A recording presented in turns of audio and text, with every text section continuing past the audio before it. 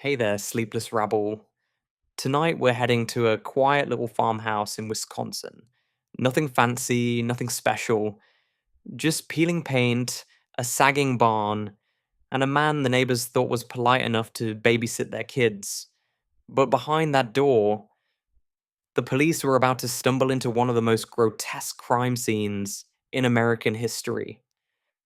If you enjoy falling asleep to true crime nightmares stitched together with sarcasm and candlelight calm, hit that like button, subscribe for more midnight horror lullabies, and drop a comment below. Tell me, where in the world are you watching from? And what time is it right now on your clock? This is Napmax Sleep Stories, and you're listening to Boring True Crime for Sleep, the Ed Gein Files. Let's begin. It was the kind of November day that makes the Midwest feel like the last stop on the edge of the world. The sky hung low and grey, the air was damp, and the cornfields around Plainfield had long since turned into skeletal stalks rattling in the wind. For most of the town, the 16th of November 1957 was just another Saturday. Hardware stores open, hunters checking their rifles, and the inevitable small-town gossip over coffee. But for Sheriff's Deputy Frank Warden, it was the day his mother vanished. Bernice Warden had been minding her hardware store that morning, as she had countless times before. She was known in Plainfield as tough, direct, and not easily rattled. That morning, a single sales slip lay on the counter with her handwriting. Antifreeze, Ed Gein. A simple note, but one that would unravel the small-town illusion of Plainfield forever. By the time her son went looking for her, Bernice was gone, and streaks of blood told a story no one wanted to read. The investigation moved fast, at least by rural Wisconsin standards. It didn't take a genius to connect the dots. Everyone in town knew Ed. He was odd, sure, socially awkward, with that perpetual nervous laugh and downcast eyes. But he was also the man who fixed fences, babysat children, and seemed to drift through life as a harmless eccentric. If anything, people pitied him. But now his name was on that sales slip, and the blood in his mother's store demanded answers. By late afternoon, two deputies rolled up the rutted path that led to the Gein farmhouse. If you've ever driven through the back roads of central Wisconsin, you know the type of place. Weather-beaten wood siding, windows so dirty you can't tell if the curtains are closed, or just stained with decades of smoke. The barn leaned like a drunk old man, and the fields around it were more weeds than crops. There was nothing to suggest this was anything more than a poor farmer's neglected property, except the silence. A kind of silence that presses against your eardrums. Even the wind seemed to hesitate before passing through that farm. The deputies approached the door, boots crunching on frozen dirt. They exchanged a look, the kind you give before opening a door you already regret approaching, and one of them knocked. No answer. They knocked again, louder this time. Still nothing. The house swallowed the sound like a grave. Finally, they pushed the door open. The smell hit first. It wasn't just the expected staleness of a neglected farmhouse, though that was there in spades. Unwashed laundry, damp wood, dust. No, this was different. A sweetness that curdled into rot, clinging to the throat, making every breath feel like a betrayal of the lungs. Police officers get used to bad smells, dead animals, spoiled food, worse. But this was something else. Something profoundly wrong. Inside, the light was dim, filtered through grime-caked windows. Their flashlights could swathe through the gloom, and that's when they began to see it. A chair with what looked like leather stretched across its seat, only it wasn't the kind of the leather anyone sells in stores. A bowl on the table that seemed carved from bone, and hanging from nails on the wall, faces. Not photographs, not masks you buy at a costume shop. Faces. Human faces. Crudely tanned and flattened like hunting trophies. And then, in the barn, the discovery that would haunt even hardened men for the rest of their lives. The body of Bernice Warden, strung up by her ankles, headless, gutted like a deer. She swung slightly, the chains creaking, as if mocking the intrusion of outsiders into Ed Gein's private kingdom. The deputies staggered back, one retching in the snow outside, the other trying to reconcile the friendly handyman he'd known with the horror dangling before him. This wasn't just murder. This was desecration. This was something out of a nightmare that had crawled into daylight. The arrest itself was anticlimactic. Ed was found later that evening at a neighbor's house, calm as ever, sipping coffee like he'd just finished a long day of chores. When confronted, he didn't resist. He simply admitted it. Yes, Bernice was at his farm. Yes, he'd been digging up graves for years. Yes, the masks, the lampshades, the belts, all made from human remains. And just like that, the quiet little handyman of Plainfield became the most infamous name in American true crime. It's worth pausing here, because hindsight has spoiled us. We've all seen Psycho. We've all watched the Texas Chainsaw Massacre. We've heard the name Buffalo Bill whispered with revulsion. But in 1957, none of that existed. There was no cultural blueprint for what Ed Gein had done. The very idea that someone could rob graves, wear the skin of the dead, and live among these grotesque creations was unthinkable. Even hardened journalists struggled to write it down, without sounding like they'd lost their grip on reality. The town of Plainfield recoiled. Some people swore they'd never trusted Ed. Others insisted they couldn't believe it. Ed? Who shoveled their driveways in winter? Ed? Who fixed their roofs? That was the horror of it. He wasn't a snarling stranger lurking in the shadows. He was their neighbor, their friend, their babysitter. The monster had been hiding in plain sight, smiling shyly from beneath his cap. And so, the farmhouse on Plainfield's outskirts was sealed off, every grotesque item catalogued and photographed. Reporters flocked to Wisconsin, hungry for details, their stories dripping with shock and revulsion. The name Ed Gein became shorthand for unspeakable evil, though few yet understood the strange, twisted path that had led him to that barn on that November day. But to understand Ed, to truly see how a boy became this kind of man, you have to step back from the flashing bulbs of police cameras and the sickening evidence lists. You have to go back to the beginning, to the suffocating embrace of his mother, the emptiness of isolation, and the quiet accumulation of obsessions that no one in Plainfield ever noticed until it was far too late. Because before Ed Gein hung a woman like a deer in his barn, before he carved faces into masks, he was just a boy in a farmhouse, told by his mother that the world outside was nothing but sin and corruption. And that, as much as the horrors discovered in 1957, is where the true story begins. The thing about horror is that it rarely announces itself with a trumpet blast. It creeps, it lingers, and then, when you least expect it, it hits you in the gut with a detail you'll never unsee. For the police who first stepped into Ed Gein's farmhouse, that detail could have been any of 100 things. And they didn't stop coming.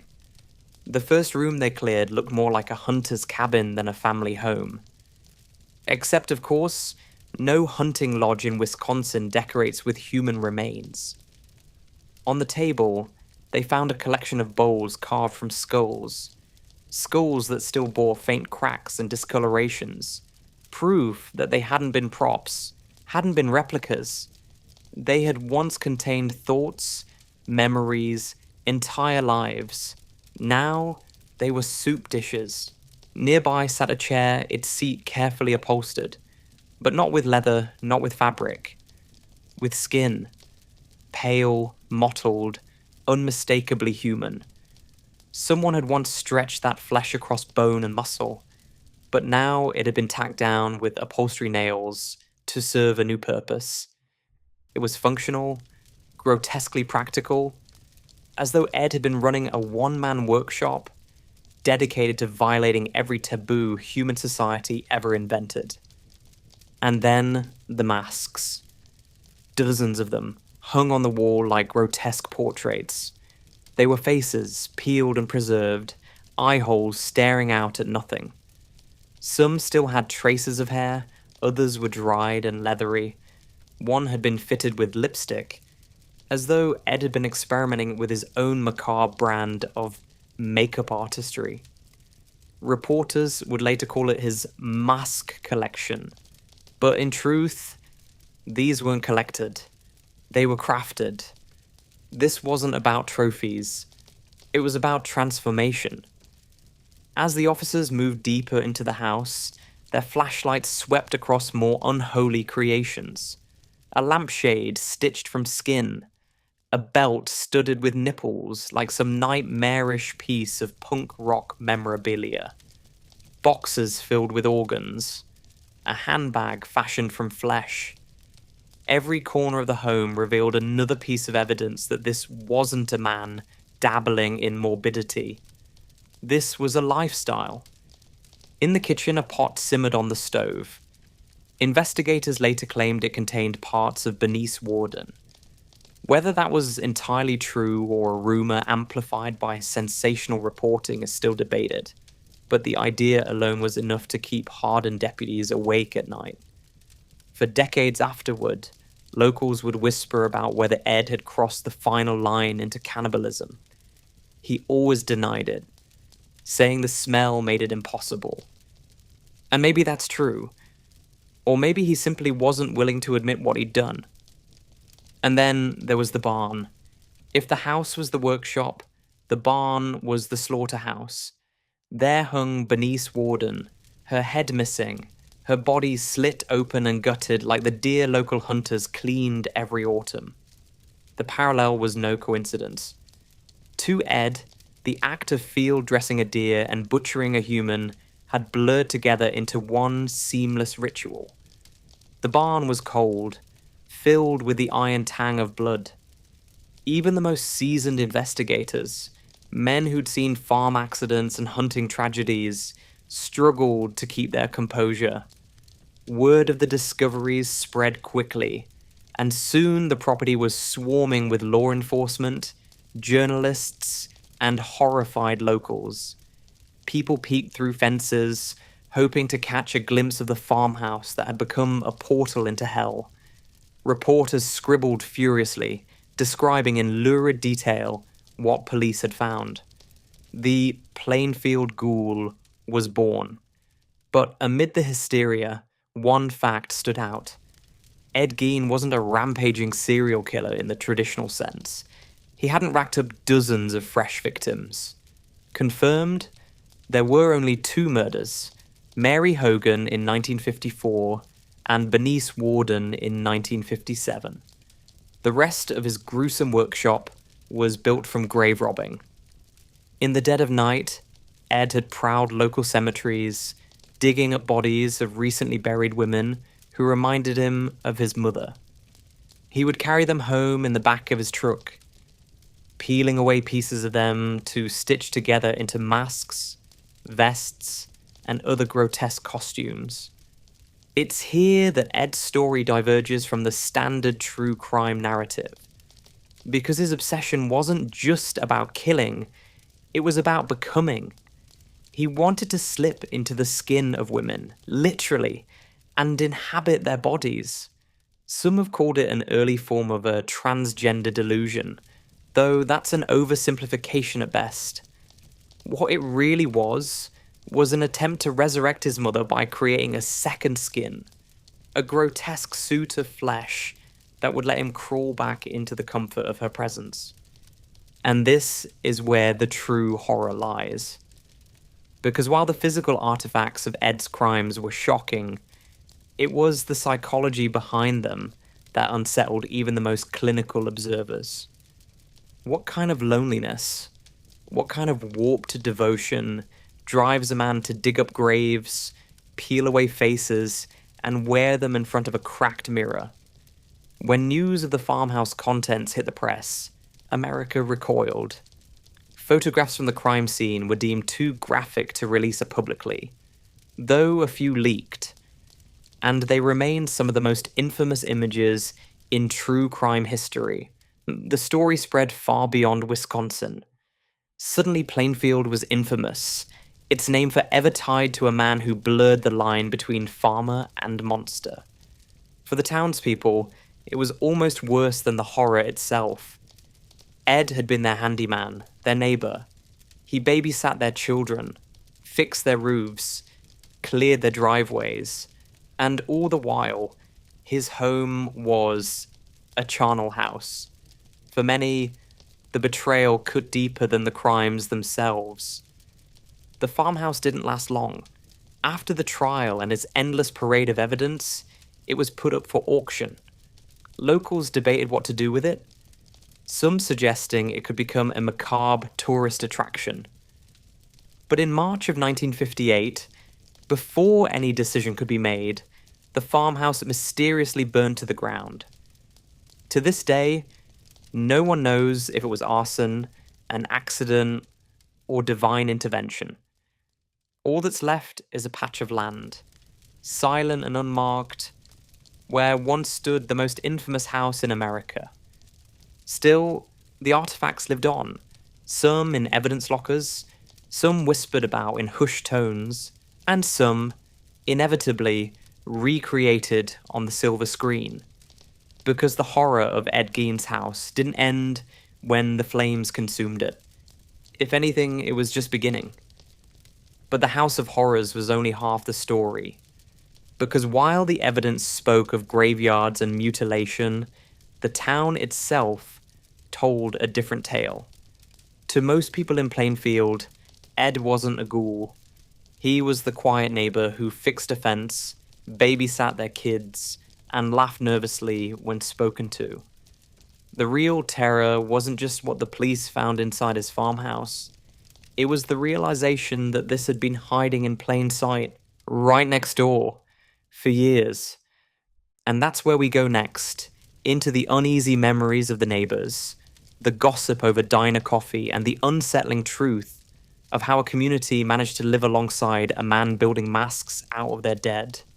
If you ask the people of Plainfield what Ed Gein was like before the police stormed his farmhouse, you won't hear about a ghoul or a madman. You'll hear about a man who shoveled driveways in the winter, patched roofs in the spring, and watched their kids when they needed a night out.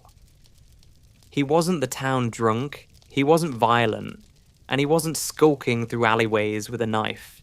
He was just Ed. The quiet, shy bachelor who laughed at the wrong moments and never quite looked you in the eye.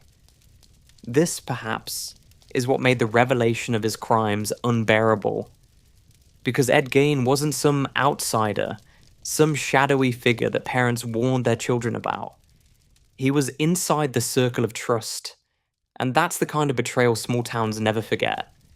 Neighbors remembered his oddities, of course. He had that strange giggle, a kind of high-pitched chuckle that came at inappropriate times. He avoided women, at least in any normal, romantic sense. When conversations drifted toward dating or marriage, Ed would stare at the floor, embarrassed. Some thought he was simply shy. Others thought his devotion to his mother, even long after she died, had stunted him. A few, with hindsight sharpened by horror, swore they'd always known something was off. But let's be honest, people say that about every criminal after the fact. In truth, most saw him as trustworthy. He babysat local kids without incident. He did chores around town. He rarely lost his temper. If anything, people pitied him. His clothes were shabby, his farm falling into disrepair. He seemed lonely. And Plainfield, being the sort of place where everyone knows everyone's business, extended him a kind of collective tolerance. That's just Ed, they'd say, shrugging off his quirks the way you shrug off a leaky faucet. A nuisance, sure, but nothing dangerous. Yet behind that awkward smile and polite exterior lay an obsession that turned graveyards into hunting grounds. He was the handyman of Plainfield by day and a nocturnal ghoul by night. But no one saw it because Ed didn't fit the mold of a monster. And maybe that's the most chilling part. Take the story of the venison Ed was known to bring neighbors packages of meat, claiming it was deer he had hunted. Rural folks share food. It's a way of life. And who would turn down free venison in a town where winter lasted half the year? Later, when his crimes came to light, whispers spread. Had those packages been deer at all? Or something else entirely? Police never proved cannibalism, and Ed himself denied it. But that didn't stop the rumor mill from churning. For years after, Plainfield residents would eye any leftover meat in their freezer with suspicion. And then there was his role in the local school system. No, he wasn't a teacher, don't panic, but he was considered reliable enough to babysit children. Parents who had left their little ones in his care later wrestled with the unbearable thought. He sat in our living rooms, drank our coffee, and watched cartoons with our kids, all while human faces hung in his own house like wallpaper. Of course, small towns have long memories, and after 1957, every quirk of Ed's personality became, in retrospect, a red flag. That odd giggle, proof of madness. His solitary lifestyle, a cover for grave robbing, his shabby clothes, evidence of his obsession with wearing other people's skin.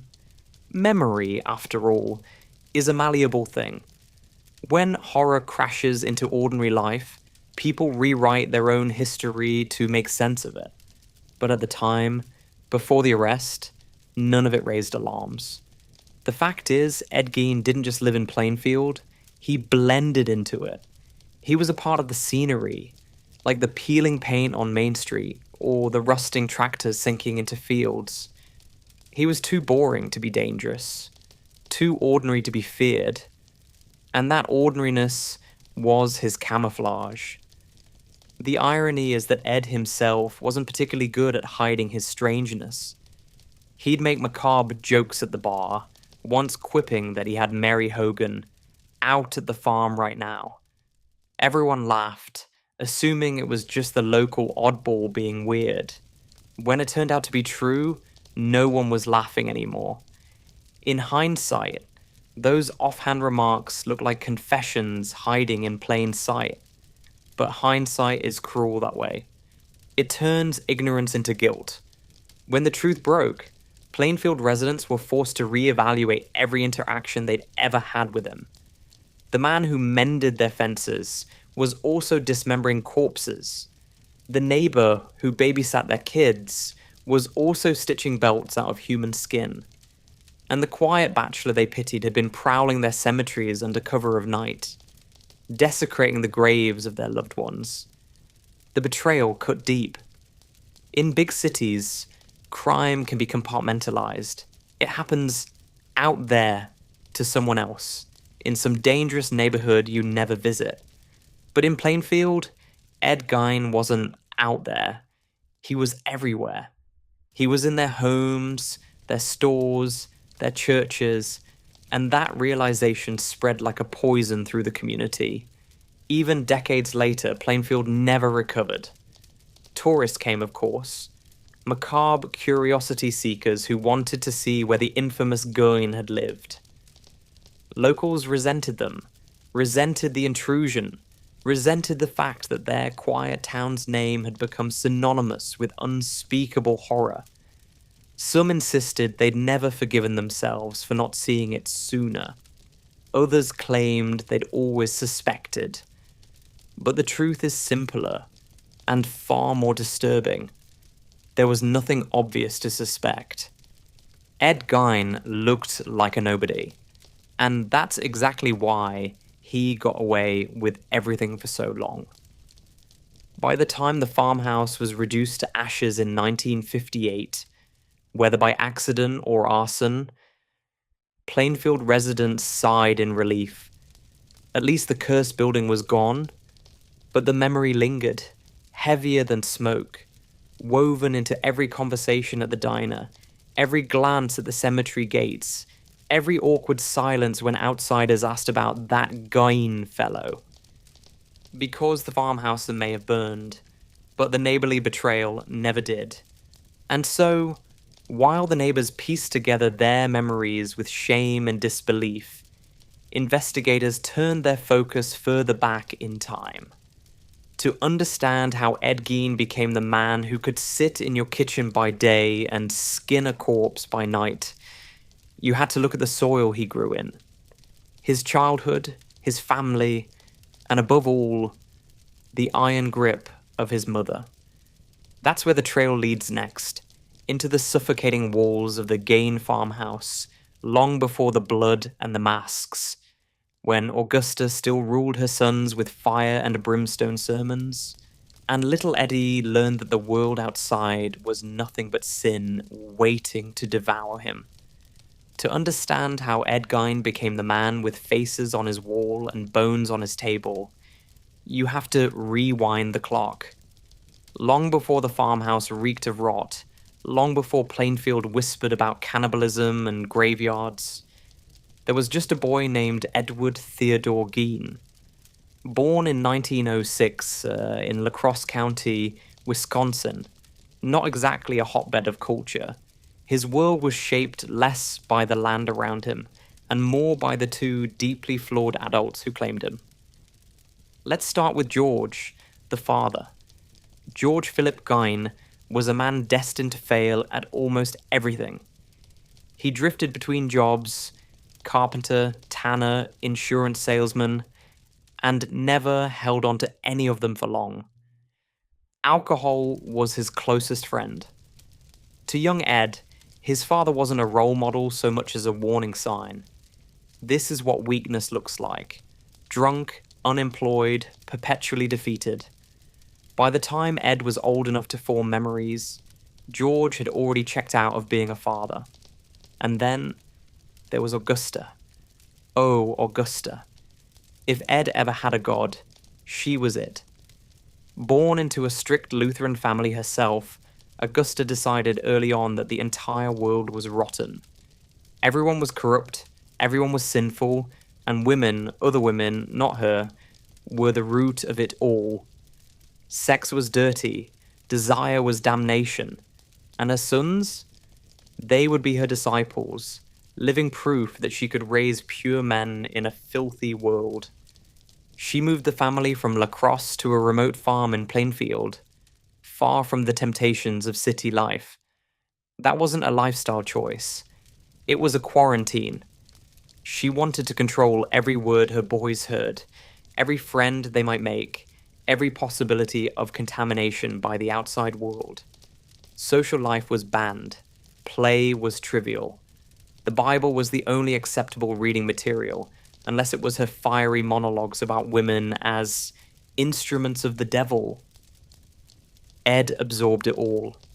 He wasn't rebellious. He wasn't a fighter. He listened. He obeyed. He let her words settle into him until they weren't just rules. They were truth.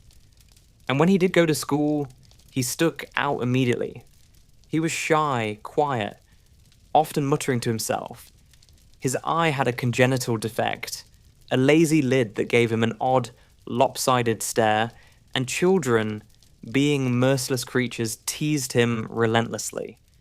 He never fought back. He simply endured it, returning home to his mother, who told him he was better than the rest anyway. Isolation became his second skin. While other boys hunted, fished, and courted girls, Ed busied himself with chores, reading macabre adventure stories, and worshipping at the altar of Augusta. His father's drunken collapses meant little to him. It was his mother's approval that mattered. She was the law of his universe, the voice that told him how the world worked. To disobey her was to invite damnation. To obey her was to remain safe. And then there was Henry, the older brother. Henry was stronger, sharper, and eventually skeptical. He saw Augusta's grip on Ed for what it was. Suffocating, manipulative, dangerous. He tried to steer Ed away, tried to puncture the bubble. He mocked Augusta's endless sermons, told Ed that maybe she wasn't as holy as she pretended. And Ed? He hated it. He couldn't bear hearing his mother's name in vain. For Ed, Augusta was beyond criticism. She was untouchable. Henry's doubts and Ed's devotion would eventually collide in tragic fashion. But that comes later. For now, the important thing is this. Ed grew up in an environment where the outside world was framed as hostile, dirty, and doomed. His mother's voice told him that women were wicked and that sex was a sin. His father's failures showed him what happened when a man wasn't strong enough to resist temptation. And his brother's rebellion proved that doubt could only lead to ruin. The farm itself was bleak. Hundreds of acres, yet strangely barren of warmth. The house was drafty, poorly lit, and filled not with laughter, but with Augusta's fire and brimstone tirades. There were no sleepovers, no games with friends, no teenage crushes. There was only the family, or more accurately, the mother. Even as a teenager, Ed never dated, never pursued anyone. He stayed home, clung to Augusta, listened to her passages from the Old Testament about sin, lust, and damnation. If you're starting to see how this boy became the man with faces on his wall, you're not wrong.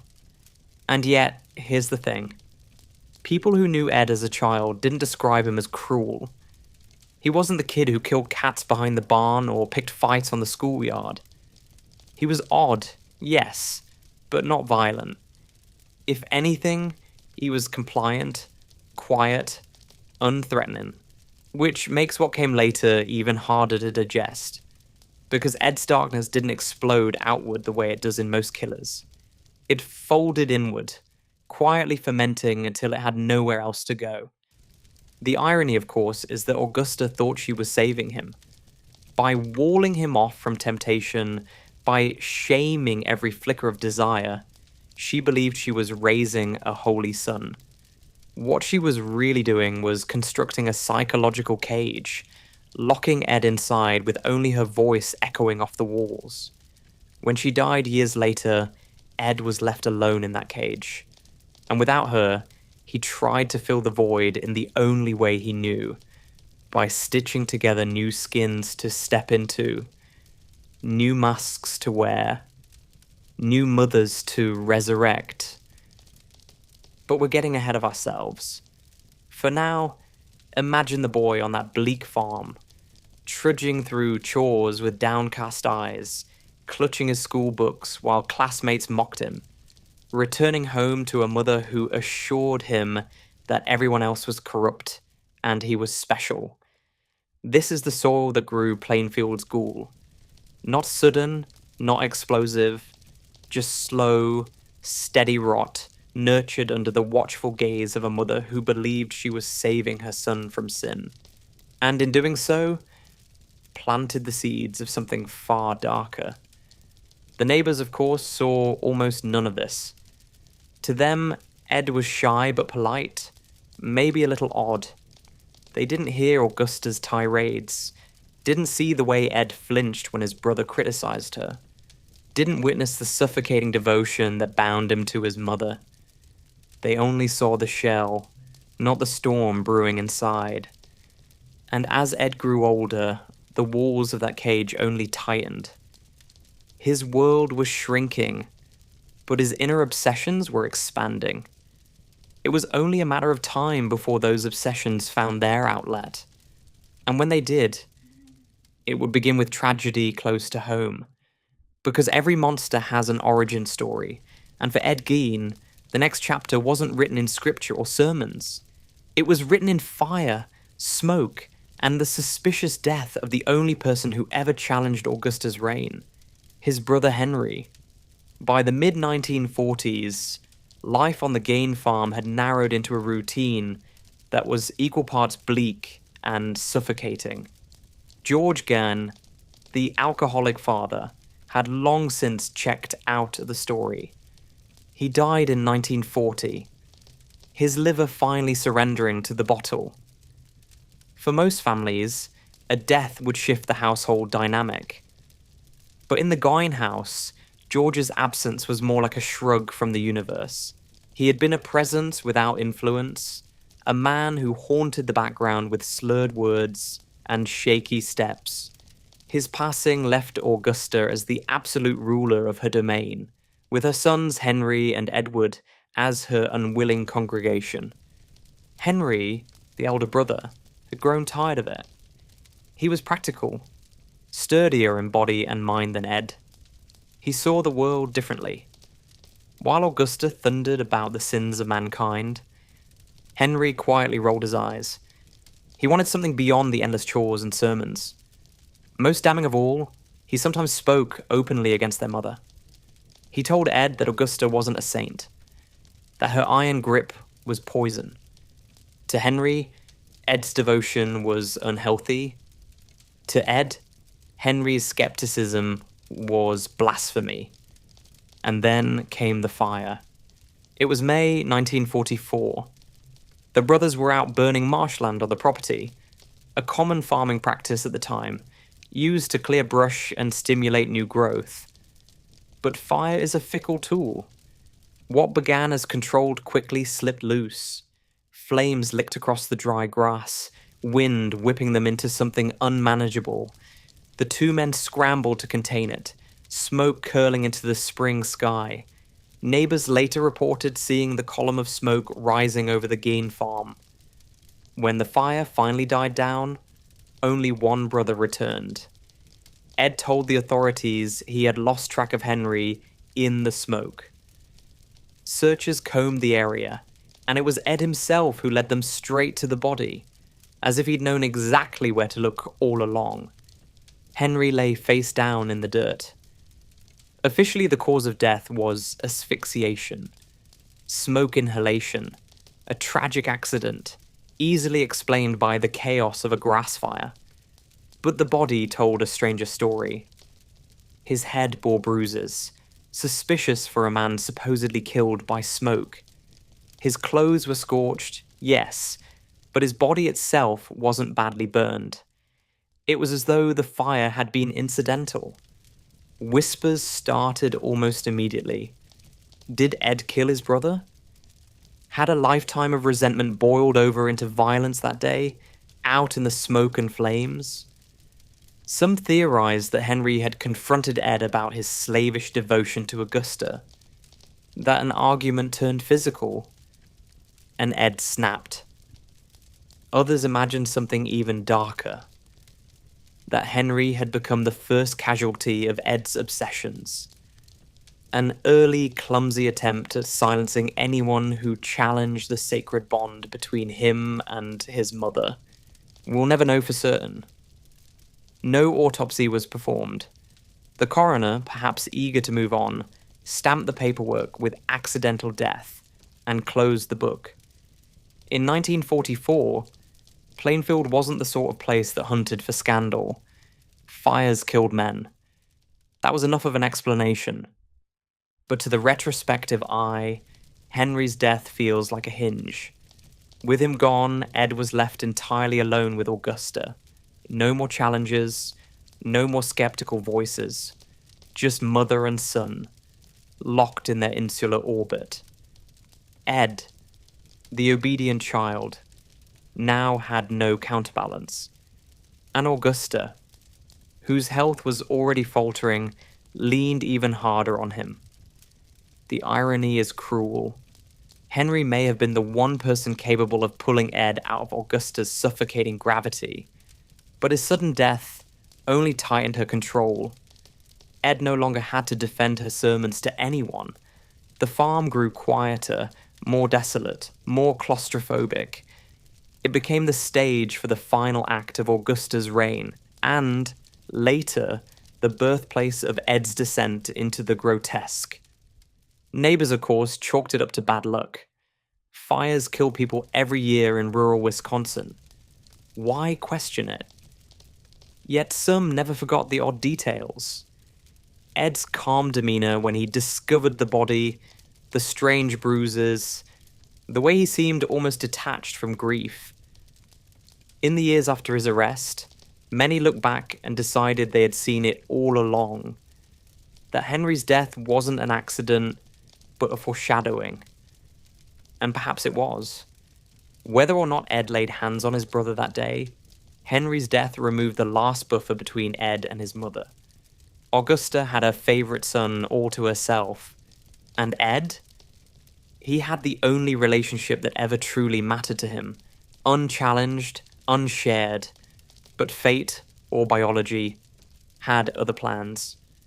Augusta was not immortal, no matter how loudly she railed against the sins of others. The fire had claimed Henry, but Augusta's own body was beginning to betray her. Strokes weakened her, left her frail, dependent.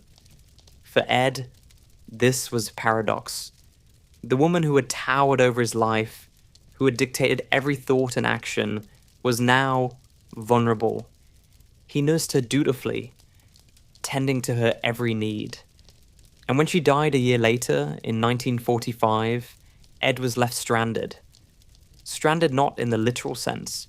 He still had the farm, the land, the chores, but spiritually, emotionally, he was adrift. The one anchor of his existence, the one voice he had trusted above all others, was gone. And without her, the cage she had built around his mind remained. But it was empty, echoing, unbearable. What does a man do when the only voice he trusts falls silent?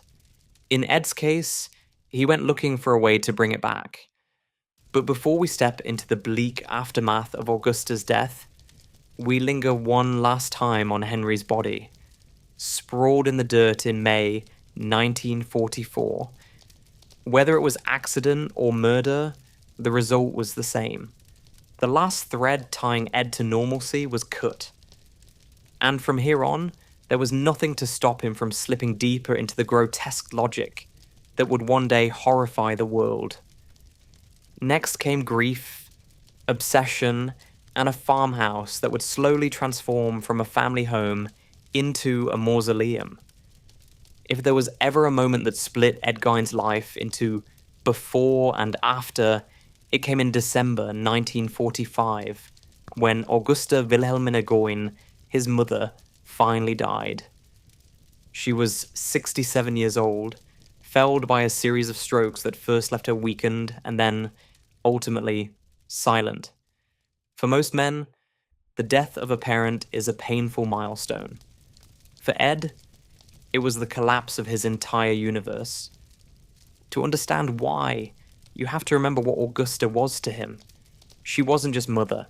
She was judge, jury, priest, and savior. Her sermons against the evils of the world had shaped every corner of Ed's imagination.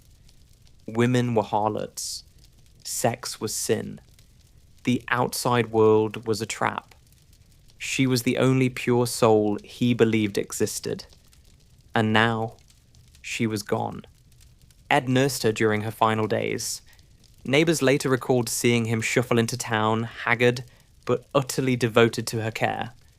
When she died, something in him seemed to collapse inward. He didn't rage. He didn't weep in public.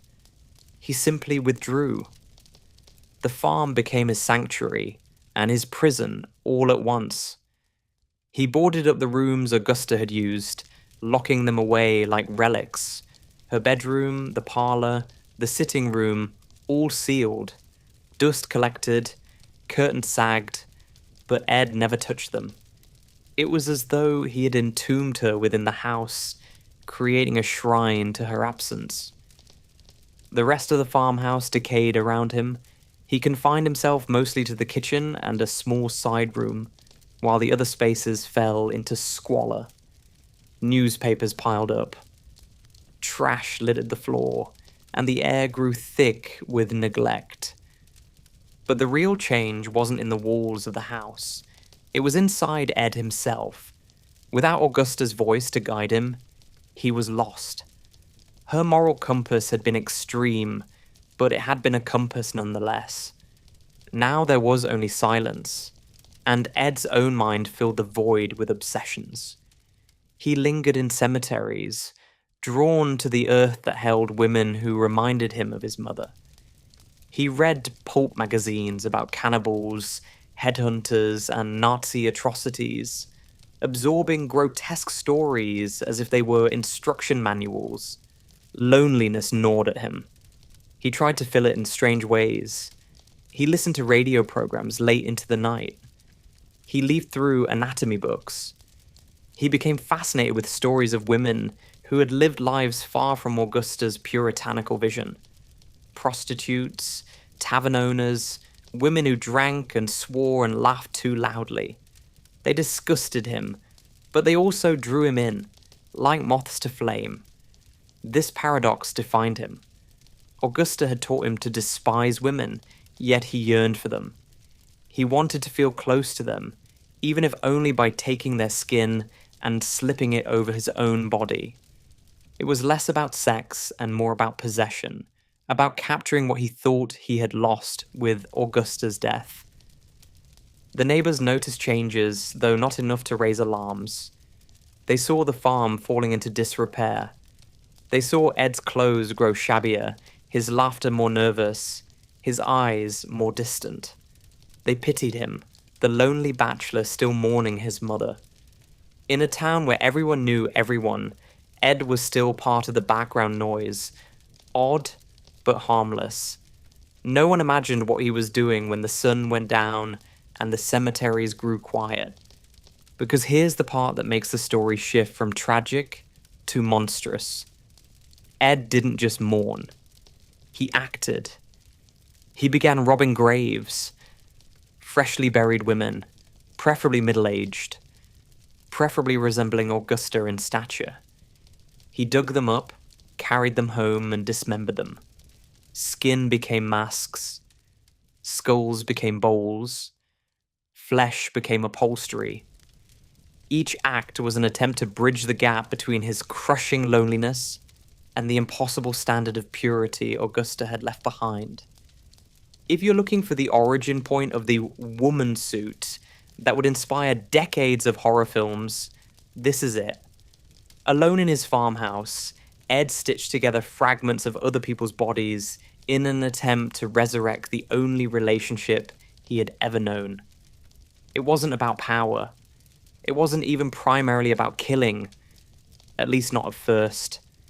It was about filling the silence Augusta had left. His descent didn't happen overnight. Years passed between her death and his eventual arrest. During that time, Ed lived a double life. To the town, he was still the odd but harmless handyman.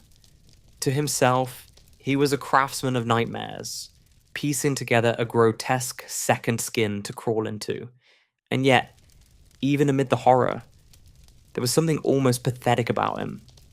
He wasn't charismatic. He wasn't cunning. He didn't stalk the streets with a blade. He was small, meek, socially inept, a man-child who never left home, who clung to his mother's memory so tightly that when she died, he tried to build her out of corpses. It's almost worse than imagining a sadistic killer, because it forces you to see the banality of it. A lonely man, a broken man, who turned his grief into grotesque craftwork. By the late 1940s and into the 1950s, Ed's obsessions had hardened into rituals. He raided graves. He experimented with masks. He decorated his home with the remnants of the dead. And yet, he still walked the streets of Plainfield, chatted awkwardly with neighbors, and babysat their children. For Plainfield, The Gein farm became a symbol of decay, though no one yet knew how literal that decay was. The house sagged. The land went untended. Ed seemed to drift, neither fully alive nor fully gone, haunting the margins of town life. And behind the boarded-up rooms of the farmhouse, behind the shrine to Augusta, the true Ed Gein was emerging. Augusta's death had broken him, but it had also freed him. With no one left to enforce the rules, Ed built his own twisted morality, one grave at a time. And soon, graves would not be enough. If Plainfield's townsfolk had ever asked themselves what Ed Gein did at night, most would have guessed something pitifully ordinary. Reading magazines, tinkering with broken farm tools, maybe listening to his radio until he dozed off. No one imagined him in the cemeteries, shovel in hand, moving quietly under the cover of darkness like a man on a mission. Yet that's exactly where he went. Again and again. Searching not for peace, but for company. The cemeteries around Plainfield were small, scattered across the rural landscape, their headstones leaning with age, their iron gates rusting. For most of the town, they were sacred ground, quiet places to lay flowers, to whisper prayers, to keep grief contained. For Ed, they were hardware stores of the macabre, stocked with the raw materials he believed he needed. He admitted later that he would enter a kind of trance when the urge struck him. Sometimes he claimed he'd wake from it, unsure how he even got to the graveyard. But the truth was, he knew exactly what he was doing. He waited until burials were fresh, when the soil was still loose. He preferred women, middle-aged, heavy-set, resembling Augusta.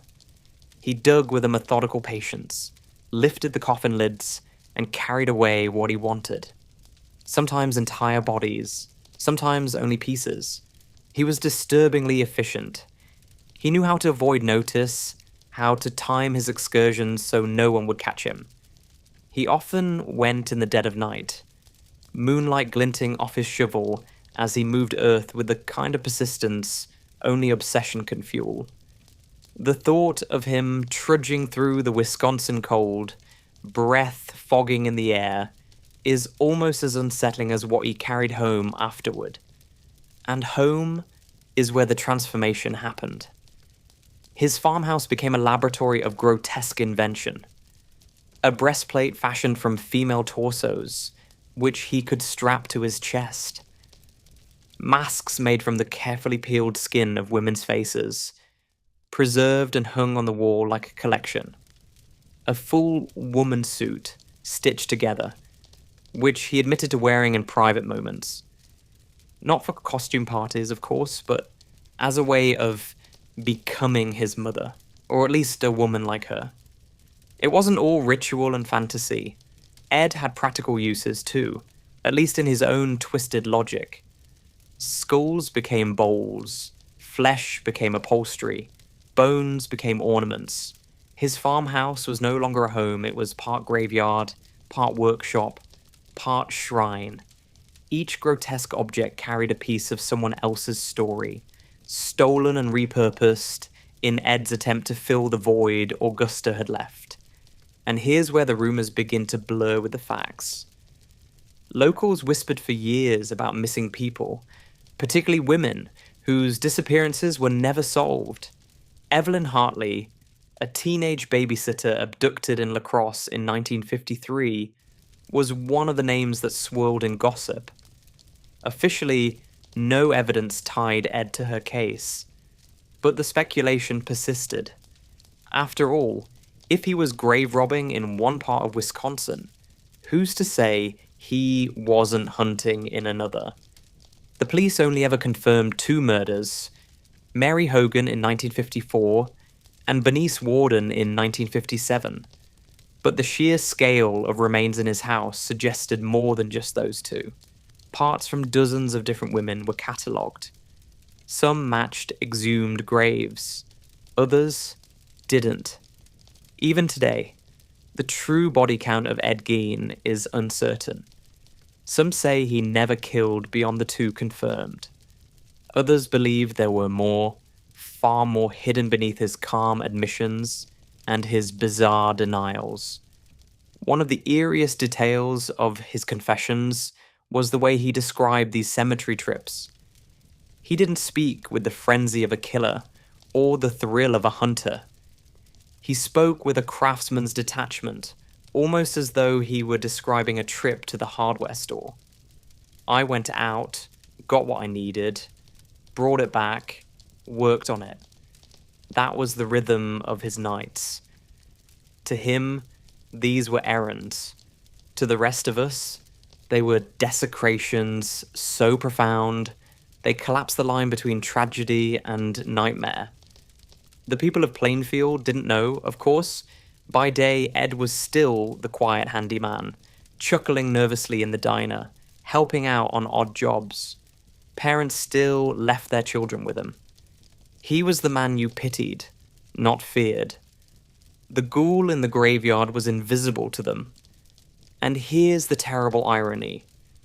Cemeteries, meant to protect the memory of the dead, offered no defense against Ed. The fences, the headstones, the prayers, none of it mattered when a man with a shovel and an obsession decided the dead belonged to him. He wasn't robbing graves for money or valuables. He was robbing them for identity, for company, for the raw materials to build a surrogate mother out of stolen flesh. In another time, another place, maybe Ed's compulsions would have been noticed sooner. Maybe someone would have seen the decay of the farmhouse, the smell that clung to his clothes, the distant look in his eyes, and realized something was wrong. But in Plainfield, Ed was just Ed, and cemeteries are quiet places. The dead don't tell secrets, and the living didn't want to ask questions.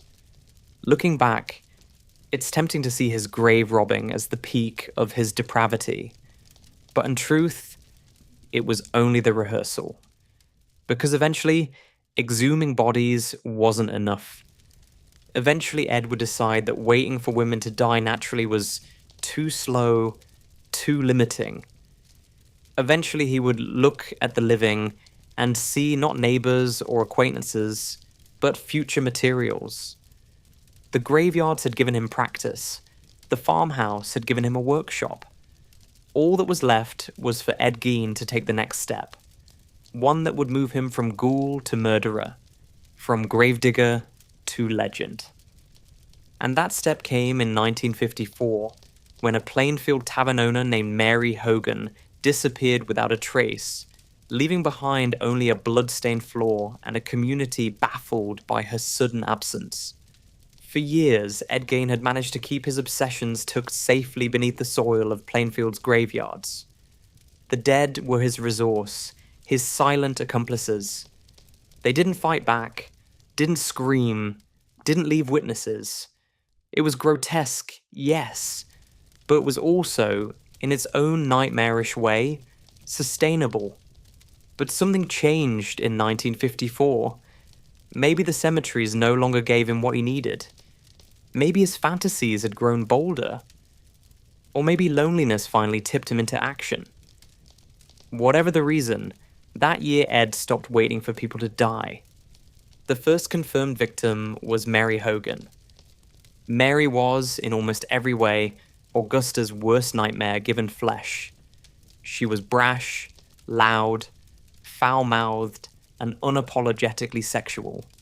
She ran a tavern in Plainfield, and her sharp tongue was legendary. Where Augusta preached purity and restraint, Mary embodied the opposite. A woman who smoked, swore, laughed too loudly, and didn't particularly care what anyone thought of her. In other words, the very kind of woman Augusta had warned Ed against his entire life. And yet, Ed was drawn to her. Perhaps precisely because she was everything Augusta despised. On a snowy evening in December 1954, Mary Hogan vanished. Her tavern was empty when neighbors came by, but there were bloodstains on the floor and an empty cartridge from a .32 caliber pistol. No body, no sign of struggle beyond the blood. Just absence. Plainfield shrugged it off with nervous speculation. Maybe she'd run off. Maybe she'd gotten into trouble elsewhere. But the truth was far darker, and it lay just outside of town in Ed Gein's farmhouse. Years later, when police searched his home after Bernice Worden's disappearance, they found Mary. Or rather, they found parts of her. Her head, preserved in a paper bag. Her remains scattered among the other grotesque creations. The most chilling part? Ed had practically confessed years earlier, in plain sight. Sitting at the local tavern, he once joked to other patrons that he had Mary out at the farm right now. Everyone laughed, assuming it was the awkward, inappropriate humor of the town oddball. But Ed wasn't joking. He was telling the truth, disguised as a punchline, and no one thought to check. If Mary's murder was the rehearsal, Bernice Worden's was the full performance. Bernice wasn't like Mary. She wasn't brash or vulgar. She was a widow, respectable, the kind of woman Augusta might have tolerated. She ran the local hardware store, and on November 16th, 1957, she went to work as usual. Her son, Deputy Sheriff Frank Worden, planned to stop by later. By afternoon, she was gone. The store showed signs of struggle. Bloodstains marked the floor. And the last receipt in the cash register told the story. Antifreeze, sold to Ed Gein. By then, Plainfield already viewed Ed as strange, but harmless. Frank Worden did not. With his mother missing, the receipt in hand, and the farm calling his name, he and other officers drove out to confront Ed. What they found, as we've already seen, would unravel the fabric of their town. Bernice's body hung in the barn, decapitated, gutted like a deer. Her head was found in a burlap sack. The farmhouse was filled with horrors collected over years of grave robbing, and supplemented now with fresh murder. It was no longer possible to pretend that Ed was just the quiet neighbor. He was the ghoul of Plainfield, a monster stitched together from grief, obsession, and blood. And here's where the contrast stings. Ed never hunted for sport. He never taunted police, never wrote manifestos, never strutted like a predator. He killed quietly, clumsily, as though murder was simply the next step in a progression he could no longer control. He wasn't chasing thrills. He was filling a void. The irony is brutal. Mary Hogan, with her loud mouth and barroom swagger, was everything Augusta despised. Killing her was, in some twisted way, Ed's attempt to silence temptation. Bernice Worden, respectable and maternal, was closer to the ideal Augusta had hammered into him. Killing her was an act of preservation, taking her body, disassembling it, and making her part of his shrine. One woman punished for being what Augusta hated, another stolen for being what Augusta approved. Either way, Augusta's ghost hovered over both murders. When the truth came out, Plainfield reeled. The whispers about missing women suddenly had a face. The odd behavior, the strange jokes, the packages of venison Ed had gifted to neighbors. All of it turned sinister in hindsight. Parents who had left their children in his care now shuddered. Women who had spoken to him across counters or in the diner remembered the way his eyes lingered and felt sick. For investigators, the murders confirmed what the house had already suggested. Ed wasn't just a grave robber. He was a killer. Whether Mary and Bernice were his only victims remains an open question. Some argue he killed more and simply never admitted it. Others insist his meekness and clumsiness kept him from becoming a prolific murderer. But the fact remains. 2 women entered Plainfield's orbit, and ended up as trophies in Ed Gein's farmhouse. 2 deaths were enough to secure his place in history, and 2 were enough to inspire nightmares that would echo far beyond Wisconsin, feeding the imaginations of Hollywood writers who turned him into Norman Bates, Buffalo Bill, and Leatherface. But back in 1957, in the small town where everyone knew his name, the murders didn't feel like the beginning of a horror franchise. They felt like betrayal, like violation, like the shattering of the fragile safety small towns cling to. Because if Ed Gein could kill Mary Hogan and Bernice Worden, what else was he capable of? And had Plainfield ignored the signs all along? Those were the questions buzzing through the town as police dragged Ed away. His thin frame swallowed in an oversized coat, his eyes downcast, his voice soft. Not the look of a monster, just the look of a man caught in the middle of chores. When the cuffs closed around Ed Gein's wrists in November 1957, it was less like arresting a criminal mastermind and more like leading away a bewildered farmhand who had misplaced his tools. He didn't fight. He didn't snarl. He didn't even seem particularly worried. He just admitted things calmly, like a man checking items off a grocery list. Yes, I killed her. Yes, I dug up graves. Yes, I made masks. His tone unnerved investigators more than the words themselves. Monsters were supposed to roar. Ed spoke like he was describing a recipe. The legal machinery churned into motion. But from the beginning, one question loomed larger than all the others. Was Ed Gein insane? The evidence was overwhelming. Rooms filled with human remains, confessions that left no ambiguity, but his demeanor complicated everything. He wasn't cunning, wasn't violent in the traditional sense. He was polite, deferential, even timid. When questioned, he sometimes giggled, a nervous tick that made his words even more disturbing. How do you process a man, calmly admitting that he wore other people's skin like clothing, punctuated by a childlike chuckle? Psychiatrists descended on Plainfield like moths to a flame. To them, Ed was a living case study, a man whose brain seemed to straddle the line between delusion and reality. They diagnosed him with schizophrenia, necrophilia, and psychosis. But even those labels felt inadequate. He wasn't sexually aroused by corpses in the way classic necrophiles were. He admitted to cutting up bodies, to wearing them, to sleeping with them nearby. But when asked about intercourse, he denied it. They smelled too bad, he explained, as though that were the only obstacle. It was a denial that chilled doctors and prosecutors alike. If smell had been the deterrent, then what exactly would have stopped him otherwise? Then there was the infamous woman suit Ed confessed that he had stitched together torsos and breasts into a kind of vest, with masks to match. He admitted to wearing them at night, pacing through his decaying farmhouse, pretending to be his mother. He didn't describe it with shame or anger.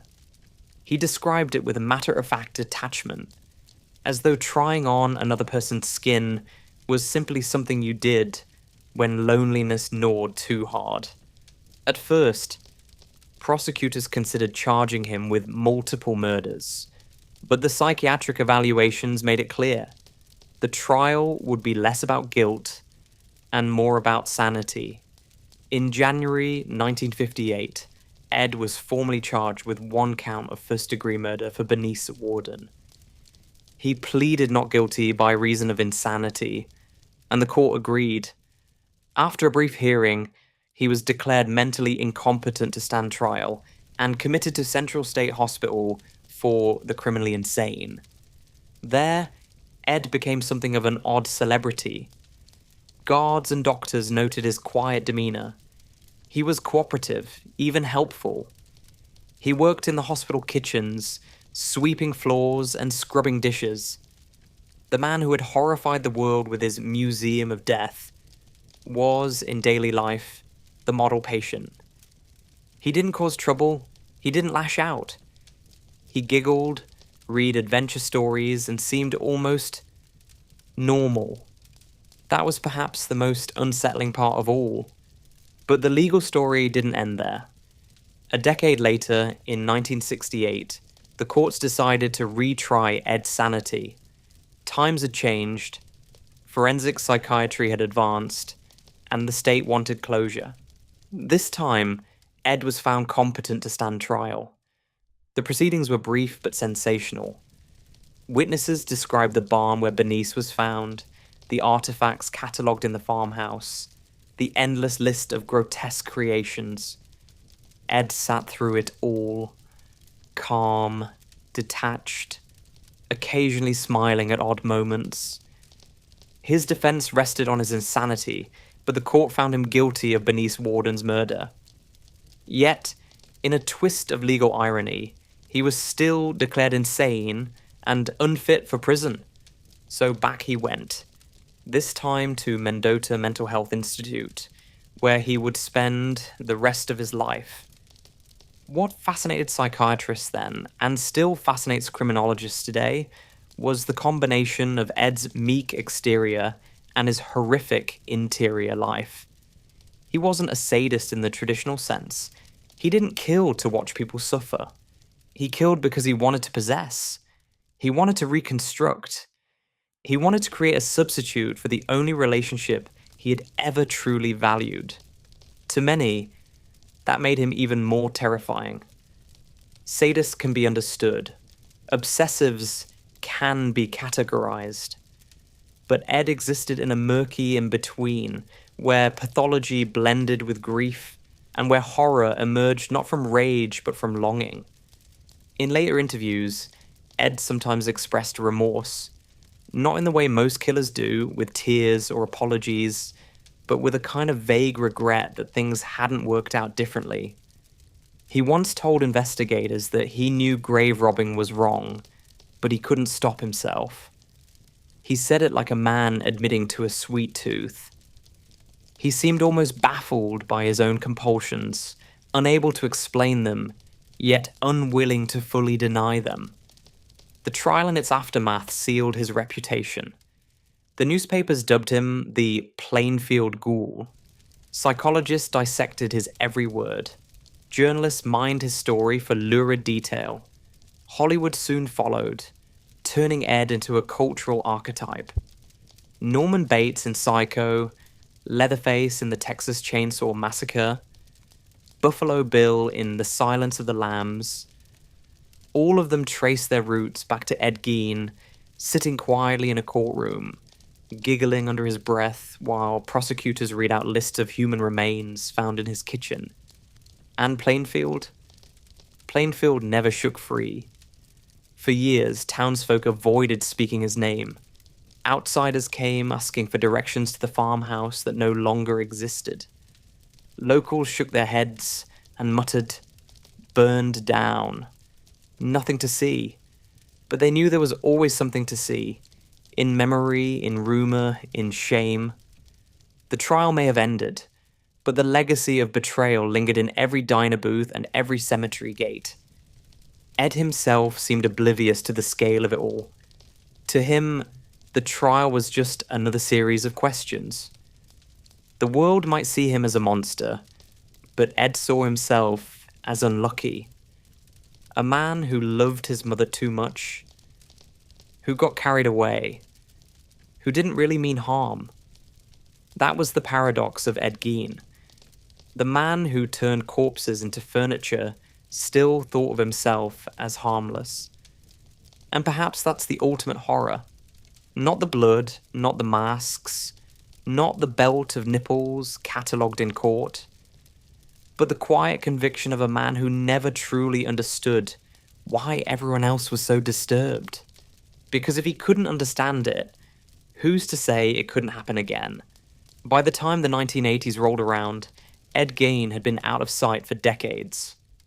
Locked away at Magnotta Mental Health Institute, He lived the quiet, compliant existence that had always been his camouflage. No more graveyards, no more barns, no more faces hanging on walls, just routine meals, chores, therapy sessions, the endless shuffle of institutional life. If you'd walked through the halls of Mendota in those years, you might have mistaken him for a janitor or a patient who kept to himself. The Plainfield ghoul had been reduced to a frail man in state-issued clothes, his horrors preserved only in photographs and whispers. On July 26th, 1984, Ed Gein died of complications from cancer and respiratory failure. He was 77 years old. For a man who had defined himself through death, his own passing was quiet, almost anticlimactic. No cameras in the hospital room, no grand confessions. Just another patient in a ward full of forgotten souls, taking his last breath. And yet, outside those walls, his name still reverberated. His body was returned to Plainfield and buried beside his mother in the family plot. That detail alone felt like a final, twisted joke. Augusta, the woman whose sermons had created the psychological cage Ed never escaped, now lay eternally next to the son who tried to resurrect her with the flesh of other women. The cemetery workers lowered his coffin into the soil, and for a brief moment, Plainfield's infamous son returned to the ground he had disturbed so many times before. But death didn't silence Ed Gein. If anything, it amplified him. Tourists flocked to the cemetery. Some came out of morbid curiosity, others out of genuine fascination, still others to vandalize. His gravestone was repeatedly chipped away by collectors looking for souvenirs. Eventually, it was stolen outright in 2000, later recovered in Seattle of all places. Today, his grave is unmarked, though everyone in town knows where it lies. And Hollywood? Hollywood feasted on him. Alfred Hitchcock's Psycho premiered in 1960, just 3 years after Ed's arrest, and Norman Bates was born. A shy, awkward man with a suffocating devotion to his mother, keeping her corpse in the house and speaking to her as though she still lived. It was a thinly veiled retelling of Ed's psychology, dressed up with Hitchcock's flair for suspense. Audiences gasped, critics raved, and Ed Gein's shadow stretched from Wisconsin cornfields to the silver screen. Then came the Texas Chainsaw Massacre in 1974. Leatherface, stumbling through his decrepit farmhouse, chainsaw roaring, human skin mask strapped to his face. That was Ed, refracted through the lens of grindhouse horror. The bone furniture, the skin lampshades, the meat hooks in the barn, straight from the evidence lists of the Plainfield farmhouse. The movie exaggerated, yes, but the bones of it, pun intended, were Gein's. And in 1991, The Silence of the Lambs gave us Buffalo Bill, a man obsessed with transformation, stitching together a woman suit from the skin of his victims. Hollywood had circled back to Ed's darkest fantasy, giving it a new, horrifying spin for a modern audience. Even Hannibal Lecter, with his grotesque mixture of politeness and monstrosity, echoed Ed's unsettling combination of meekness and horror. If you trace the genealogy of American horror, it all comes back to Plainfield. The small, odd man with the nervous giggle became the DNA of an entire genre. Every time Leatherface revs his chainsaw, every time Norman Bates smiles at the camera, every time Buffalo Bill whispers, it rubs the lotion on its skin, Ed Gein's ghost is there, stitched into the fabric of popular culture. But beyond the movies, beyond the myths, there's the town of Plainfield. For them, the legacy was less cinematic and more suffocating. Imagine living in a place where your identity is forever tied to one man's crimes, where outsiders show up asking for directions to the Gein farm, long since burned to the ground, where your cemetery becomes a tourist attraction, your town's name synonymous with unspeakable horror. For Plainfield, there was no escape. Ed Gein became their brand, and it was a brand of shame. Some locals embraced it grudgingly, selling souvenirs, capitalizing on the notoriety. Others despised it, refusing to speak his name, insisting that Plainfield had been unfairly cursed by history. But the stain remained. And what of Ed himself? Those who worked with him in Mendota remembered him as quiet, polite, helpful. He tended the gardens, did chores, never caused trouble. If you met him there, you might never guess his past. And maybe that's the most unsettling legacy of all. The man who had horrified the world with his farmhouse of horrors could, in another context, seem harmless, almost forgettable. The monster and the nobody were the same person. That contradiction is why Ed Gein endures. He wasn't the prolific killer with a body count stretching into the dozens. He wasn't the charismatic predator luring victims with charm.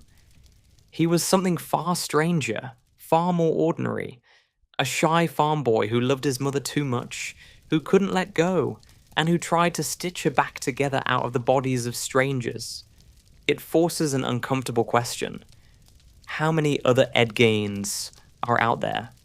Not chainsaw-wielding maniacs, not Hollywood monsters, but quiet, lonely figures whose obsessions fester in silence, unnoticed by their neighbors until one day they spill into the world. In the end, Ed Gein didn't just give us nightmares. He gave us a mirror, a reminder that horror doesn't always announce itself with blood and rage. Sometimes it wears overalls, fixes your fence, and giggles awkwardly at the diner. Sometimes the monster is the man next door. And when he dies, quietly, in a hospital bed, the monster doesn't vanish. He lingers, in stories, in films, in whispered rumors over cups of coffee. Ed Gein will never leave Plainfield. He'll never leave Wisconsin. He'll never leave us. Because once you've seen the face of horror stitched together from the faces of neighbors, you don't forget it.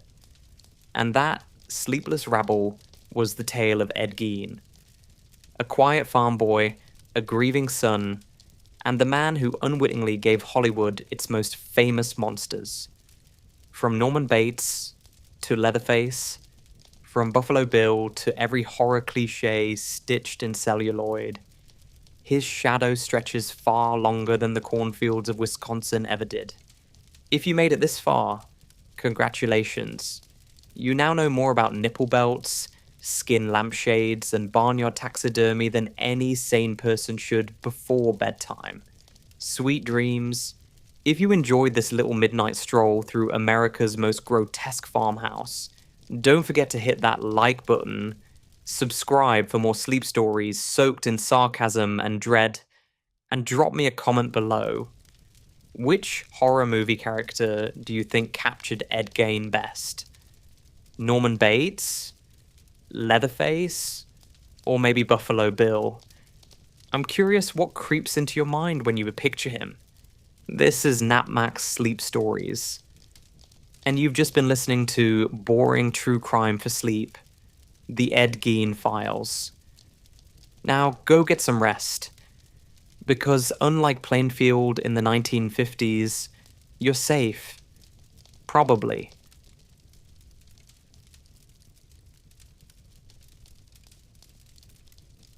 Hey there, sleepless rabble. Tonight we're diving into one of the darkest and most twisted true crime stories of the internet age. Don't Fuck with Cats isn't just a catchy title, it's a rule carved in stone.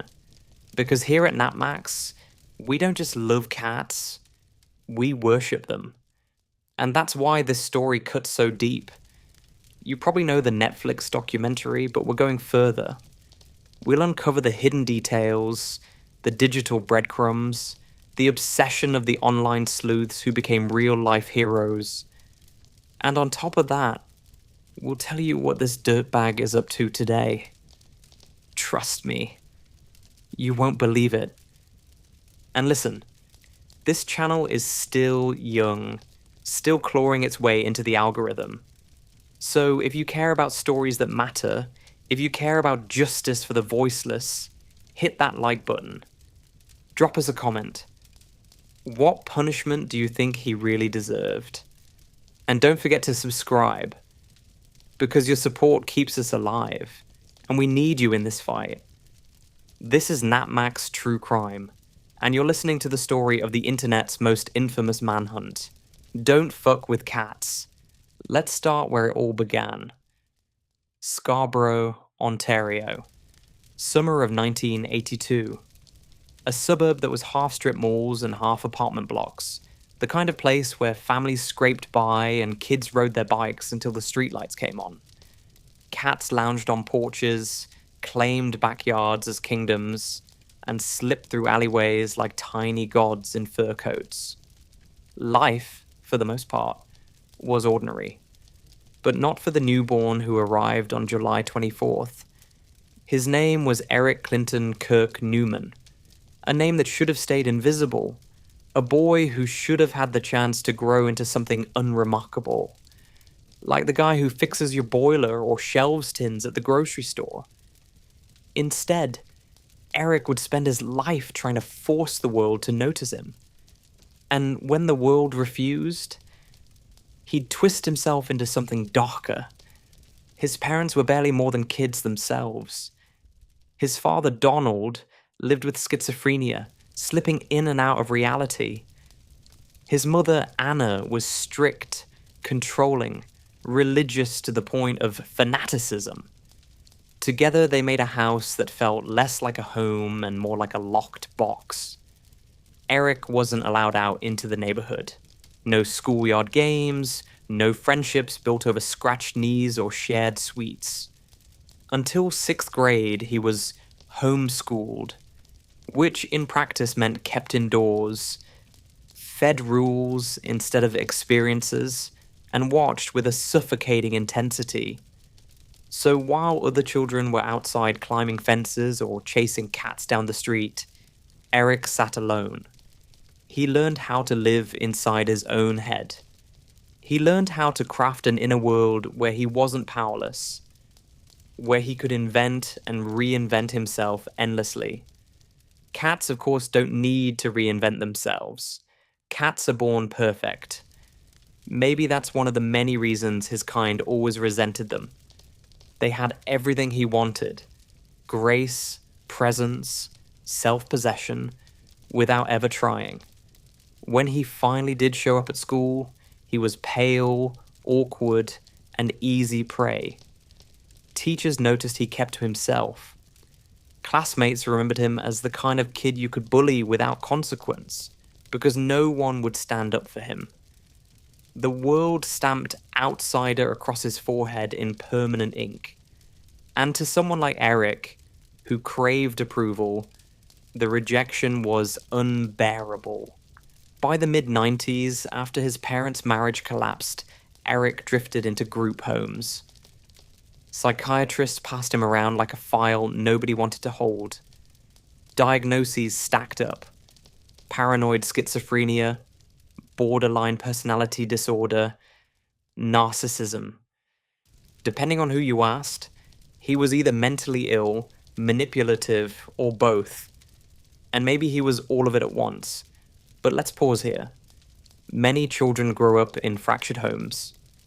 Many endure bullying, isolation, or controlling parents. And they don't become monsters. They don't lash out at the innocent. They don't hurt animals, the most defenseless companions we've got. If you're a cat person, and I am, unapologetically, you already know, what someone does to a cat tells you everything you need to know about their soul. And Eric? His soul was already curdling, because what he learned in those years wasn't resilience or empathy or strength.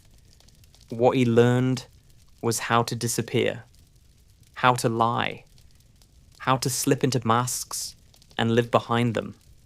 He learned that if he couldn't get the world's admiration honestly, he'd demand it by force. The boy from Scarborough never wanted to be Eric Newman. He wanted to be anyone but Eric. He wanted to be dazzling, untouchable, unforgettable. And when life kept handing him mediocrity, he began plotting a way out.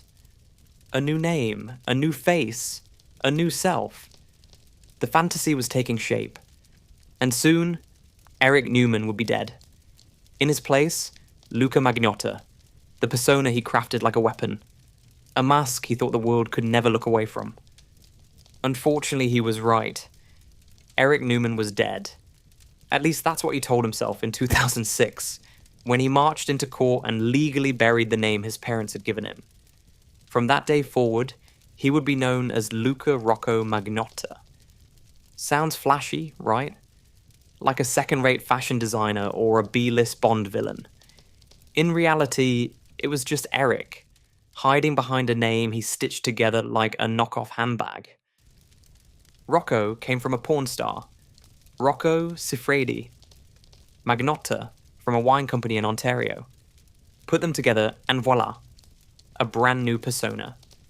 He thought it sounded continental, glamorous, dangerous. To anyone else, it was paper-thin cosplay. But to Eric, now Luka, it was the mask he'd wear for the rest of his life. He wasn't content with just a new name. He started reshaping his face too. Botox, nose jobs, jawline tweaks, cosmetic surgery as performance art, except there was no audience. Just him in the mirror, desperately trying to sculpt a star out of clay that was never meant to shine. He was obsessed with becoming somebody. The problem was, he had no talent, no craft, no skill to offer the world. So he fell back on the only thing he could control: how he looked and what lies he told. And oh, the lies. Luka invented stories like other people collect stamps. He told anyone who would listen that he had dated Karla Homolka, the infamous Canadian schoolgirl killer. Total nonsense, of course. But he dropped her name like a sick little PR stunt, hoping her notoriety would rub off on him. He planted fake fan pages about himself. He left comments under different aliases, praising his own beauty, his own allure. Imagine the desperation of spending your nights writing love letters to yourself on the internet, pretending strangers adored you. That was Luka's reality. He tried to wedge his way into show business. There were porn shoots under aliases, awkward modeling gigs, even a humiliating TV spot on Plastic Makes Perfect, where he talked about his surgeries. He was supposed to be tragic and glamorous, a broken doll yearning for perfection. Instead, he came across as what he truly was, a man trying way too hard. But here's the thing about Luka Magnotta. He believed his own lies. He built a fantasy world and lived in it so fully that he thought the rest of us would eventually be forced to play along. He believed that if he just kept reinventing himself, new face, new name, new myth, the universe would hand him the fame he thought he deserved. And yet, nothing happened. No one cared. Casting directors ignored him. Modeling agencies passed him over. The only people paying attention were debt collectors because by 2007, he'd declared bankruptcy with over $17,000 owed. Luka was a nobody in a city full of nobodies. And for someone like him, that was unbearable. Because Luka's dream wasn't to succeed. It wasn't even to be liked. His dream was to be seen. To force the spotlight onto himself, no matter the cost. And when the world didn't give him fame willingly, he decided to drag it kicking and screaming. This was the stage where the fantasy hardened into obsession. Eric Newman was gone. Luka Magnotta was born. But Luka wasn't just another identity. He was a character crafted with one purpose: to make sure the world never looked away again. And if Luka couldn't rise through talent or beauty, he'd rise through something else entirely. Something darker. something that would stain his name in history. And that's when the cats came in. Luka Rocco Magnotta wanted fame the way a drowning man wants air. He wanted it so badly, he mistook reflection for oxygen, kept inhaling his own image and wondering why he still felt empty. After the name change came the hustle, escort ads dressed up as glamour, threadbare modeling calls, awkward adult shoots under disposable aliases. It was all surface, cheap lights, cheaper rooms, the brittle sound of a photographer pretending to be impressed. He posed, he pouted, he practiced seduction like a language he never truly spoke. He auditioned for limelight in any room that would have him. Daytime talk, snippets. A segment on a plastic surgery docu-show where he confessed to nips and tucks as though confession itself might make him interesting. He wanted to be the tragic beauty who suffered for perfection. He landed closer to a man reciting a shopping list of procedures and calling it destiny. Agencies passed. Producers smiled and forgot his name before the lift doors closed.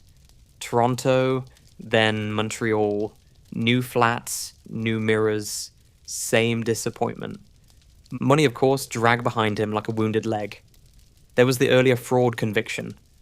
Stupid, small-time greed, masquerading as hustle, and then the inevitable bankruptcy. Debt stacked, promises collapsed. A dramatic declaration of ruin that somehow made him feel a little famous for a day. Insolvency paperwork as self-promotion. Even his disasters were drafted as press releases.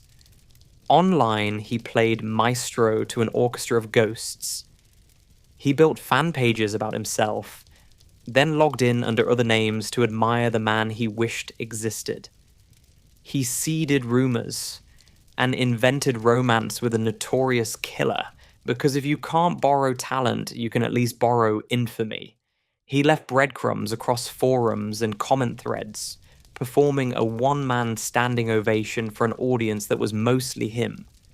It wasn't confidence. It was starvation with a ring light. He kept altering the exterior. Botox here, a sharper line there, because the world had not yet delivered the role he believed he deserved. It never occurred to him that the missing piece wasn't the jawline. It was the substance. Talent earns attention slowly, predation steals it quickly. He was tired of slow, and cats, our saints in whiskers, carried on being perfect without asking permission. They do not audition. They do not seek applause. They glide into a room and it becomes theirs. Imagine how that looked to a man like him. Effortless presence. Effortless love. Given freely to those who deserve it. Cats have what narcissists can't counterfeit. Poise without performance. I don't know when envy curdled into grievance for him. Only that it did. And that it was fatal. Here's the grim arithmetic of his broken career. The more he was ignored, the more extreme the theatre had to become. Each knockback turned the dial a notch. Each closed door taught him the same poisonous lesson. If you can't earn attention, engineer it. He wanted headlines. He wanted strangers to learn his name without cue cards. Not tomorrow. Now. So the auditions dried up. The debt nipped at his heels. The masks started to feel flimsy even to him. And somewhere between the last failed casting and the next fabricated fan comment, he made a choice that would turn desperation into ritual. He decided that the fastest path to notoriety wasn't talent, nor work, nor time. It was harm. It was spectacle. It was the cold certainty that cruelty spreads quicker than craft. The career, if we can call it that, lay in shards. The mirror, however, was intact, because he never stopped looking into it. And in that reflection, he found the only thing he could still control. What to do next to make us watch. What came next would not be a performance. It would be the opposite of art. It would be the part where our beloveds, our soft, purring anchors, walk into his frame and everything gets colder. The first time he uploaded one of those videos, the internet didn't quite know what it was looking at. A grainy clip, a pale young man, a bedspread, and two kittens so small their paws barely grip the fabric. And then, plastic. A vacuum-sealed nightmare. The kittens squirming inside a bag, the air vanishing, the camera rolling. He filmed it. He staged it. He smiled. This was 2010, the Wild West of online sleuthing. Viral content still meant shaky camera phones and bad lighting. But cruelty? That traveled fast. People stumbled across the clip and recoiled. The way you would if you saw someone kick a baby in the street. You don't forget it. You can't unsee it. And within days, forums lit up like signal flares. Who the hell is this man? Find him. Stop him. And that's the point, isn't it? Luka wanted to be found. He wanted the outrage. He wanted the disgust. He had staged the scene with props, a specific vacuum, a poster in the background, even the music he chose. Breadcrumbs, left like gifts to a future audience. Because for him, fame didn't matter if no one was chasing him. Attention meant nothing unless it was dragged from people kicking and screaming. The internet responded in kind. A Facebook group appeared. Find the Kitten Vacuumer. It swelled with members. Strangers who'd never met became detectives overnight, trading screenshots, enhancing shadows, identifying cigarette brands. One woman, Deanna Thompson from Las Vegas, noticed details most people would miss. A plug socket, the type of bedspread, the light in the room. Another man, John Green in Los Angeles, cross-referenced objects like a crime scene analyst with Wi-Fi. And what did law enforcement do? Almost nothing. Animal welfare groups were swamped with complaints, but they treated it like internet noise. The police had bigger problems, or so they said. But the online sleuths? They weren't letting it go. Because anyone who hurts kittens, the most defenseless, trusting creatures alive, doesn't stop there. We knew it. Cat lovers everywhere knew it. The pattern is ancient. Cruelty starts small, then escalates. Luka escalated quickly. More clips appeared. Another kitten drowned in a bathtub. One fed to a python. A vacuum cleaner hose aimed at something alive. The production values grew. The sadism sharpened. And each time, he dangled new clues in front of the internet. Like he wanted to play hide and seek with the whole world. Imagine the arrogance. Imagine knowing people are hunting you because you suffocated a kitten. And deciding to upload more. That's not ignorance. That's provocation. It's spitting in the face of anyone who still believes decency exists online. And the community hunting him? They became obsessed.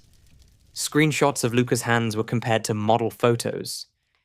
His reflection in a TV screen was enhanced, cropped, debated. Groups argued, split, reformed. Some misidentified suspects. Innocent men harassed because of a passing resemblance. It wasn't perfect.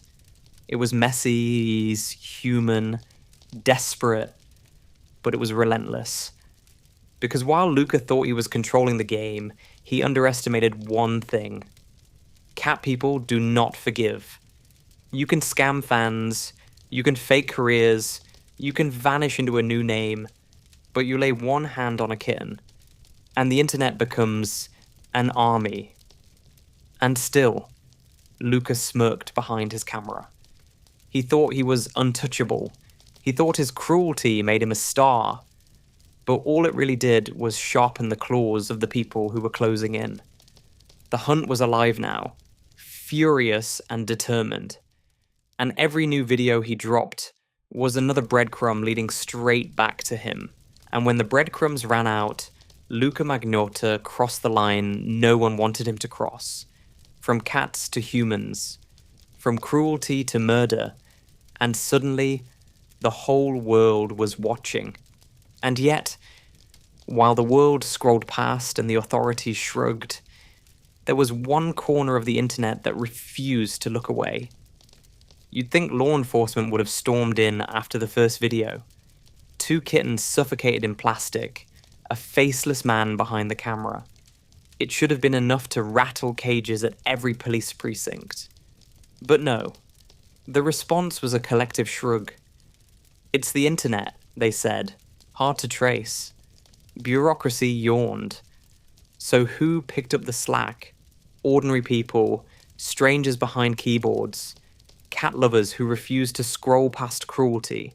And let me say this clearly. These people are the reason Luka Magnotta didn't get away with everything. They weren't paid, they weren't trained, they weren't sworn officers. They were just people who looked at those kittens, felt the horror in their stomachs, and said, no, not on our watch. There was Deanna Thompson in Las Vegas, headphones on, eyes locked on every pixel of those disgusting clips. Not a detective by trade, but a data analyst with a hawk's attention and a heart that would not let the cruelty slide. And there was John Green in Los Angeles, tech-savvy, patient, analytical. Together they built a digital manhunt, a Facebook group, screenshot repositories, long threads where people argued over cigarette brands and wallpaper patterns and the exact model of a vacuum cleaner. It sounds absurd, until you realize this was all they had. He had made it a game, leaving breadcrumbs in plain sight, smirking behind his mask. These strangers took the bait, not because they wanted to play, but because they wanted to end the game before he escalated.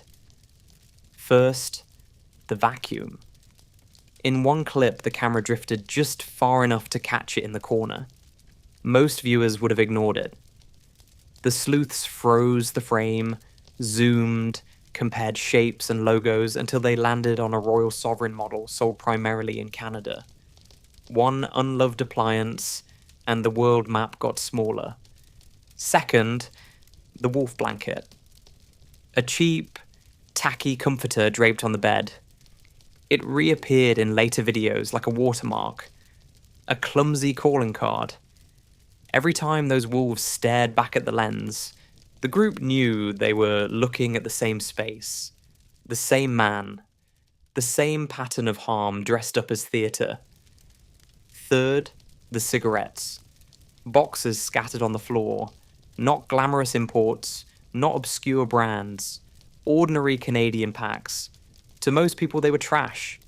To the group, they were a compass, pointing firmly to North America whenever his sock puppet accounts bragged that he was overseas. Fourth, the outlets. A wall socket is nothing until you care enough to look. The sleuths looked North American style, not European. Slight differences in shape and spacing, the kind of detail you would never notice unless you were desperate to stop someone. With every small confirmation, the fog thinned. Fifth, reflections. Mirrors and dark screens gave him away. A warped outline of a dresser in the glass. The angle of a window in a TV reflection.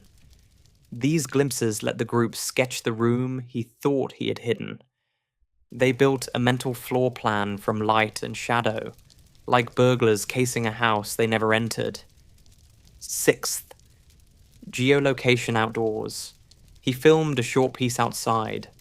Cars passing, a balcony edge, a particular street lamp, and the way the road markings curved away. People cross-checked Google Street View, block by block, until a grid of balconies and lampposts matched. Montreal. And not just Montreal. A neighborhood. A set of possibilities that narrowed with every screenshot.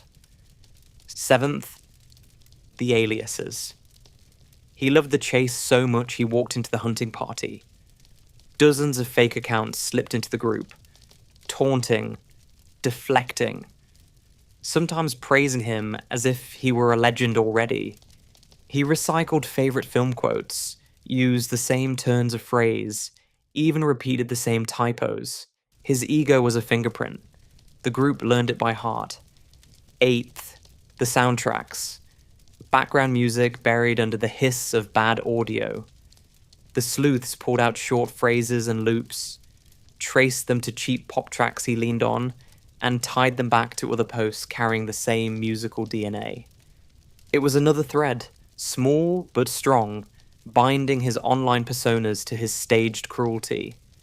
They also chased packaging, the plastic vacuum bags, the kind of retailer that stocked them.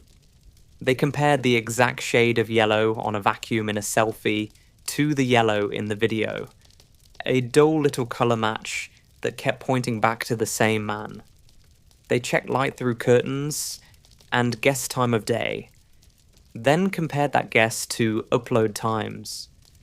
They obsessed over the tiniest edges of information, because every edge mattered. Were they perfect? Number leads went astray. An innocent man was misidentified and harassed before the group corrected course. That is the danger of crowds without a badge. But the intent, the relentless drive to protect the voiceless, was pure. They weren't just solving a crime. They were fighting for the dignity of every creature too small to defend itself. And while all this was happening, he pushed back. He mocked them, teased them, fed them lies. He wanted to be untouchable. He dangled clues like toys. He underestimated the one law you never break. Do not mess with cat people. If you harm cats, the internet becomes a vigilante army with endless time, caffeine, and fury. We hail them. The real heroes of this story. Not the police who sat on reports, not the bureaucrats who shrugged, the keyboard warriors, the sleepless analysts, the obsessed few who poured hours into cross-checking shadows and soundtracks. They turned their rage into evidence. They mapped his world from a handful of pixels. They documented what authorities would later use. Their case file rivaled the official one in depth and speed. They paid a price for it. You cannot stare into deliberate cruelty and walk away untouched. They carried the images so the rest of us didn't have to. They kept watch, like a vigil in the dark, because someone had to, and because nobody with power moved until a human body forced them to. Without them, he might have kept torturing in the shadows. Without them, he might never have been unmasked before the worst of it. These were the digital bloodhounds that picked up the trail when institutions failed. So yes, we hail them. We raise a glass, we light a candle, we crown them with every medal their governments never gave them. In a world where cruelty went viral, these people chose to resist. They were right to resist, because as they warned, he was escalating. He wanted a bigger audience, a bigger stage, a bigger crime. The internet was closing in. He felt it and he leaned into the only script he knew. Shock them again. Force them to watch. Make yourself unforgettable. And this time, the victim wouldn't be a cat. It was only a matter of time. Everyone who watched those kitten videos knew it. Every psychologist who's ever studied cruelty knew it. Every cat lover in that Facebook group felt it in their gut. If he can do this to them, he'll do it to us. And in May 2012, Luka Magnotta finally crossed the line. The victim was Jun Lin, a 33-year-old international student from Wuhan, China. He was studying computer science at Concordia University in Montreal, quietly building a life for himself. He was described by friends as kind, funny, gentle, the kind of person you'd want in your corner. He had just ended a relationship and was living alone, dating casually, meeting new people. On May 24th, he met Luka. what happened next was filmed. Because of course Luka filmed it. He always needed an audience. He uploaded a video with the charming title, One Lunatic One Ice Pick. A grotesque sequel to his kitten clips, but this time the stakes were no longer practice. This was murder. The footage, which thankfully most of the world has never seen, is infamous in the darkest corners of the internet. It shows Junlin drugged, restrained. Luka appears on screen with an ice pick.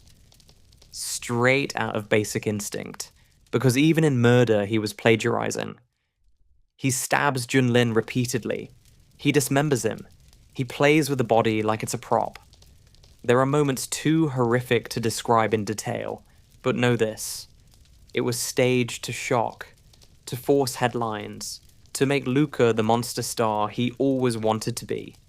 And he didn't stop there. He mailed body parts across Canada like grotesque fan mail. A foot to the Conservative Party headquarters. A hand to the Liberal Party. More packages intercepted en route to schools. Each parcel wrapped like a publicity stunt. Because for Luka, that's exactly what they were. He wasn't hiding his crime. He was advertising it. Meanwhile, Junlin's torso was found stuffed in a suitcase left in a Montreal alley. Neighbors noticed the smell, reporters swarmed the scene. And within hours, his name, Luka Magnotta, was blasted across the world. He'd achieved the fame he craved, but at the cost of an innocent man's life. Here's the part that chills me. He planned this. The video wasn't some spontaneous act. He had teased it online, hinted at escalation, even posted under fake accounts predicting the next big thing in shock videos. He wanted people to anticipate it, to dread it. He wanted to be the boogeyman who stepped out of the screen and into the news. And yet, for all his theatrics, Luka was still just a man with a knife, a camera, and a festering ego. He thought he was writing his legend. What he really did was turn the entire world against him. Junlin deserved none of this. He wasn't a symbol. He wasn't part of Luka's twisted narrative.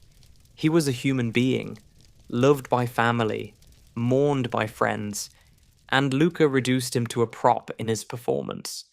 For that alone, he deserves every ounce of hate we can summon. The sleuths who had been tracking Luka for years now screamed into the void. We told you. We told you this would happen. And suddenly, authorities who had ignored the kitten videos snapped awake.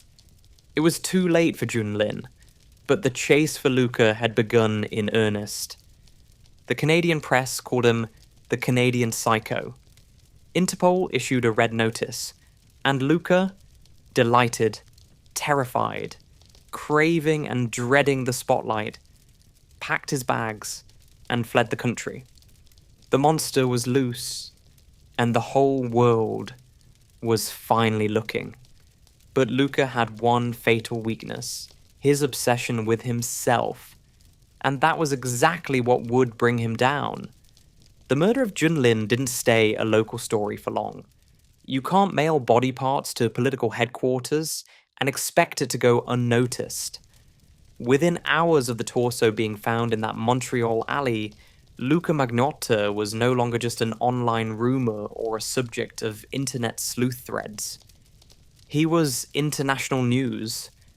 Interpol issued a red notice, the digital equivalent of slapping wanted posters across the globe. The Canadian media dubbed him the Canadian Psycho, because of course they did. He wanted a nickname, a mythology, and now he had one. Headlines screamed his name, his photos, his poses, his fake glamour shots, all the masks he'd created were suddenly plastered across every screen. And Luka? He ran. First stop, Paris. He slipped out of Montreal on a flight, leaving behind his blood-soaked apartment, leaving behind Junlin's family to grapple with the horror. In Paris, he drifted between cheap hotels, Sometimes with strangers he'd picked up, sometimes alone. Witnesses later remembered him looking jittery, out of place.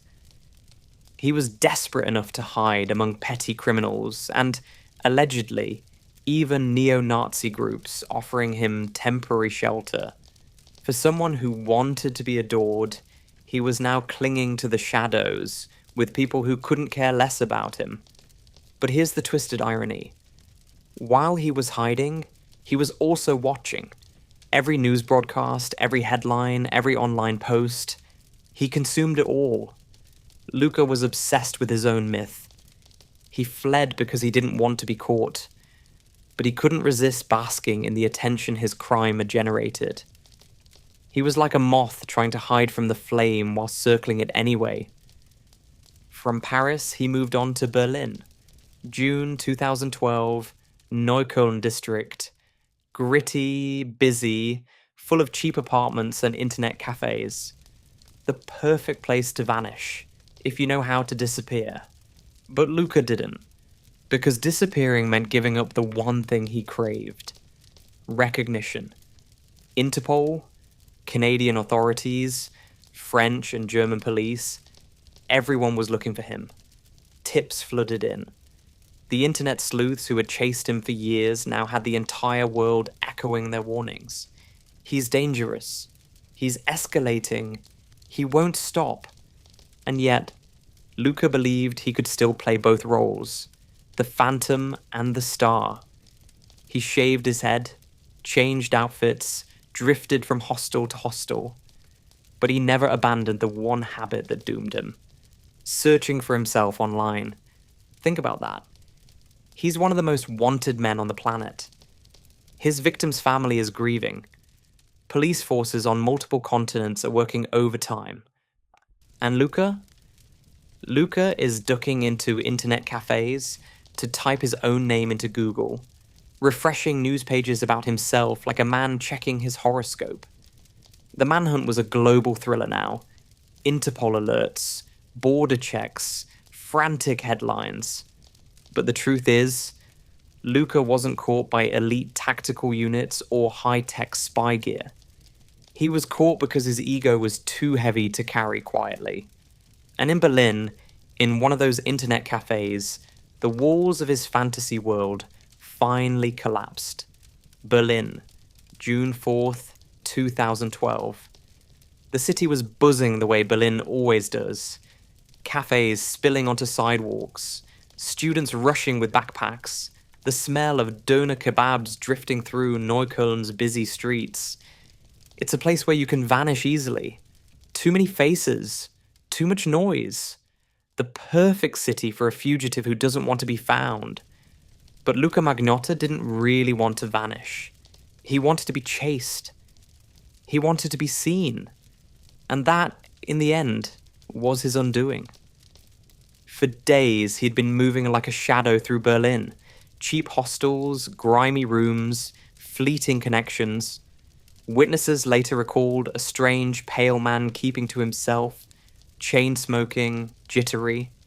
He wasn't blending in as much as fading, a ghost with a suitcase, living off paranoia and adrenaline. But paranoia doesn't erase ego. And Luka's ego was starving. That's why he ended up in that internet cafe on Karl Marx Strasse. Think about it. Here's a man hunted by Interpol, splashed across global headlines, accused of one of the most grotesque murders in recent memory. He could have used that cafe for anything, sending emails under fake names, planning his next move, reaching out for help. Instead, Luka typed his own name into Google, over and over. That's the thing about narcissists. They can't resist the mirror. No matter how dangerous it is, they'll stare at their reflection until it consumes them. The cafe clerk noticed him. A man named Kadir and Laisli. To him, Luka didn't look like just another scruffy traveller. He looked off, gaunt, twitchy, and, most tellingly, exactly like the face plastered on the wanted notices. Because those posters weren't just in Canada anymore. Interpol had made sure Luka's cheekbones were recognizable from Toronto to Tokyo, and Kadir had seen them. Imagine the tension in that moment. Kadir looks up from his counter, glances at Luka, glances at the screen, sees Luka Magnotta, literally Googling Luka Magnotta.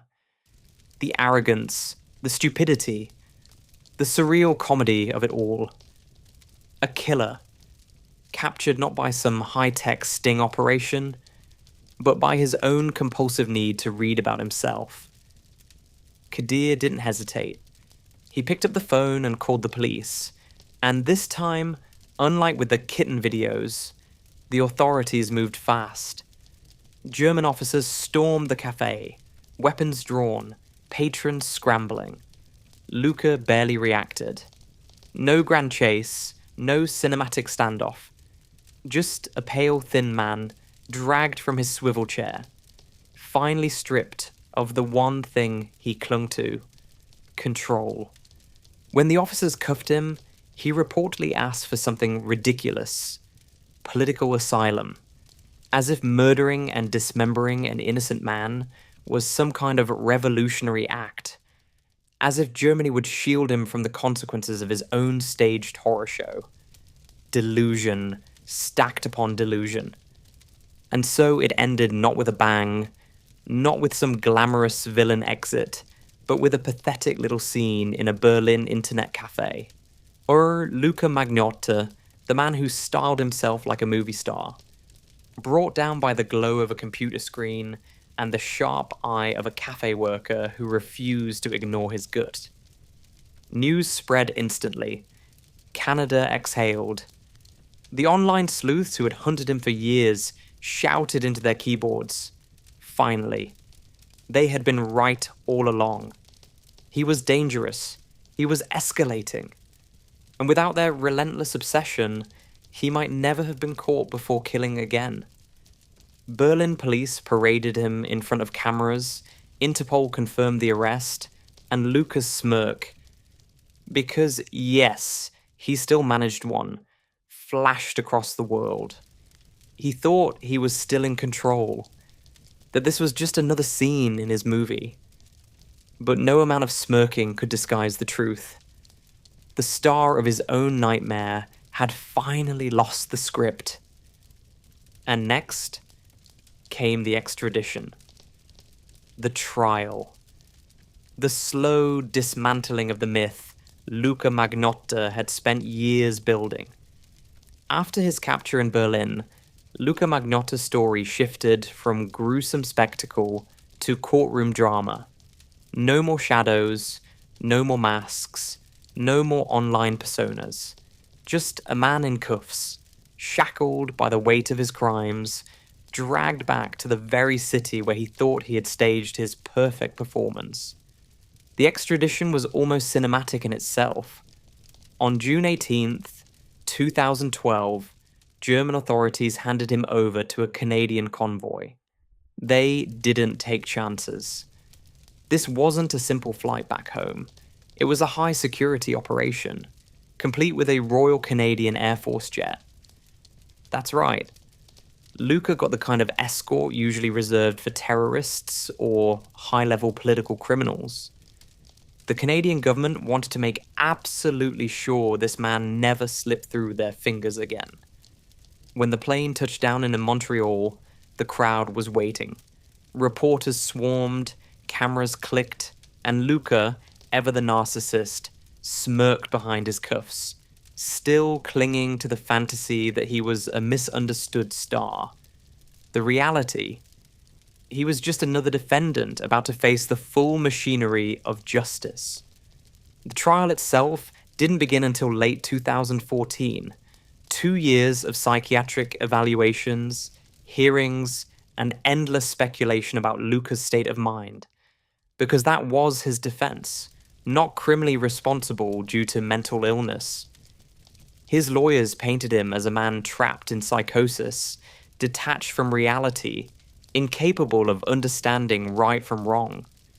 They leaned on a diagnosis of schizophrenia, a convenient explanation for his descent into violence. But the prosecution had a different story, one of planning, calculation, and manipulation. They laid out the timeline, showing how Luka had teased his crimes online, choreographed his videos, even rehearsed his moves in earlier acts of cruelty. This wasn't the chaos of a psychotic break.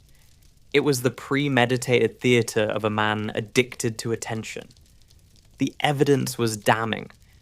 The one lunatic, one ice pick video. The mailed body parts. The blood-soaked apartment.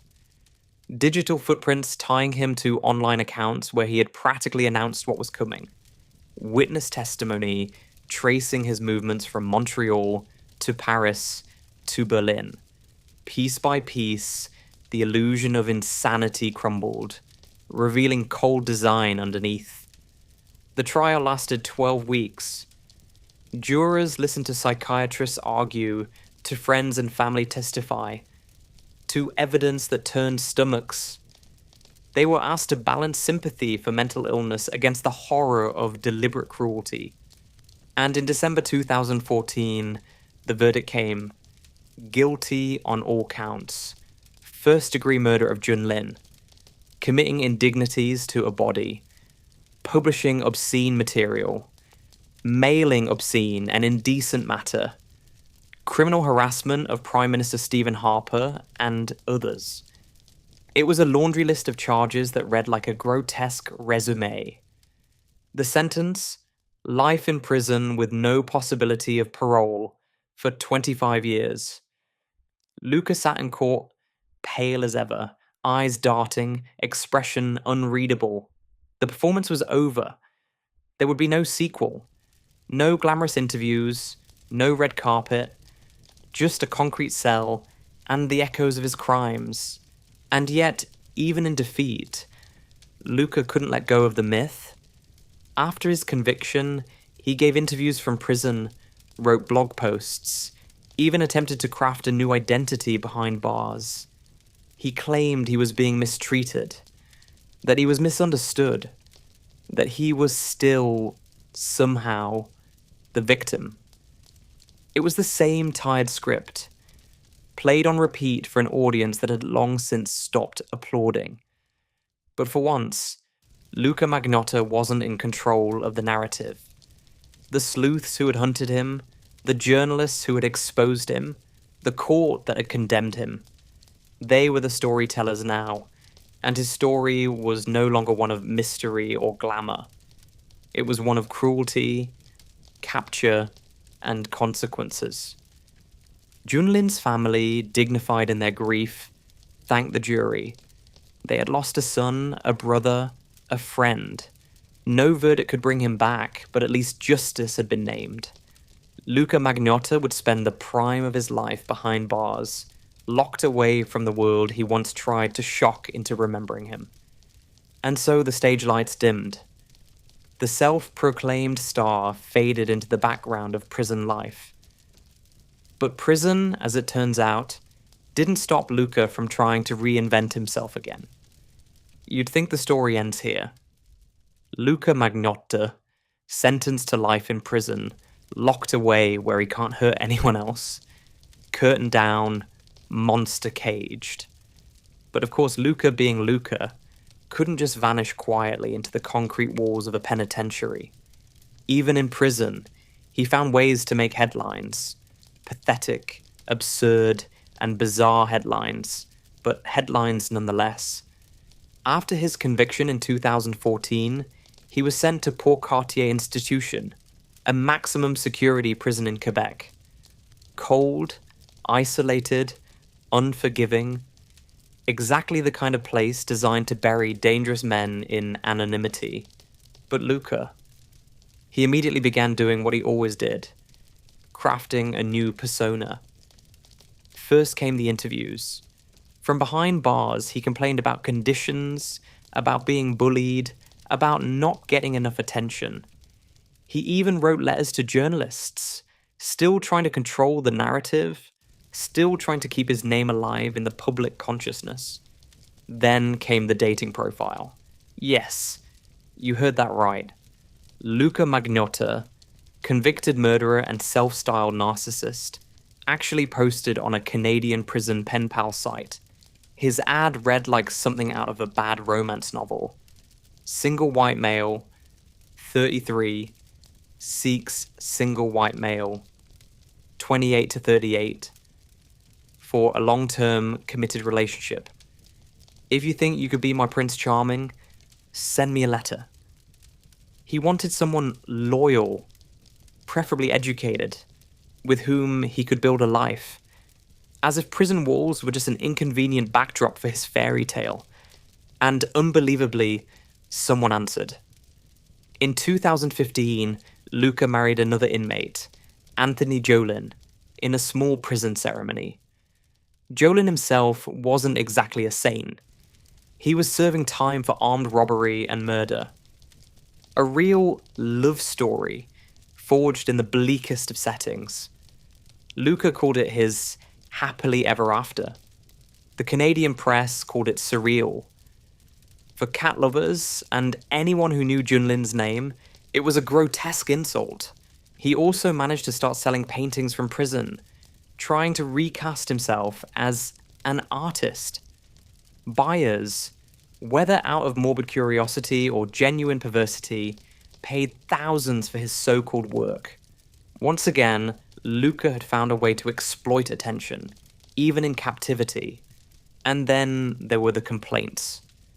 Luka wrote long, self-pitying letters about his suffering behind bars.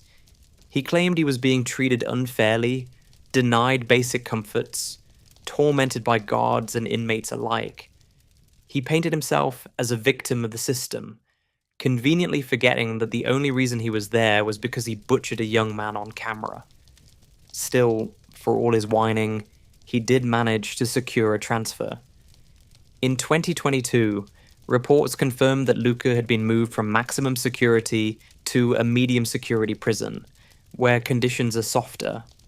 Less steel, more privileges, more chances to write, to socialize, to keep feeding that endless hunger for recognition.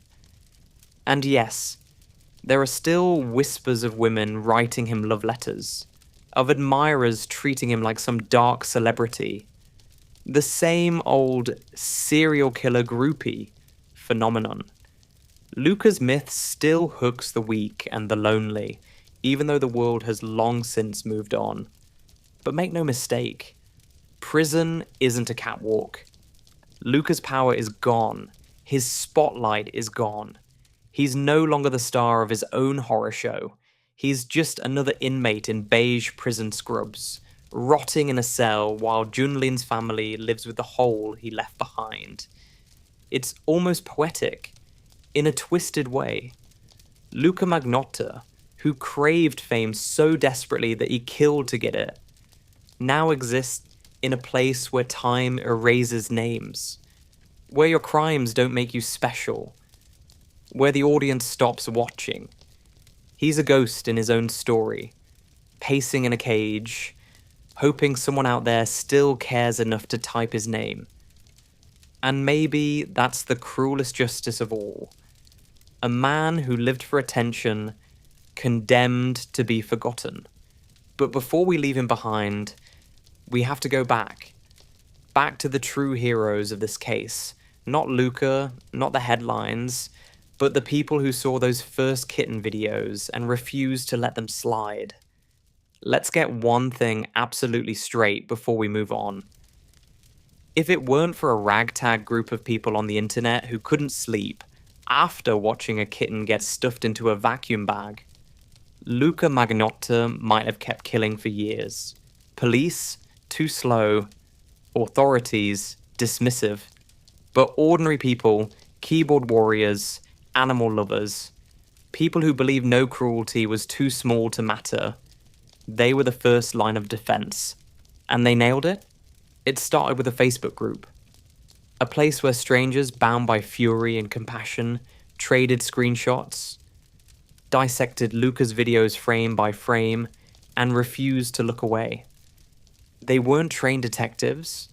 They were office workers, tech nerds, students, people with day jobs, bills, and cats of their own purring next to them while they stared into the abyss of Luka's cruelty. At the heart of it all were two names now etched into true crime history: Deanna Thompson and John Green. Deanna, better known online as Bowdy Movin', was the sharp-eyed casino data analyst from Las Vegas. She wasn't a cop, but she had a skill set built for digital trails. She noticed the tiniest details in Luka's videos. A vacuum brand, a poster on the wall, the shadows of light seeping through curtains. The kind of micro clues most of us wouldn't register. To her, they were breadcrumbs. And then there was John Green, a lawyer from Los Angeles with a steel trap of a mind and the patience of a saint. He traced Luka's movements across forums, flagged his sock puppet accounts, followed the endless trail of narcissistic breadcrumbs Luka left online. Together, they became an unlikely duo, an investigative dream team powered not by badges, but by sheer will. Let's not sugarcoat it. They paid a price. The endless hours combing through those videos left scars. This wasn't binge-watching Netflix. This was staring into the eyes of a man who got off on killing. They carried that trauma so we didn't have to. They stared into the abyss, and the abyss stared back. But they didn't blink. And Luka? Oh, he knew they were there. He taunted them, toyed with them, dropped clues just to prove he was smarter, better, untouchable. He wanted them to chase him. But he underestimated one crucial thing. People who truly deeply love animals are relentless. They will burn down their free time, their sleep, their sanity to stop a monster. And these people, Deanna, John, the whole online community, didn't just chase. They cornered him. They built dossiers more thorough than the cops. They tracked his movements across continents. They screamed loud enough for the world to finally listen. So yes, let's hand out medals here. Not to the detectives who swooped in once Luka had escalated beyond cats. Not to the politicians who shrugged when body parts landed in the mail.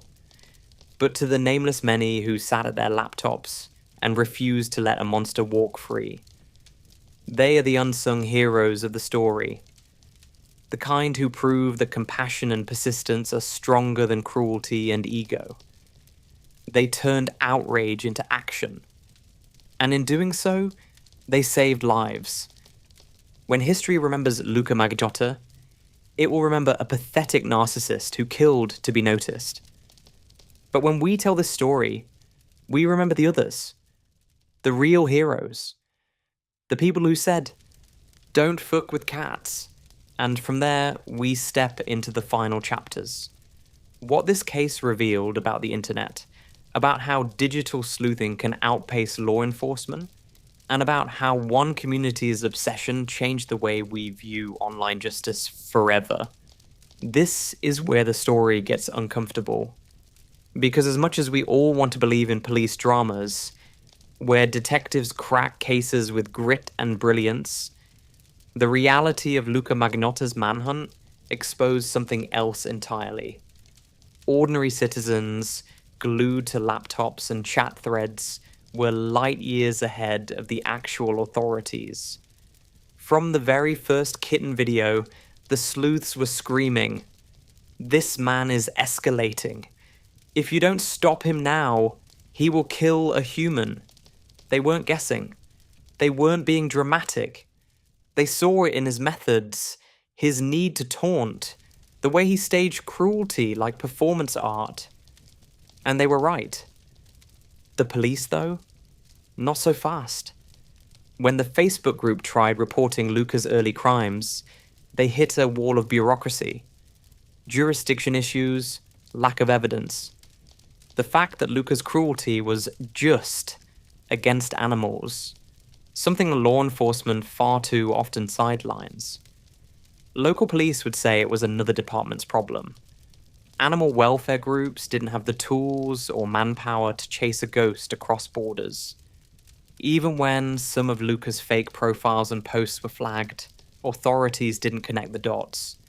Meanwhile, Deanna, John, and the rest of the online detectives were doing full-scale forensic work. They weren't just watching the videos. They were pulling metadata, analyzing still frames, zooming into blurry images of vacuum cleaners and power outlets, checking time zones by the shadows in a goddamn curtain. That's CSI-level detail work, except without the paycheck or the badge. And here's the kicker. When Luka finally did escalate, when Junlin was murdered, when body parts showed up in the post, the internet sleuths already had a profile on him. They had threads mapping his aliases, timelines of his moves, even theories about his obsession with movies like Basic Instinct and Catch Me If You Can. They knew his narcissism wasn't random. It was a script he was desperate to follow. But by then, it was too late. Junlin was dead. The system had waited for a body before they acted.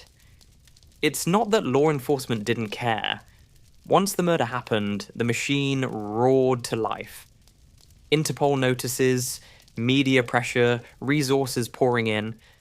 But what this case proved, loudly and brutally, is that the internet, for all its chaos, is sometimes faster at identifying danger than official channels. Crowdsourced justice saw Luka clearly years before the system did. That's the double-edged sword, though, isn't it? Online sleuthing can solve cases. It can outpace police, but it can also spiral into obsession, paranoia, and witch hunts. In Luka's case, the sleuths were right. In other cases, innocent people have been falsely accused, their lives wrecked by Reddit mobs convinced they've cracked the code.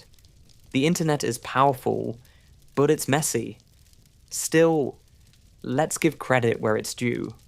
Without the Facebook group, without Deanna and John, Luka might have slipped further into the shadows, maybe escalated into multiple murders before anyone caught him. They were mocked at first, dismissed as cranks with too much time on their hands, but in the end, they were the ones screaming the truth into the void, and the void finally answered. Tragically, too late for Junlin. Which brings us to the final question this story forces us to ask. What did Luka Magnotta really want? And what does it say about us that, in some twisted way, he got it? Here's the sick punchline. Luka Magnotta got exactly what he wanted. He wanted attention. He wanted to be remembered. He wanted his name burned into the internet forever. And he got it. But not the way he dreamed. He imagined himself as a glamorous anti-hero. The kind of criminal whose crimes are whispered about like legends. He wanted the same aura as the villains in his favourite movies. Hannibal Lecter, Patrick Bateman, Sharon Stone's Catherine Tremell in Basic Instinct. He wanted to be cool, ironic, iconic. Instead, he became infamous, a meme of evil, a case study in narcissism. His name is permanently glued to phrases like cat killer and Canadian psycho. When people remember him, it's not with fascination, it's with disgust. He's not Hannibal Lecter. He's not a dark genius. He's the lonely, pathetic creep who thought killing kittens on camera would make him famous, and then escalated into real murder when that wasn't enough. But infamy works in strange ways on the internet. Luka's story is now permanently etched into digital culture, not because of who he was, but because of what his case revealed. Netflix made him the subject of a globally streamed documentary. His name trends every time people discuss the ethics of true crime. Even TikTok has spawned micro-communities dissecting his videos and trial footage, kids born years after the crime still horrified by his audacity. And then there's the darker side, the groupies.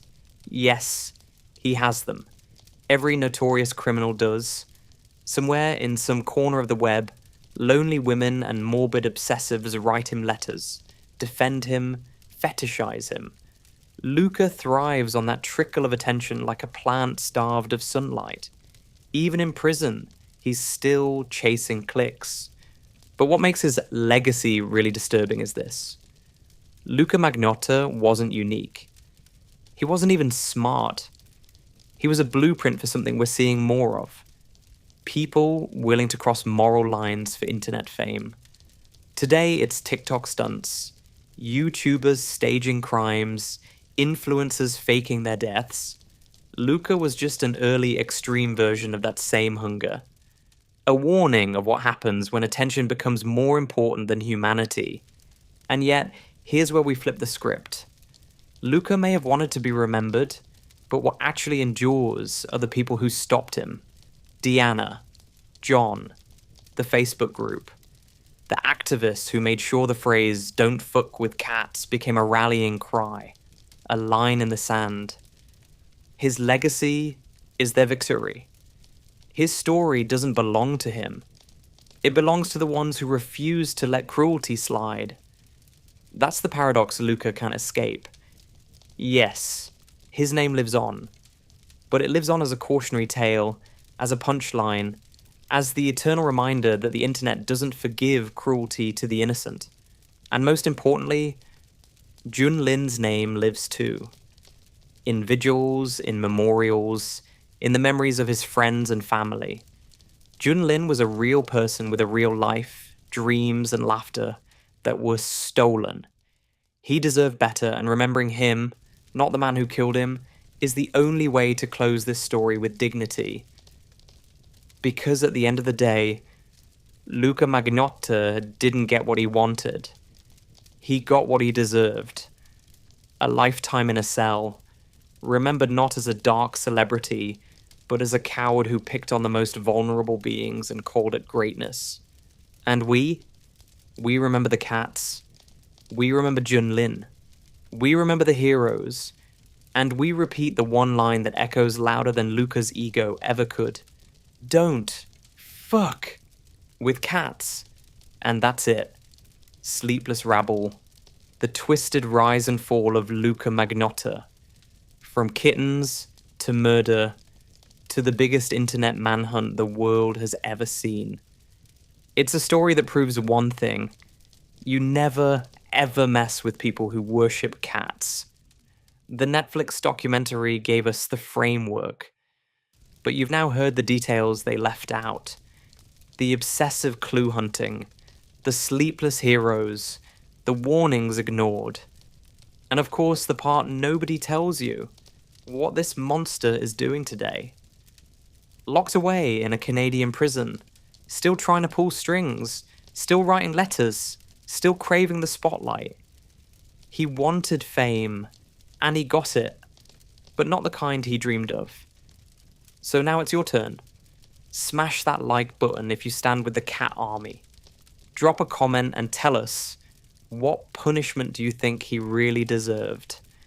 And hit subscribe, because this channel is young, hungry, and we need you if we're going to keep unmasking the monsters.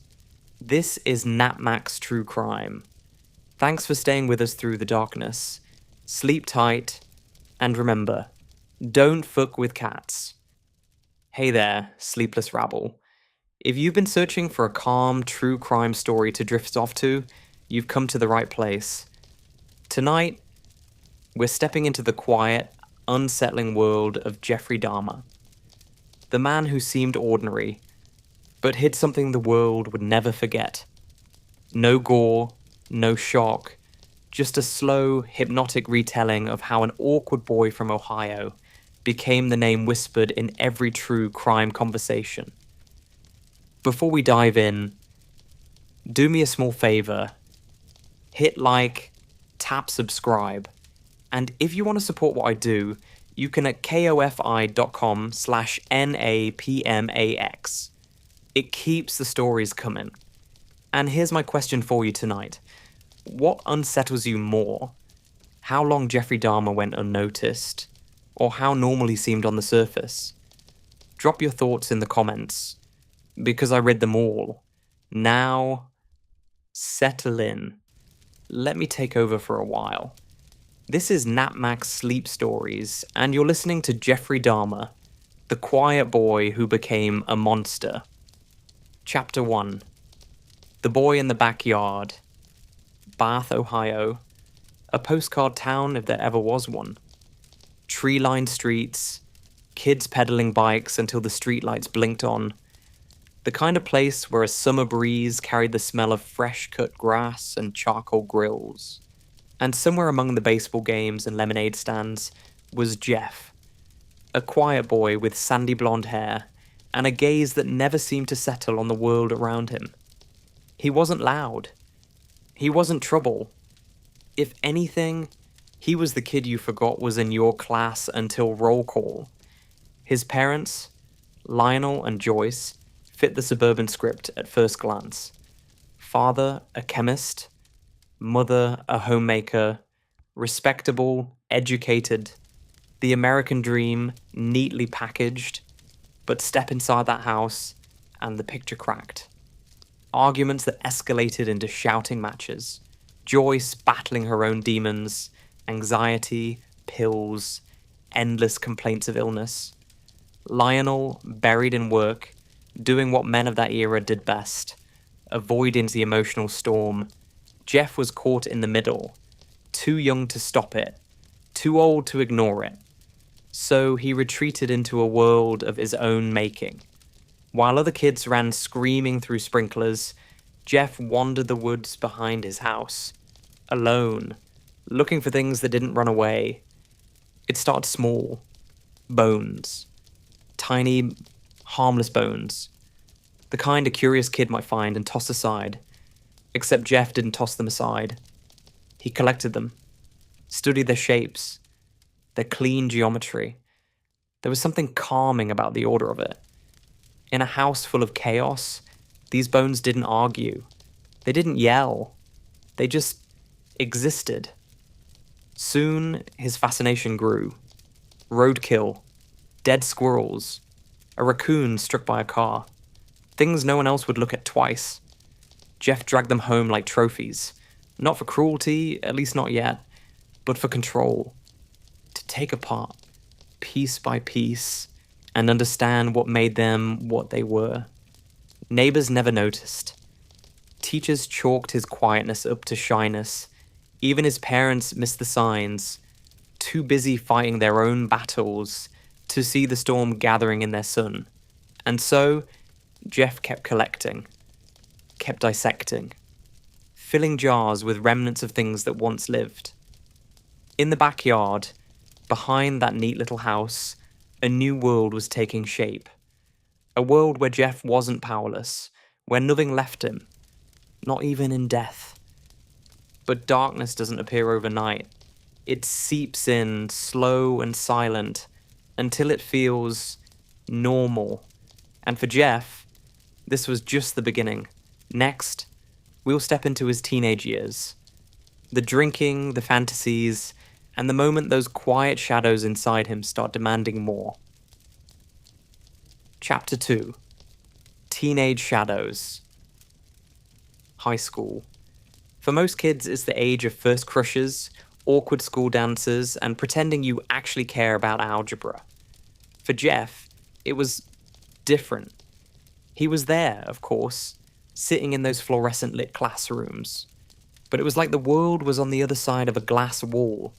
He could see it, hear it, but he wasn't really in it. Jeff wasn't the kid you bullied exactly. He wasn't loud enough for that. He was the kid you overlooked. The quiet one in the back row, staring out the window, while the teacher explained quadratic equations like they were the secret to eternal life. If anyone noticed him, it was probably because of the drinking. Not at first, but soon it became his thing. Where some kids carried Walkmans in their backpacks, Jeff carried rum, vodka, whatever he could get his hands on. By 16, he was sneaking sips between classes, numbing that endless hum of emptiness that followed him everywhere. Why drink? Maybe because it silenced the noise, the constant fights at home, the ache of never fitting in, or maybe because it made everything feel less real. The problem is, once you start escaping reality, reality finds new ways to get your attention. And then there were the fantasies. They started small, like flickers at the edge of his mind. A thought here, an image there. At first, they were just ideas. Controlling someone, making sure they never left. Because everyone left Jeff, didn't they? His parents couldn't even keep a marriage together. Friends? He didn't really have those. Alcohol stayed. Alcohol never walked away. So, maybe people could be like that too, if you just made them stay. This wasn't something Jeff talked about. He didn't have a diary filled with confessions or a best friend to whisper secrets to in a dimly lit basement. These thoughts lived in silence, buried under layers of awkward smiles and drunken jokes in the school hallway. On the outside, Jeff was still forgettable. He'd show up to class half drunk, laugh too loud at things that weren't funny, and fade into the background. Teachers assumed he was just another lost teenager. They weren't wrong, just not in the way they thought. By now, the collection of bones and dead things had slowed down. Not because the fascination was gone, but because it wasn't enough anymore. Jeff didn't want to just take things apart. He wanted something different. Something alive, maybe. Something that could look at him and never leave. But for now, those ideas stayed locked in his head, hidden behind a fog of cheap liquor and quiet resentment. No one knew what was brewing inside that pale-haired boy in Bath, Ohio. Not yet. And as Jeff walked across the stage at graduation, wearing the same awkward smile as every other kid, no one clapped any louder or softer for him. Because why would they? He was just another face in the crowd. Another name on a diploma. Except, he wasn't. Next, we moved to the summer after graduation. The night that turned a fantasy into a reality, and a quiet boy into something else entirely. Chapter 3, Graduation Night. Summer nights in Ohio have a certain stillness to them. Crickets humming, the smell of fresh cut grass hanging in the warm air. For most kids, graduation night is a blur of laughter and cheap beer in someone's backyard. For Jeff, it was quieter, lonelier. The diploma didn't feel like an achievement. School was over, and with it, the last thin thread of structure in his life. No more teachers, no more bell schedules, just emptiness stretching out in front of him like an endless highway. His parents were done too. Lionel and Joyce had finally called it quits. The marriage that had been crumbling for years was now officially rubble. Lionel moved out. Joyce drifted somewhere else. And Jeff? He was left in a house that felt like a hollow shell. The walls didn't echo with arguments anymore. They just echoed. So, Jeff did what Jeff always did when reality got too heavy. He drank. A bottle, then another. Anything to blur the edges of that endless, yawning void inside him. But alcohol only dulls the pain. It doesn't erase it. And when the buzz faded, the thoughts were still there. The same dark fantasies that had been creeping closer for years. That night, something shifted. Maybe it was the silence, maybe it was the liquor, or maybe it was the realization that nothing in his life was going to change unless he made it change. And that idea, the idea of control, sparked like a match in the dark. He got in his car. The night air was heavy, thick with humidity. The road stretched ahead, empty except for the occasional glow of headlights in the distance. Jeff drove aimlessly, music playing low, his mind spinning faster than the tires. And then, like something out of a dream, there was a figure on the side of the road. A hitchhiker. Young, alone, thumb out, hoping for a ride. What happened next? Well, that's the point where the story bends. The part where the quiet kid who spent his childhood collecting bones takes his first irreversible step towards something far darker. But we're not going there yet. Not in detail. Because this isn't about the shock. It's about the why. The slow burn of obsession turning into action. When the sun rose the next morning, nothing in Bath, Ohio looked different. The streets were still lined with trees.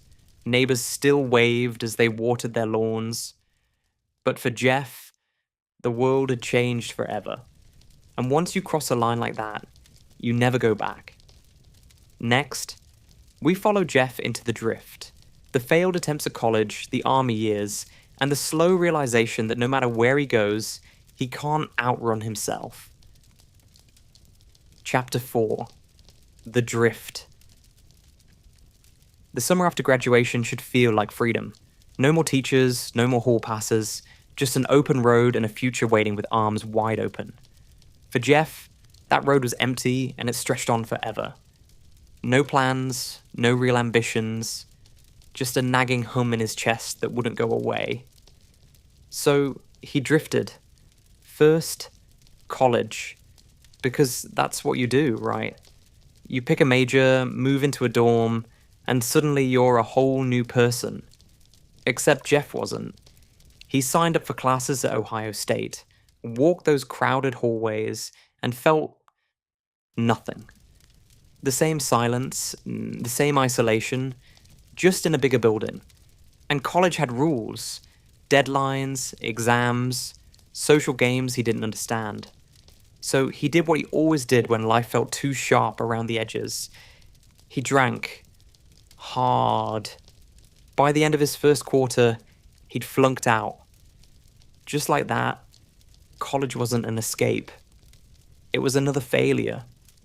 His father tried to help, tried to map out some kind of future for his son. And when plans A through Z fell apart, Lionel suggested something drastic. The army. Discipline. Structure. A place where Jeff could reinvent himself. And Jeff agreed, because why not? What else was there? Basic training wasn't bad. Jeff liked the order of it, the way everything had its place. March here. Eat now. Sleep when they tell you. For a while, he fit. Maybe even believed this could work, but addiction doesn't care about structure, and neither do dark thoughts. The drinking followed him, and with it the same quiet detachment that had shadowed him since high school. The army gave him a skill, though. Medical training. He learned about anatomy, about life, and how fragile it really is. Most people take that knowledge and use it to save lives. Jeff filed it away. Another tool. Another piece of the puzzle forming in his mind. 2 years in, it all fell apart. Disciplinary issues, alcohol again, they discharged him. Honorably, because that's easier on the paperwork. But the truth was, Jeff didn't belong there either. So he went back to the only place that would take him. Home. Or what was left of it. A fractured family. Empty rooms. And Jeff. Spinning in a world that kept offering exits he couldn't take. He tried odd jobs. Tried to be normal. But that hum in his chest, louder than ever now. And every time he thought about silencing it, the same thought returned. That night. That first step he took on a lonely road in Bath, Ohio. The line he crossed and couldn't uncross. Once you've broken that barrier, the next time feels easier. Almost inevitable. And so Jeff settled into a quiet routine. Drinking, drifting, fantasizing, always fantasizing. Because the thing about darkness is, it doesn't just live in your head. Sooner or later, it demands space in the real world. Next, we'll follow him into the strangest chapter yet. Living with his grandmother, trying to wear the mask of normal life, while inside, the shadows grew restless. Chapter 5. Grandma's House. If you were writing a script about a serial killer in the making, you probably wouldn't add this part. It doesn't fit the trope. No dark basement filled with flickering lights, no blood-red wallpaper, just a sweet old grandmother in a quiet Wisconsin neighborhood, opening her door to her troubled grandson because she believes in second chances. That was Catherine Dahmer. Church-going, warm-hearted. The kind of woman who baked cookies for the neighbors and prayed for everyone, even those who didn't deserve it. When Jeff came back from the army, aimless and unmoored, she did what grandmothers do. She gave him a place to land, her house, her rules, her hope that a little love and structure could pull him back from whatever shadows he was walking toward. And for a while, it almost looked like it worked. Jeff went to church with her, helped around the house, shared quiet meals at a floral print table under the soft hum of a ceiling fan. If you drove past that house in West Dallas, you'd see a picture of Midwestern normalcy. A grandma and her grandson living a simple life. But inside Jeff's mind, nothing had changed. If anything, the quiet made it worse. Because silence gives thoughts room to grow. And Jeff's thoughts? They weren't about church hymns or apple pie. They were about control. About keeping something, or someone, so close they could never leave. The fantasies that had been whispers in high school were now speaking louder, demanding attention.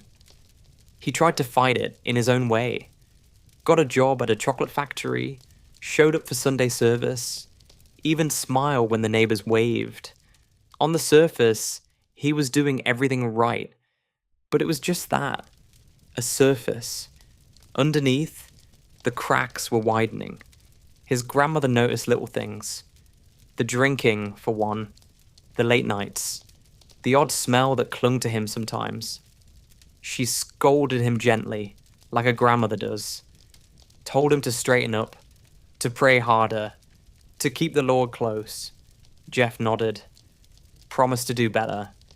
But faith wasn't going to save him. Nothing was. And then came the moments when he slipped.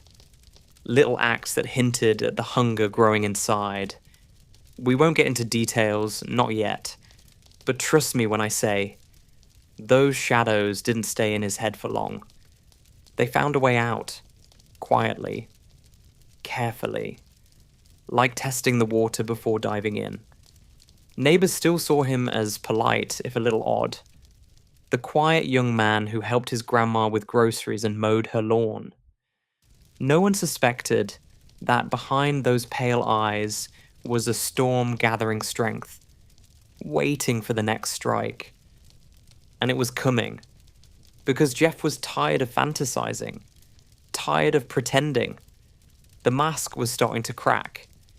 Next, we step into the chapter where that mask slips completely, and the man the world would come to fear begins to take shape. Chapter 6. The Mask Cracks. On paper, Jeff's life looks stable now. A roof over his head, thanks to Grandma. A steady paycheck from the chocolate factory, sweet irony there.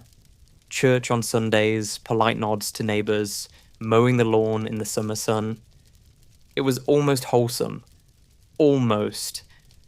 But inside, he was unraveling. Slowly, methodically. Like a thread pulled from the edge of a sweater. Until nothing is left but a heap of knots.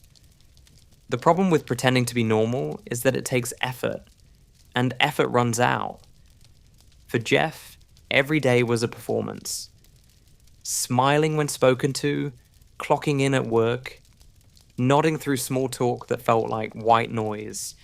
And after the act came the collapse. The drinking got worse. Bottles hidden in closets. Nights that ended in blackout fogs. Punctuated by fantasies that no amount of liquor could drown. These weren't idle daydreams anymore. They had shape, colour, details. They weren't whispers. They were marching orders. And Jeff, who had always been so quiet, so controlled, started listening. It began with slips, little moments where the mask cracked, like the time a co-worker noticed his bloodshot eyes and slurred voice during a shift, or the night his grandmother woke to strange sounds from the basement and the smell of chemicals that didn't belong in any cleaning routine. She asked questions. Jeff gave soft answers. Nothing for her to cling to, but enough for unease to settle in her bones. And then came the compulsion. The need for control so absolute it didn't matter what it cost. Jeff didn't want company in the way most people do. He didn't crave conversation or laughter. What he wanted was permanence. A presence that couldn't walk away, couldn't reject him, couldn't vanish like his parents' marriage or the friends he never had. That idea took root, and once it did, everything else faded. Church, work, promises. They were just set pieces in a life that was no longer about survival. It was about desire, dark, twisted desire, wrapped in the thin disguise of normality. Soon, Jeff's nights stretched longer. He prowled bars, not for beer, but for someone to fill that void. And when someone said yes to a drink, a glance, a smile, Jeff felt a rush that no amount of alcohol could match. Because this wasn't just fantasy anymore. This was real. Flesh and blood, real. And here's the chilling part. It didn't happen in an instant. There was no single breaking point, no lightning strike. It was a slow slide. One step, then another. Each one easier than the last. Until one night, Jeff crossed the line again. Quietly. Deliberately. With a calm that should terrify you more than any scream. What happened next would lay the foundation for everything that followed. The apartment, the headlines, the horror that would make his name echo through history. But we're not there yet. Because before the world saw the monster, Jeff perfected the mask one last time. Next, we follow him as he leaves Grandma's house for good, and builds the stage for his darkest acts in a small Milwaukee apartment. Chapter 7. Welcome to Milwaukee. Milwaukee, 1990. A city like any other, busy by day, humming quietly at night. Neon lights buzz over corner bars. Trains rattle past aging apartment blocks. To most people, it's just life in the Midwest. Unremarkable, ordinary. But for Jeff, this city was an opportunity, a fresh start. After years of drifting, from college to the army to Grandma's house, Jeff wanted independence, freedom, or at least that's what he told his family. Lionel thought it was progress, his boy, finally standing on his own 2 feet. Even Grandma believed it, relieved that the strange smells and late-night noises would be someone else's problem now. Jeff moved into a small apartment on 25th Street. A 1-bedroom box with beige walls and a view of nothing in particular. It wasn't much, but for Jeff, it was perfect. Quiet. Private. A space where no one would ask questions. Where the only rules were his own. He decorated sparingly. A few thrift store chairs. A fish tank bubbling softly in the corner. A bed against the wall, made just neat enough to look normal. It looked like a bachelor's apartment. Nothing more, nothing less. That was the point. By day, Jeff still played the part. He clocked in at the chocolate factory, exchanged polite nods, laughed when he was supposed to. By night, though, the mask loosened. The bar scene in Milwaukee was lively enough. Faces in and out, names forgotten as soon as they were spoken. For Jeff, it was the perfect hunting ground. And here's what makes this chapter of the story so chilling. Nobody noticed. Not really. The neighbors heard music sometimes. Maybe a drill now and then, but people mind their business in cities like this. Doors stay shut, eyes look away, and Jeff knew it, counted on it. The fantasies that had haunted him for years weren't whispers anymore. They were blueprints. He didn't just want someone to stay. He wanted control, permanence, possession. And in that little apartment with its humming fish tank and cheap curtains, Jeff had found the stage for his private play.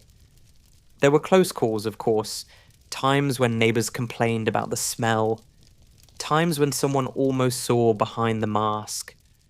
But Jeff had an answer for everything. Bad plumbing, rotten meat, excuses delivered in a calm voice, with those pale eyes that never quite gave anything away.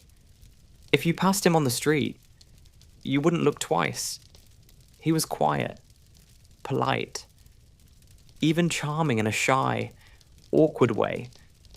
And that, more than anything, is why this story still grips us. Because monsters don't always look like monsters. Sometimes, they look like the guy holding the door for you at the laundromat. Next, we move into the spiral. The point where control becomes obsession. And obsession becomes a pattern no one stops. Until it's far too late. Chapter 8. The Spiral.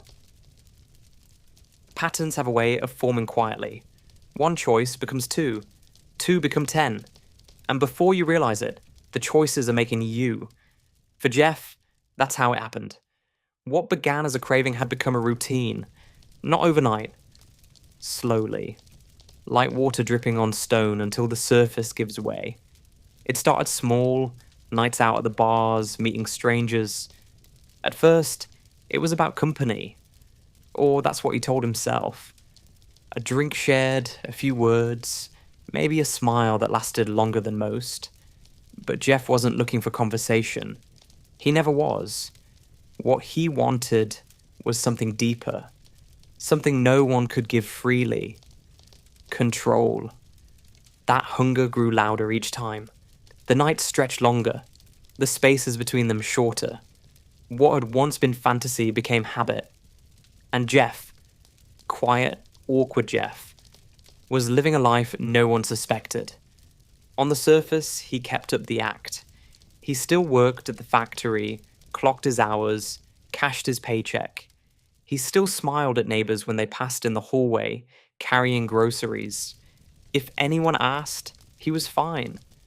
Just a guy living alone in the city. No drama, no trouble. But the truth? His world had shrunk to a single point of obsession. He didn't think about the future, about careers or relationships or anything normal people worried about. His thoughts looped like a broken record. Control, permanence, possession. He wanted to hold something so completely that it couldn't ever leave him. The apartment reflected that shift. At first, it looked like any other small space, messy but ordinary. Then came the little changes. A lock added to a door. A curtain drawn and never opened. A smell that no amount of air freshener could mask. Complaints trickled in from neighbors. Something foul, they said. Something wrong. Jeff had excuses ready. Always calm. Always reasonable. The freezer broke. Bad meat. And people accepted it because why wouldn't they? He wasn't the type you'd picture when you thought of danger. That's what makes stories like this so terrifying. Danger doesn't always announce itself. Sometimes it smiles at you in the elevator and says, "Have a good night." The spiral tightened with every step. The fantasies that once lived in Jeff's head now demanded more. And each time he gave in, the line between reality and desire blurred a little further. Until there was no line left. Just the hunger. And so, while the world outside carried on, people laughing in bars, couples holding hands under streetlights, inside apartment 213, something unspeakable was unfolding. Quietly. methodically, like clockwork. Next, we're heading into the breaking point. The smell, the sound, the suspicion that finally grows too big to ignore.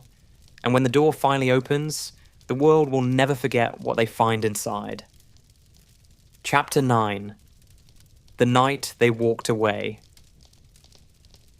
Milwaukee, late May 1991. A warm night, the kind where the air feels heavy and time seems to slow. At 2 in the morning, the streets were mostly empty except for one boy. 14 years old, barefoot, dazed, barely able to stand. His name was Konorak Synthesomphone, and he was fighting for his life without even knowing it. 2 women spotted him first, Sandra Smith and Nicole Childress. They were shocked. The boy was half naked, bleeding, shaking like his body wanted to run but couldn't. They rushed to him, asking questions, trying to make sense of the scene. He couldn't answer much. Words came out broken, soft, like whispers from another world. They called the police.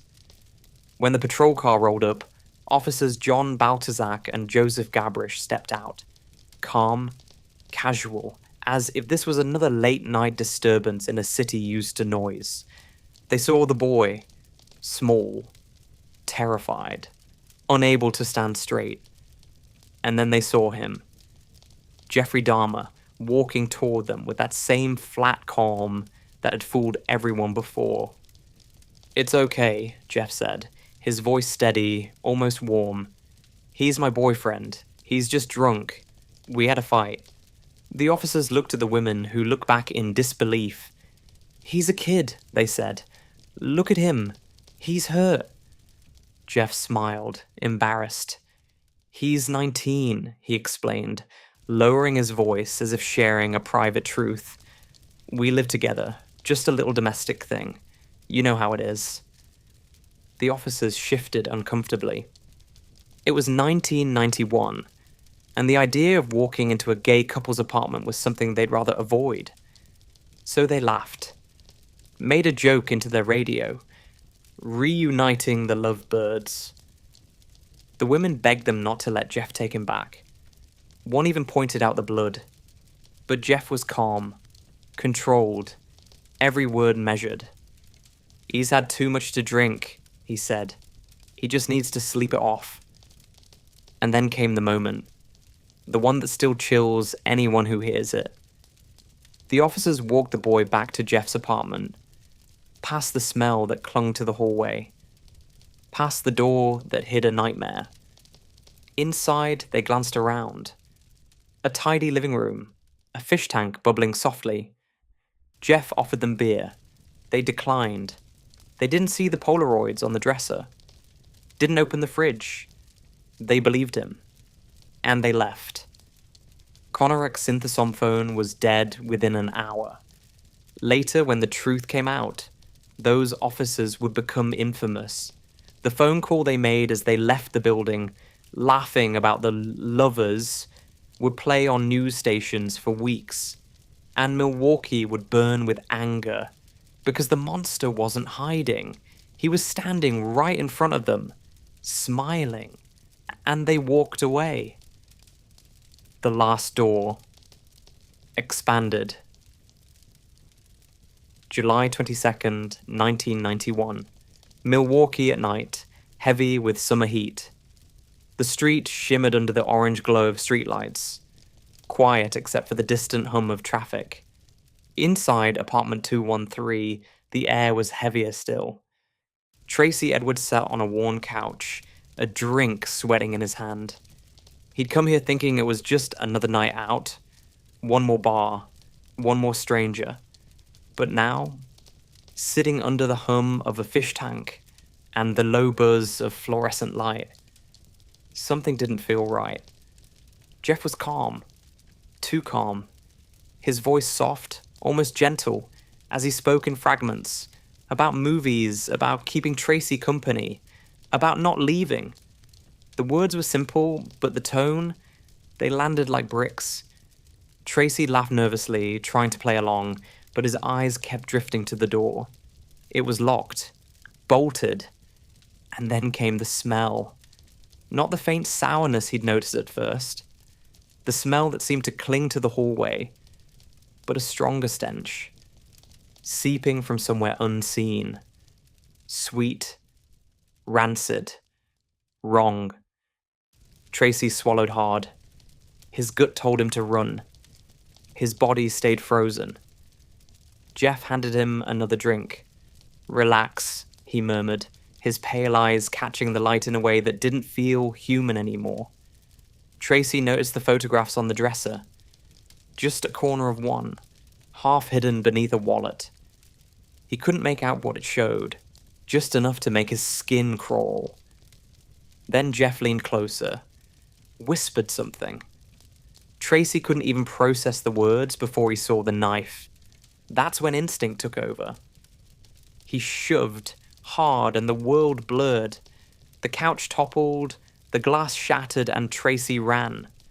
Through the door, bolt snapping loose, into the hallway, down the stairs two at a time, bare feet slapping concrete, heart pounding like a war drum.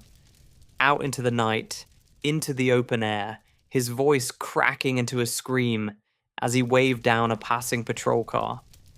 Two officers, Robert Routh and Rolf Mueller, watched a man collapse against their squad car, gasping out fragments of horror.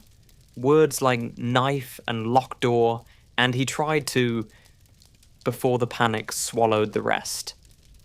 They drove back to 25th Street with Tracy in the back, still shaking, pointing a trembling hand toward the door of apartment 213. Jeff opened it calmly. No panic, no sweat.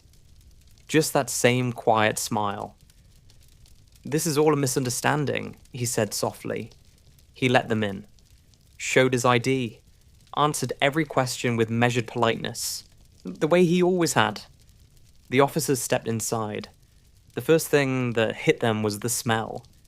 Thick, clinging, almost alive. Their eyes swept the room. Fish tank, bed, dresser. A normal apartment almost. "Mind if we look around?" one asked. Jeff nodded, stepping aside. Then came the Polaroids. At first, just one. Then a handful. Then dozens. Photos so precise, so deliberate, the air in the room turned colder with each frame. Mueller froze. "These are real," he whispered to his partner, voice tight, almost breaking. The cuffs came out. Jeff didn't fight, didn't beg. Just looked at them with the same flat calm he'd worn his whole life, and said, almost tenderly, "For what I did, I should be dead." And with that, it was over. The last door had opened, and the world was about to see what had been hiding in plain sight. Chapter 11. Inside apartment 213. The smell didn't just linger, it clung. Even after Jeff was cuffed and let out, the air inside apartment 213 was thick, almost sticky, with the kind of stench that lives in your clothes long after you leave. The officers stood in the doorway for a beat too long, like their bodies knew before their minds could catch up. This was no misunderstanding. They began to search. At first glance, the room looked almost ordinary. A small couch, a fish tank bubbling gently, a few framed pictures on the wall. Beige carpet, beige curtains. Nothing screamed nightmare. But then their eyes adjusted to the details that made the hairs on their necks stand up. On the dresser, Polaroids, not hidden away, stacked, layered, each one more impossible than the last. Poses too deliberate, bodies too still. For a moment, the officers thought, hoped, they were fake. Then the truth sank in like ice water. They opened a drawer, more photos, a box beneath the bed.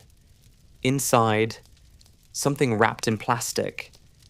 The shape was unmistakable. And then came the fridge. One officer hesitated before pulling the door open, as if some small part of him believed not looking could make it untrue. But the smell told the story before the door did.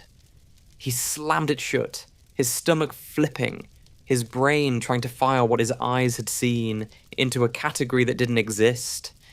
They found a barrel in the corner, industrial, blue, filled with chemicals. Gallons of acid lined up neatly beside it, labels peeling in the heat. A set of power tools resting in perfect order, like instruments laid out for a symphony no one should ever hear. As the evidence techs moved in, they worked in silence. Gloves snapping, cameras clicking, each flash illuminating something worse than the last. Polaroids, bone fragments, skulls tucked away like collectibles. And with every discovery came the weight of the numbers. 17. 17 lives erased inside these walls. Men who walked in smiling and never walked out again. Each one lured with promises of easy money or a drink after dark. Each one reduced to an object in Jeff's obsessive quest for permanence. Why? That question hung in the humid air as officers documented every square inch of that apartment. Later, Jeff would explain it in words as flat as his tone. I didn't want them to leave. That was it. 6 words that carried the gravity of hell. By the time the last piece of evidence was bagged, the story had already started to leak. Reporters gathering outside, microphones buzzing, the name Jeffrey Dahmer rolling off tongues like a curse. The quiet man at the end of the hall, the polite neighbor, the factory worker, was now something else. Something the world would never forget. And the strangest part? Apartment 213 didn't look like the lair of a monster. It looked normal, ordinary, like any other one-bedroom in Milwaukee. Maybe that's what kept everyone awake at night. The realization that evil doesn't need shadows to hide in. Sometimes it sits behind beige curtains and smiles when you say hello. Next comes the trial. The cameras, the headlines, and the man at the center of it all, sitting as calm as if none of this was real. Chapter 12. The Trial and the Myth. When Jeffrey Dahmer walked into the courtroom, the world was already watching. News vans lined the streets like soldiers.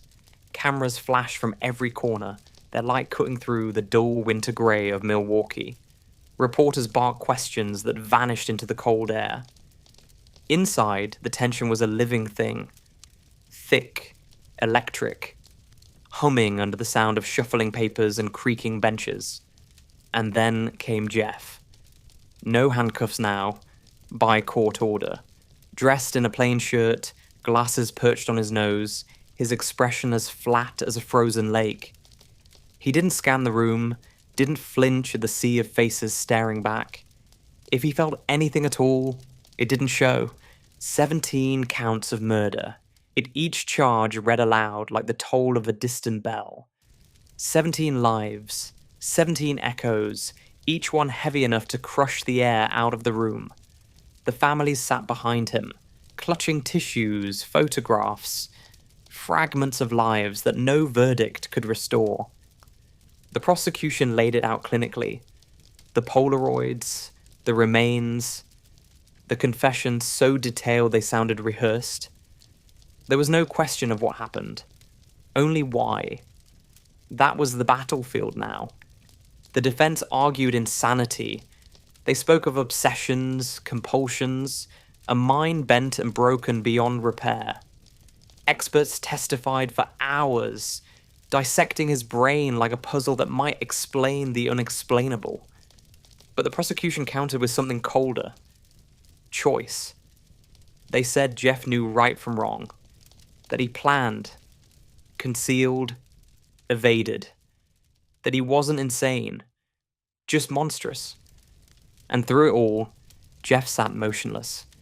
His voice, when it came, was calm, almost gentle. I didn't want them to leave, he said. And later, for what I did, I should be dead. No excuses, no theatrics, just words that hung in the air like frost. The verdict landed like a hammer. Guilty on all counts. Life imprisonment. 17 terms, stacked like bricks. As if numbers could matter in a life like his. Prison was the end of the story. Almost. Jeff spent 2 years behind bars, quiet as ever, until November 1994. A mop, a bathroom, another inmate with a steel bar, and just like that, Jeffrey Dahmer was dead.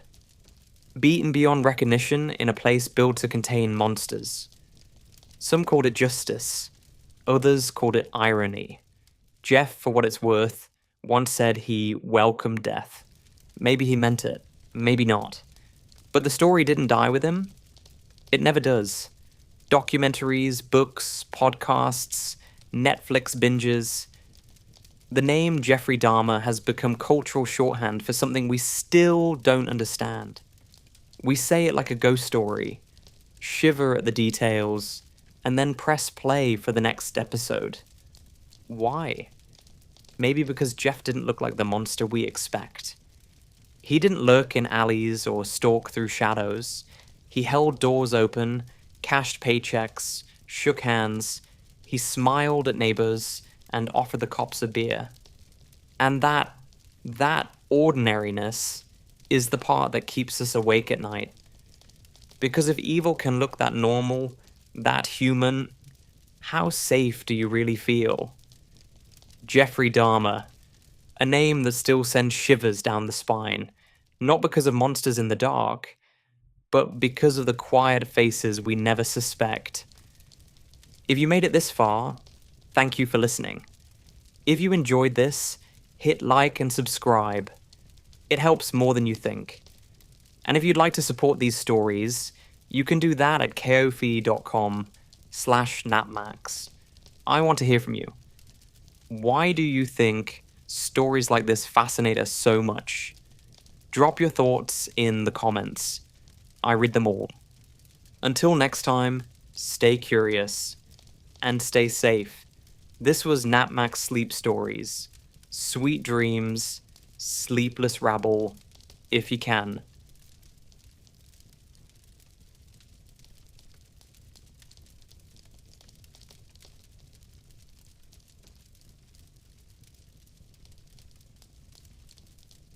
Hey there, sleepless rabble. You couldn't sleep, could you? Perfect. Because tonight, I've got something that will keep you awake in all the right ways. Let me take over for a while. Just relax, and drift with me into the shadows of suburban America. Tonight's story? Beneath the Floorboards, the untold horror of John Wayne Gacy. A nice little bedtime tale about a man who could throw a block party, shake hands with politicians, and still have a secret under his house that would make even Netflix flinch. We're starting where every good nightmare begins, at the end. The cops already have their shovels out. The house smells like regret. And under those wooden beams lies a truth so rotten, it changed the way America looked at clowns forever. So, like and subscribe if you're brave enough to stay till the lights go out. And tell me in the comments, what's the creepiest double life you've ever heard of? This is Napmax Sleep Stories, and you're listening to Boring True Crime for Sleep, John Wayne Gacy edition. Get comfortable. This is going to get unsettling. It was a bitter December evening in 1978. Chicago wore its usual winter mask. Steel skies, streets crusted with ice, a wind so sharp it could slice right through your coat. The kind of night where you dream of warm lights and quiet rooms. Not this night. Not for the men pulling up to 8213 West Summerdale Avenue. The house didn't look like a crime scene. It didn't even look like trouble. Blue siding, white trim, a couple of holiday decorations clinging to the porch, their tinsel stiff in the cold. The yard was neat, driveway cleared. A house like this should feel safe. It didn't. Not tonight. Inside, the air was heavy. Not foul. Not yet. Just wrong. Like a room that hasn't been aired out in months, with a faint, sour undertone you can't quite name. The officers noticed it, exchanged glances, and said nothing. Boots thudded softly across hardwood floors. The living room was tidy.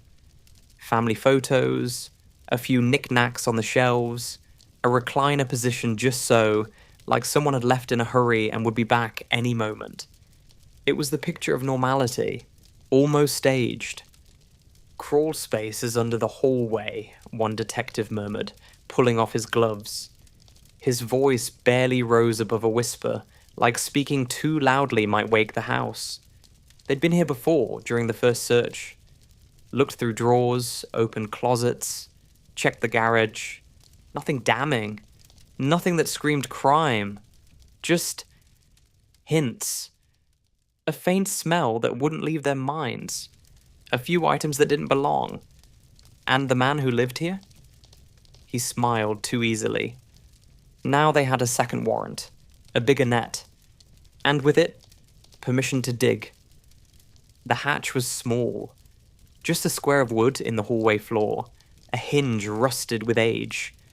One of the officers knelt, pried it open, and a draft of air rose up from the darkness below. Thicker, heavier. The smell hit harder this time. Not strong enough to make you gag, but sharp enough to stir something primal in your gut. A smell that whispered, "Something down here isn't right." A flashlight beam pierced the black void, carving shadows across a low crawl space lined with dirt. At first it looked ordinary. Then someone noticed the soil. It wasn't flat. It was disturbed. Uneven, like something had been buried and buried again. "Start digging," said the lead detective. His voice was tight now. The shovels went in slow at first, metal scraping against frozen earth. Thud. Pause. Another thud. The rhythm built, echoing through the house like a grim metronome. Sweat gathered under collars despite the winter cold. They didn't talk. Nobody wanted to give shape to the thought pressing at the edges of their minds. Then it happened. A sound different from dirt. A dull, solid clink. The kind of sound that says you've hit something you weren't supposed to find. The officers froze. Silence thickened, hanging in the hallway like a ghost. One man crouched, brushed the soil aside with gloved hands. The beam of his flashlight trembled slightly as he leaned closer. What emerged from the earth wasn't a rock. It wasn't wood. It was something else. Something that didn't belong under the floor of a quiet suburban home. He drew back slowly. Nobody spoke, because whatever they had just uncovered was only the beginning, and it would turn this neat little house into the most infamous address in America. Outside, the night deepened. Patrol cars sat like silent sentries along the curb, their lights dark, engines cooling in the frost.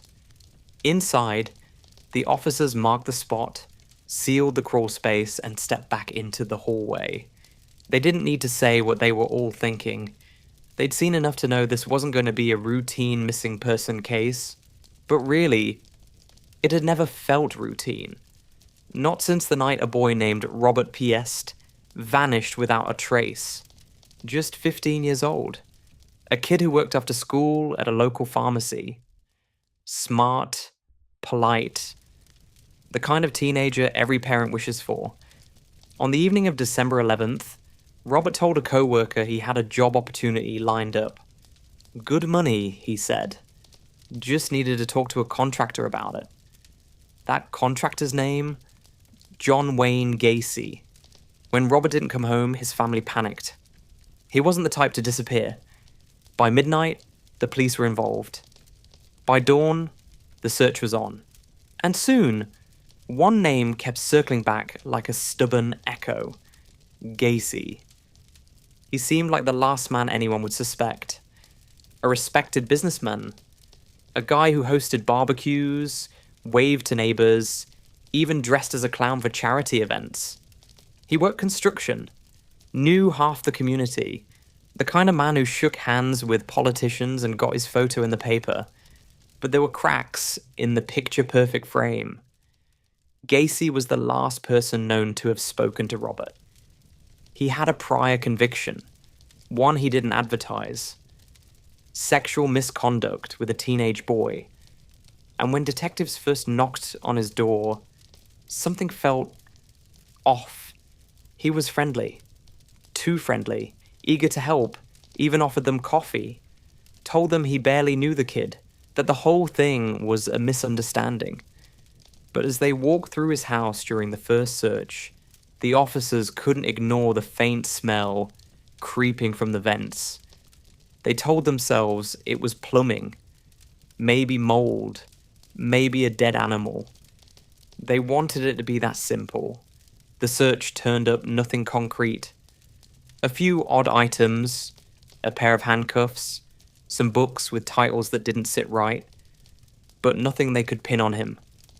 So they left, and Gacy smiled as they drove away. But suspicion has a way of sinking its claws in. The detectives started digging into his past. They found the old arrest record. They spoke to people who knew him. Some called him charming, others called him unpredictable, a man with a temper simmering just below the surface. And so they watched him. Around the clock, two-man teams trailing him through Chicago's icy streets. They saw him stroll into diners, laughing with friends, handing out gifts like some suburban Santa Claus. They saw him disappear into bars and re-emerge hours later, his smile never slipping. If he knew he was being followed, and he did, he didn't seem to care. Then came the first crack. One officer noticed Gacy disposing of something in a trash can behind a gas station. Inside the bag, magazines of a very specific kind. Combined with everything else, it was enough to escalate the case. The judge signed a second warrant. This time, they were going to tear that house apart, piece by piece. What they didn't know was that every hour they waited, every polite conversation they had with this smiling man, they were standing on top of something far darker than they could imagine. Something that wasn't hiding in shadows anymore, but right under their boots. By day, John Wayne Gacy was the picture of normalcy. Scratch that. He was better than normal. He was successful. He was charismatic. He was the guy who made things happen. If you were planning a charity event, he'd be there, sleeves rolled up, grinning for the camera. Need a contractor? Gacy could build you anything. A patio, a deck, a new driveway. No problem. People liked him. Politicians liked him even more. He joined the local Democratic Party. Even got a photo shaking hands with the First Lady once. A glossy little snapshot that hung proudly on his wall. And why wouldn't it? In the eyes of his neighbors, Gacy was a model citizen, a homeowner, a businessman, a man who volunteered at children's hospitals. And then there was Pogo. Pogo the clown. Bright red nose, oversized shoes, and a painted smile that stretched far too wide. Gacy played him at birthday parties, fundraisers, and parades. A clown was harmless, right? Everyone loves a clown. That was the whole point. As Gacy himself would later say, clowns can get away with murder. But behind that grease paint grin, the mask was cracking. People who knew him spoke about two different men. One was cheerful, generous, full of jokes. The other was something else. Moody, controlling, prone to sudden bursts of anger. Employees at his construction company whispered about his temper, his strange late-night habits. They said he liked hiring young guys, paid cash, No questions asked. And then there was the house. On the surface, it looked like a bachelor's home frozen in time.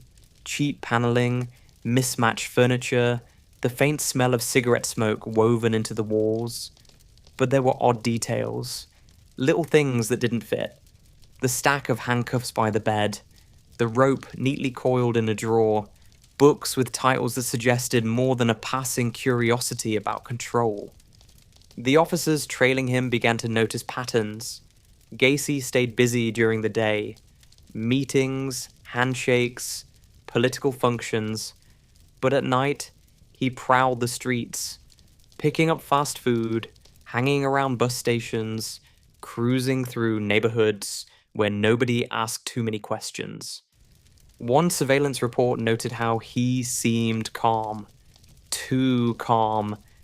Like a man convinced he was untouchable. And maybe he was, until that second warrant landed on the judge's desk.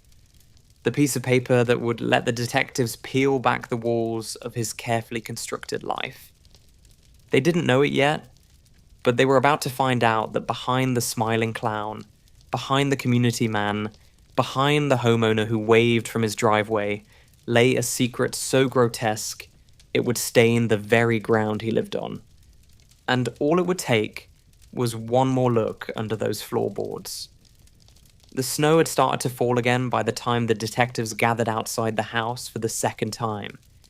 It drifted across the streetlights like powdered glass, settling on windshields, melting into dark puddles on the pavement.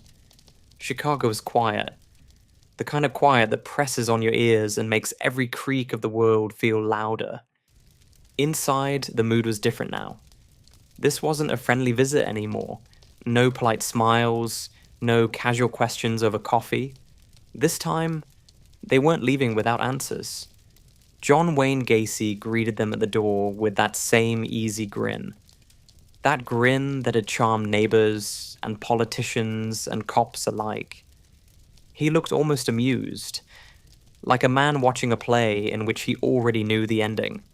"Come on in," he said, his voice smooth as ever. "Make yourselves at home." The officers spread out. The warrant gave them everything. Attic, garage, yard, crawl space, and so they began to peel back the layers of Gacy's life. Drawers came open. Boxes spilled their secrets. A pharmacy bag sat on a shelf, with a name scrawled across it in marker. Robert Peast. The missing boy. The one who had set this entire machine in motion.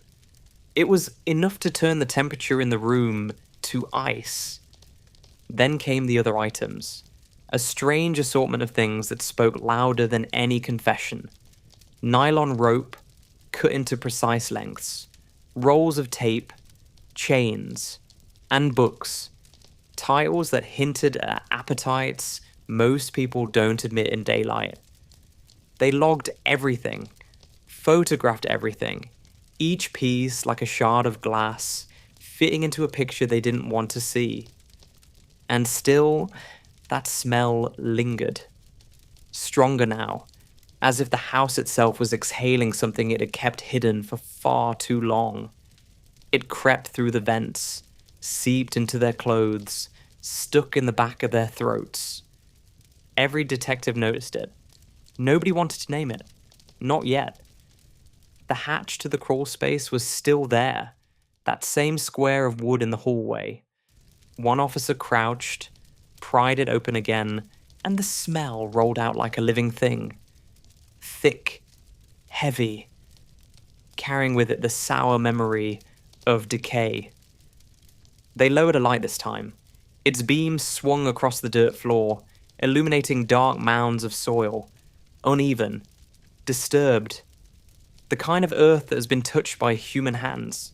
Dug, filled, dug again. "Start digging," the lead detective said, his voice low, brittle. The first shovelful broke the silence like a gunshot. Then another, and another. The sound was steady, rhythmic, each strike carving into the earth as tension curled tighter and tighter around the room. Minutes passed. Sweat rolled down faces despite the winter air. The smell grew stronger, a clinging, rancid weight that turned stomachs and made eyes water. They dug in silence, every man praying they were wrong, even as the truth rose closer with each bite of the shovel. Then the metal edge hit something that wasn't dirt. A sound that froze every muscle in the room. A hard, hollow clunk. The kind of sound you feel in your bones. They dropped to their knees, clawing at the soil with gloved hands, pulling it back in frantic handfuls. And there it was. Not a pipe, not a root. Something else, pale against the dark earth. Smooth, curved. A piece of a jaw. Someone swore under his breath. Another turned away. Hand clamped over his mouth. Because in that moment, the nightmare became real. All the rumors, all the suspicions. They were standing on top of something far worse than they had imagined. And as the dirt gave way to more shapes, more fragments, they realized this wasn't just one. There were others. Dozens, maybe. Layer upon layer of horror, packed into the ground like secrets no one was ever supposed to find. The house was silent, except for the sound of shovels and the ragged breathing of men who knew they had just opened the door to hell. The crawl space had turned into a tomb.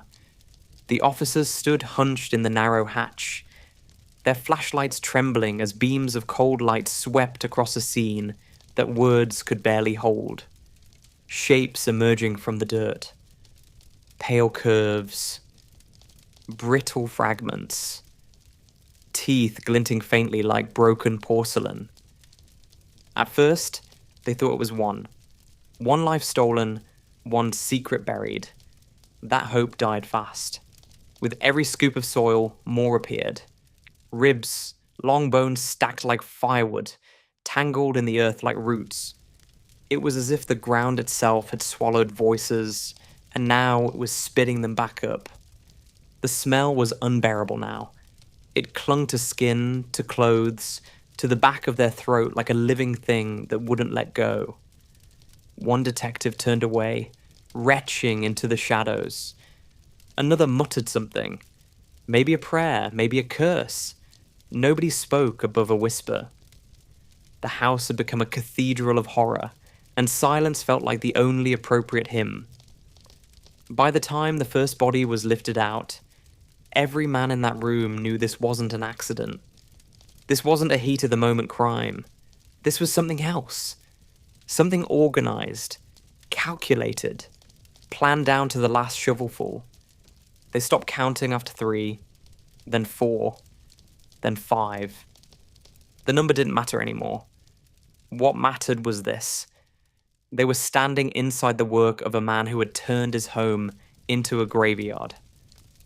When they went back upstairs, John Wayne Gacy was waiting.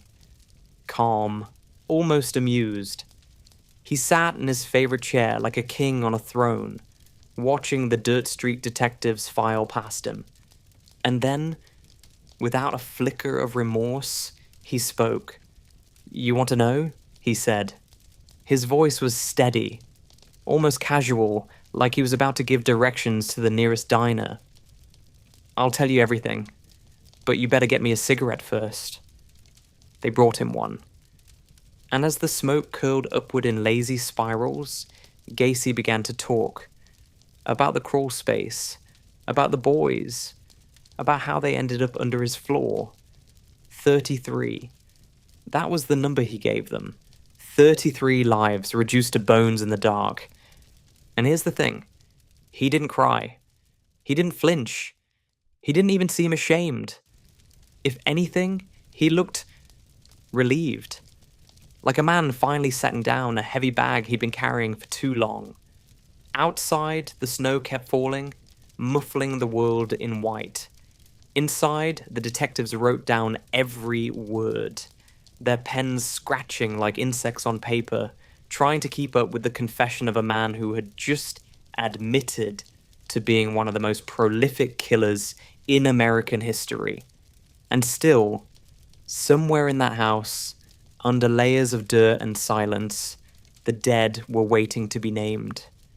Before the crawl space, before the clown, before the name John Wayne Gacy became a headline burned into America's nightmares, there was just a boy. A boy growing up in the flat sprawl of Illinois in the 1940s. He was the second child, the only son, in a house where warmth was rationed and affection was a foreign language. His father, an auto repairman, was the kind of man who thought tenderness was weakness. He drank hard, spoke harder, and kept his fists ready for emphasis. John learned early that love, in his house, came wrapped in conditions and bruises. He was small for his age, sickly. A weak heart kept him from sports, the holy grail of boyhood respect.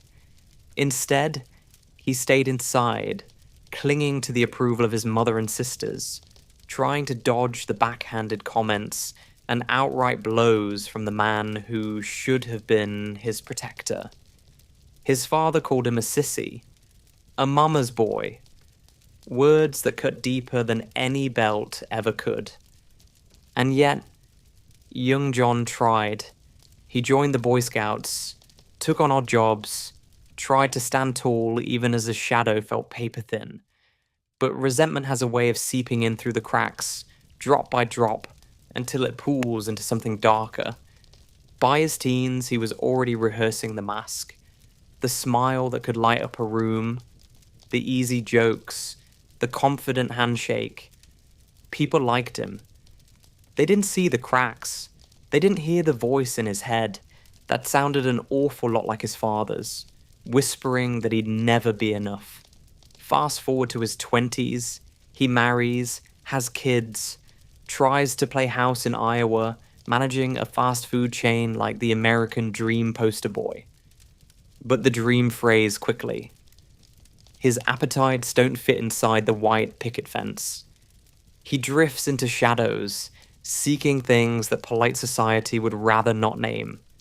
By 1968, the law catches up. An assault on a teenage boy. Prison follows. Now, prison is supposed to break you down or straighten you out. But Gacy, he thrived. Became a model inmate. Cooked meals, organized events. Charmed the staff so well, they shaved years off his sentence. When the gates opened, he walked out smiling. Chicago welcomed him back like a prodigal son. He started a construction business, PDM Contractors, and built more than houses. He built a reputation. Friendly, helpful, the guy who'd show up at your door with a toolbox and a joke. A man who hosted summer barbecues, who strung Christmas lights with care. But masks are heavy things. And when you wear one too long, it starts to fuse with your skin. Gacy wore his like a second face, so well that even when people glimpsed the darkness, they doubted their own eyes. By the mid-70s, he wasn't just blending in, he was thriving. A successful businessman, active in local politics, shaking hands with mayors and smiling for cameras. He even had a little side gig. A character he called Pogo the Clown. Painted face, candy-colored suit, balloon animals for the kids. Who doesn't trust a clown? Behind the makeup, though, was a man who had learned one cruel truth. If the world calls you a monster, you may as well play the part. What no one knew, not the neighbors, not the cops, not even the men who drank with him in smoky Chicago bars, was that the mask had stopped being a disguise. It was who he was now, and everything beneath it was rotting. There's something about clowns. For some, they're joy wrapped in grease paint, a childhood memory of balloon animals and birthday cake. For others, they're nightmare fuel in Technicolor. But for John Wayne Gacy, the clown wasn't just a costume, it was a weapon. He called himself Pogo. The name alone sounds harmless, doesn't it? Like something bouncing around at a carnival, laughter trailing in its wake. And in a way, that's exactly what Pogo was meant to be. Harmless, disarming, a smiling mask to hide the teeth underneath. By the mid-70s, Pogo was everywhere in Gacy's world. Charity events, parades, visits to children's hospitals. He stitched the costume himself, a candy-striped suit, a floppy hat, and a face painted in broad, garish strokes. But here's the detail that chills even the most seasoned criminologists. His clown makeup broke the cardinal rule of clown design. Professional clowns paint rounded shapes, soft curves, friendly lines. Gacy's, sharp angles, hard points. His smile didn't curve gently, it slashed upward like a knife. Even in photographs, the eyes seem wrong. Not playful, not safe. The kind of eyes that look at you, not through you. He loved the power it gave him. As Pogo, he could cross boundaries no ordinary man could. People let their guard down around a clown. A clown can lean close, touch your shoulder, tie a balloon to your wrist, and nobody flinches. That was the beauty of it. The mask wasn't just paint. It was permission. Neighbors thought it was sweet. "Oh, John's so good with kids," they'd say, watching him waddle down the street in full costume, oversized shoes slapping the pavement. They had no idea that the man inside that suit was feeding something dark. Psychologists later called it a coping mechanism, a way to channel urges he couldn't name. But maybe it was simpler than that. Maybe Pogo was the only time Gacy felt untouchable. No shame, no fear. Just pure, unchecked control hiding behind a grin big enough to swallow the world. When they searched his house, they found the costume neatly folded in a box, makeup kits stacked like tools in a workshop. It wasn't evidence of a job. It was a manifesto in red and white, proof that the man who entertained children by day was living out his darkest fantasies by night. Years later, someone asked him why the clown. His answer? A smirk. Then the words that would burn themselves into the annals of criminal history. Clowns can get away with murder. They called them missing persons, as if the word missing could contain the truth. As if a single adjective could capture the gravity of 33 vanished lives. But in the early days, that's all they were. Posters on telephone poles, blurry photographs fading in the Chicago wind. Young men, teenagers mostly, some barely shaving, some already dreaming of the life waiting for them beyond high school. They weren't the kind of kids who made headlines. They were sons of factory workers, busboys, runaways looking for a warm bed and a break. In another world, they would have grown up, fallen in love, paid mortgages, coached Little League. In this one, they slipped through the cracks and into the orbit of a man who wore trust like a tailored suit. Gacy had a method. It started with charm, a friendly smile, a promise. Sometimes it was work. Cash-in-hand jobs with his construction company. Easy money, no questions asked. Other times, it was just the offer of a ride on a bitter Chicago night. The kind of kindness that doesn't set off alarm bells. Who says no to a man who seems respectable? A man who shakes hands with politicians and dresses as a clown for charity events. He knew how to talk, how to make himself sound safe.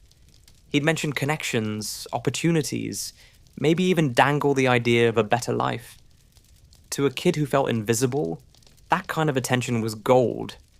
And so they said yes, they got in his car, they followed him home, and from that moment, the world would never see them again. The tragedy isn't just in what happened to them. It's in how long it took anyone to notice. Back then, missing teenagers were often written off as runaways.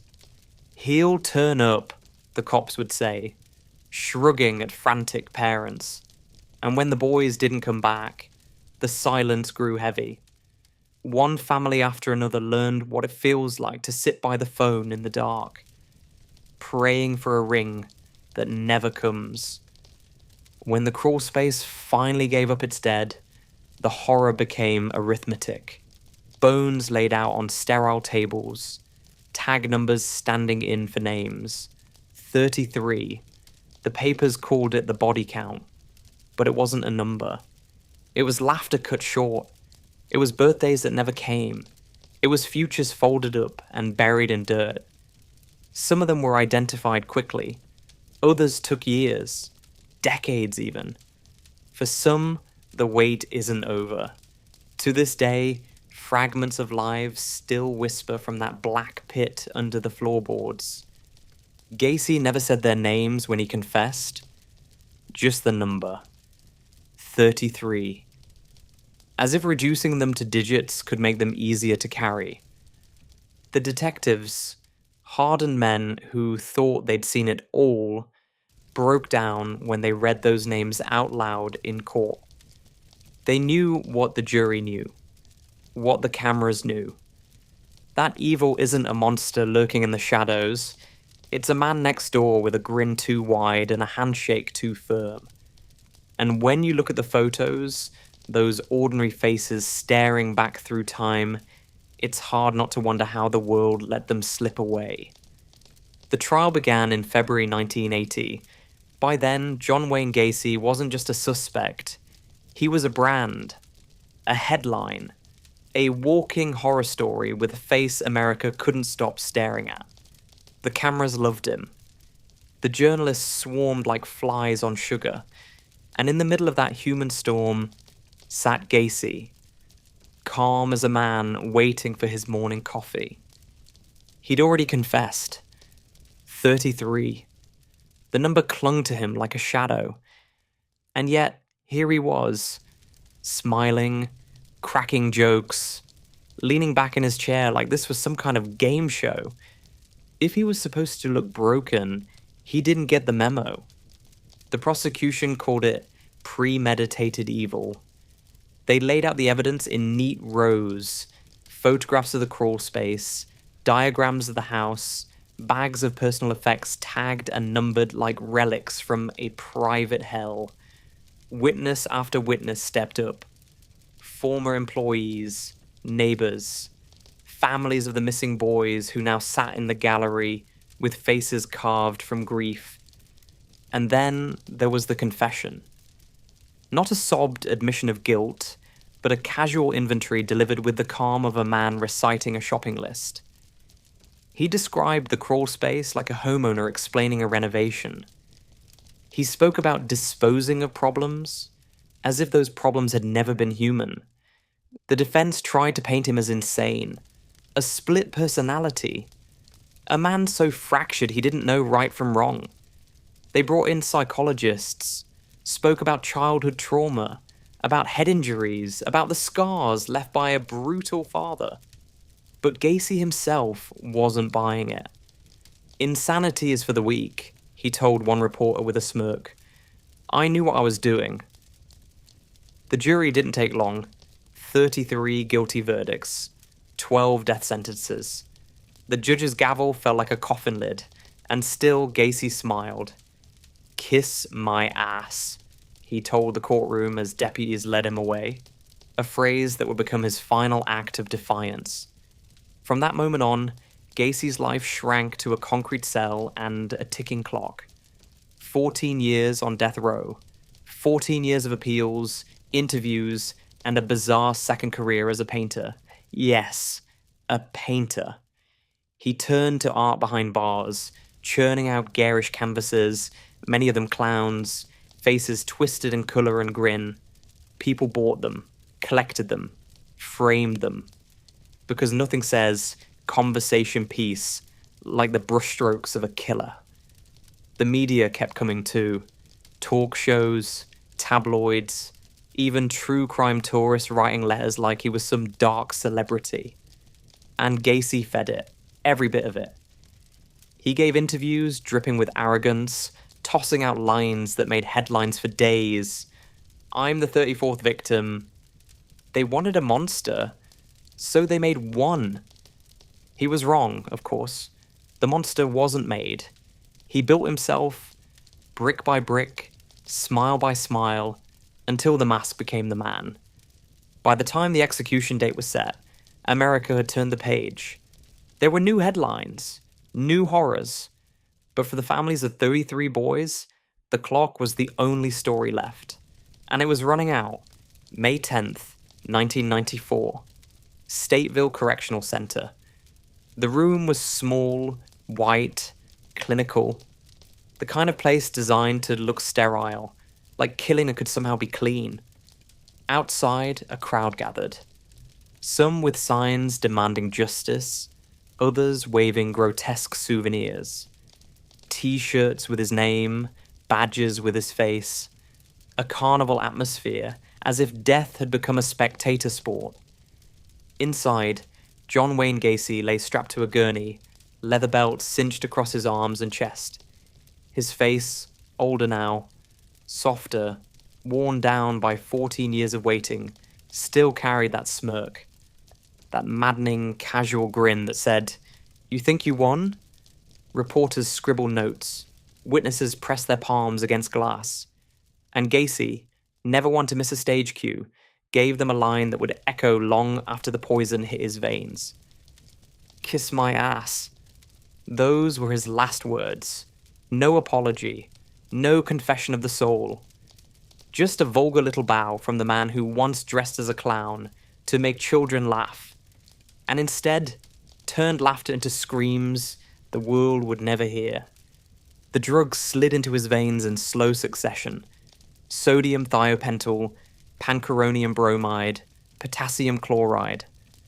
A scientific cocktail with one purpose: to stop a heart that had never learned to feel. His chest rose once, twice, then stilled. Official time of death, 12:58 a.m. And that was it. A headline closed. A chapter finished. Or so it seemed. But endings are never that neat, are they?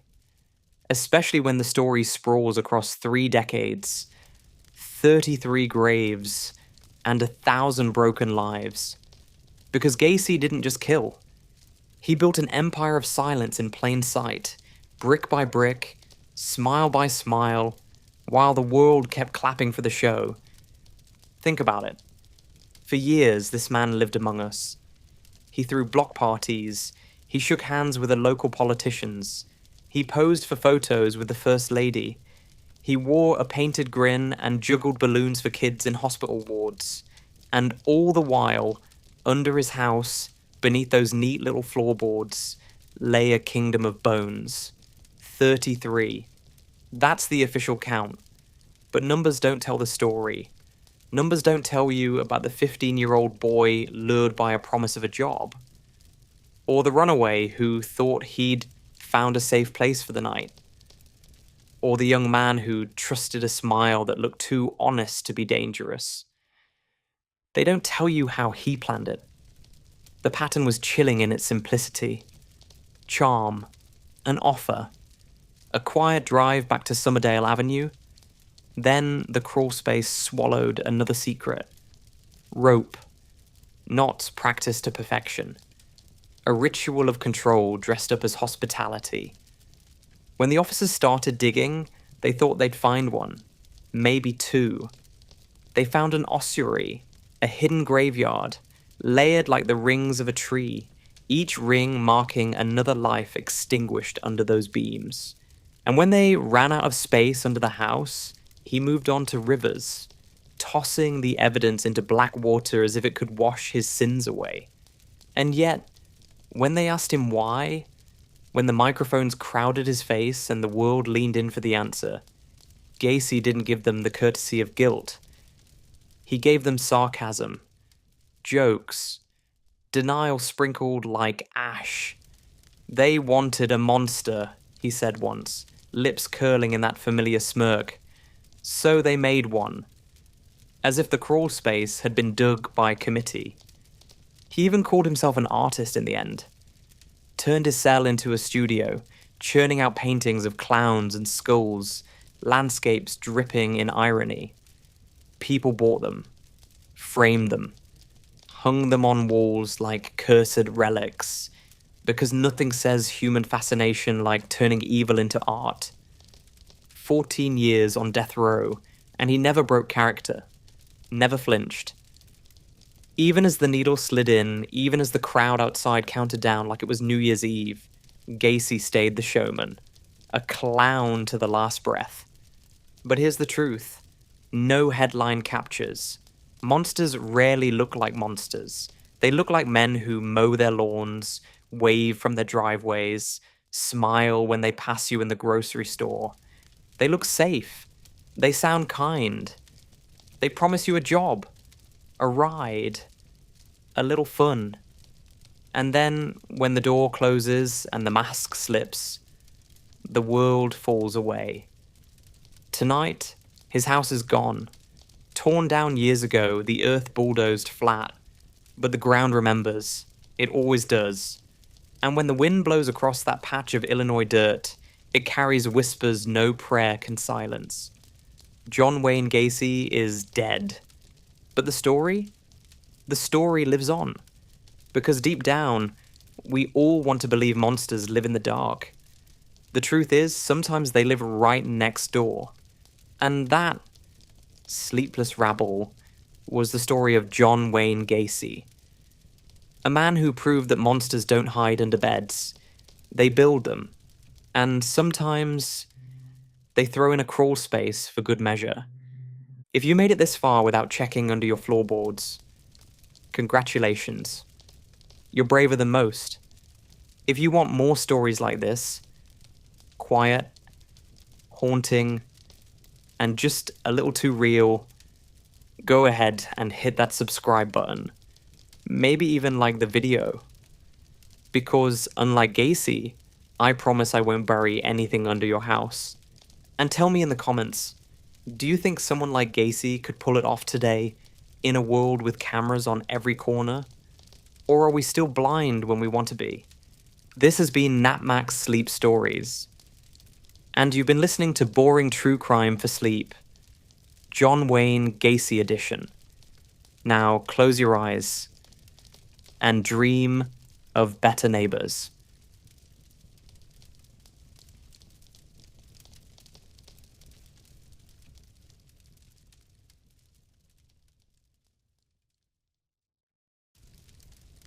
Hey there, sleepless rabble. Before Monster. Season 4 drops, and the whole internet starts pretending they just discovered her. Let's talk about the woman who turned Victorian virtue into true crime legend. Lizzie. Freaking Borden. She was quiet, polite, the kind of girl who'd offer you tea, and possibly the axe. No serial killer, no stranger danger. Just a prim New England lady who allegedly deleted her parents before breakfast and somehow walked free. And that's the difference between Napmax and Netflix. They'll dramatize it. We'll dissect it.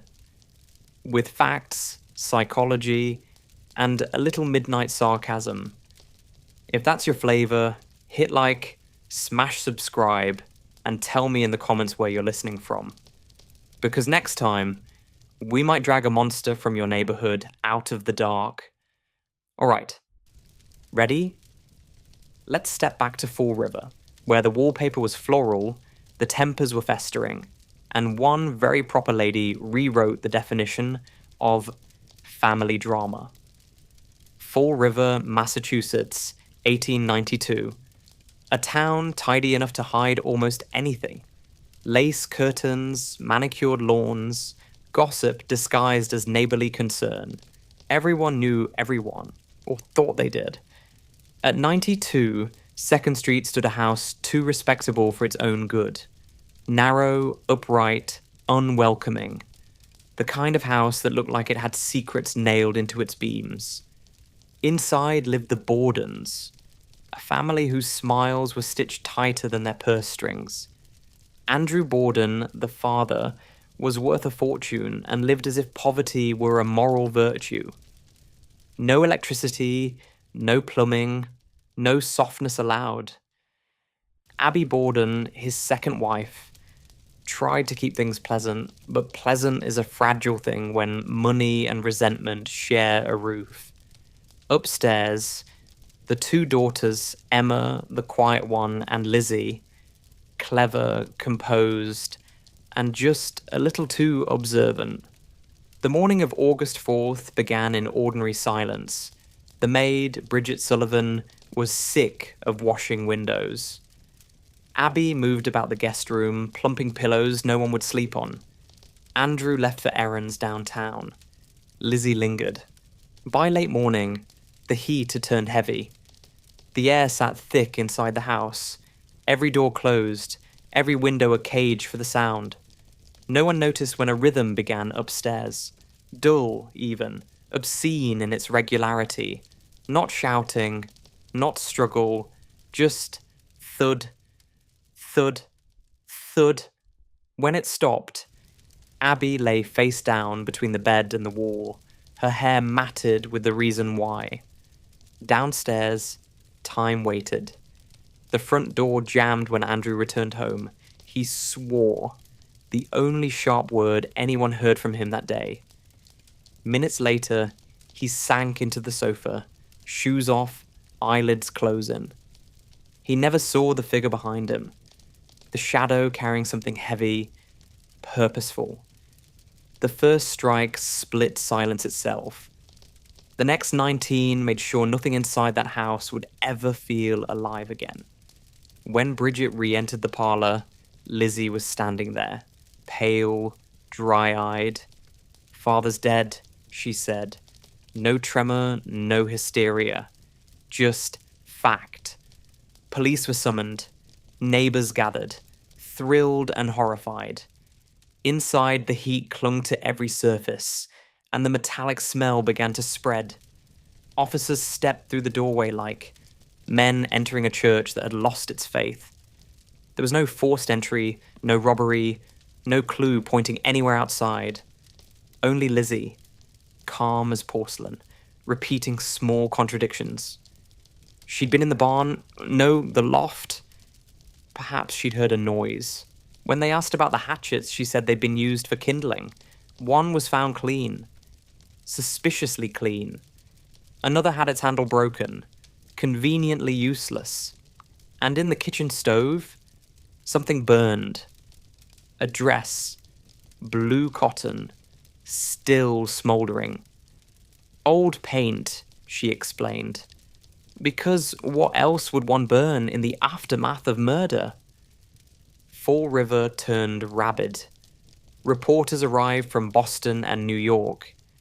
Sketch artists lingered outside the house, waiting for a glimpse of the genteel murderess. Women in corsets whispered that she had been driven mad by repressed fury. Men in waistcoats said women simply couldn't do such things. Everyone agreed on one point. Something about Lizzie didn't fit. She didn't cry. She didn't faint. She simply existed. A blank space where grief should have been. By evening, officers led her away for questioning. The crowd parted, watching her pass with morbid fascination. She looked neither guilty nor afraid. Just inconvenienced. Upstairs, the guest room cooled. Blood dried into wallpaper. The house seemed to exhale, relieved that someone had finally noticed it. Outside, the whispers gathered momentum. They would feed on her name for decades. But that first night, they were only beginning to form the legend. And as lanterns flickered against the darkening street, Fall River asked the question it never stopped asking. What kind of woman does this?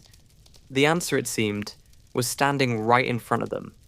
Perfectly still, perfectly polite, and about to become the most infamous suspect America had ever seen.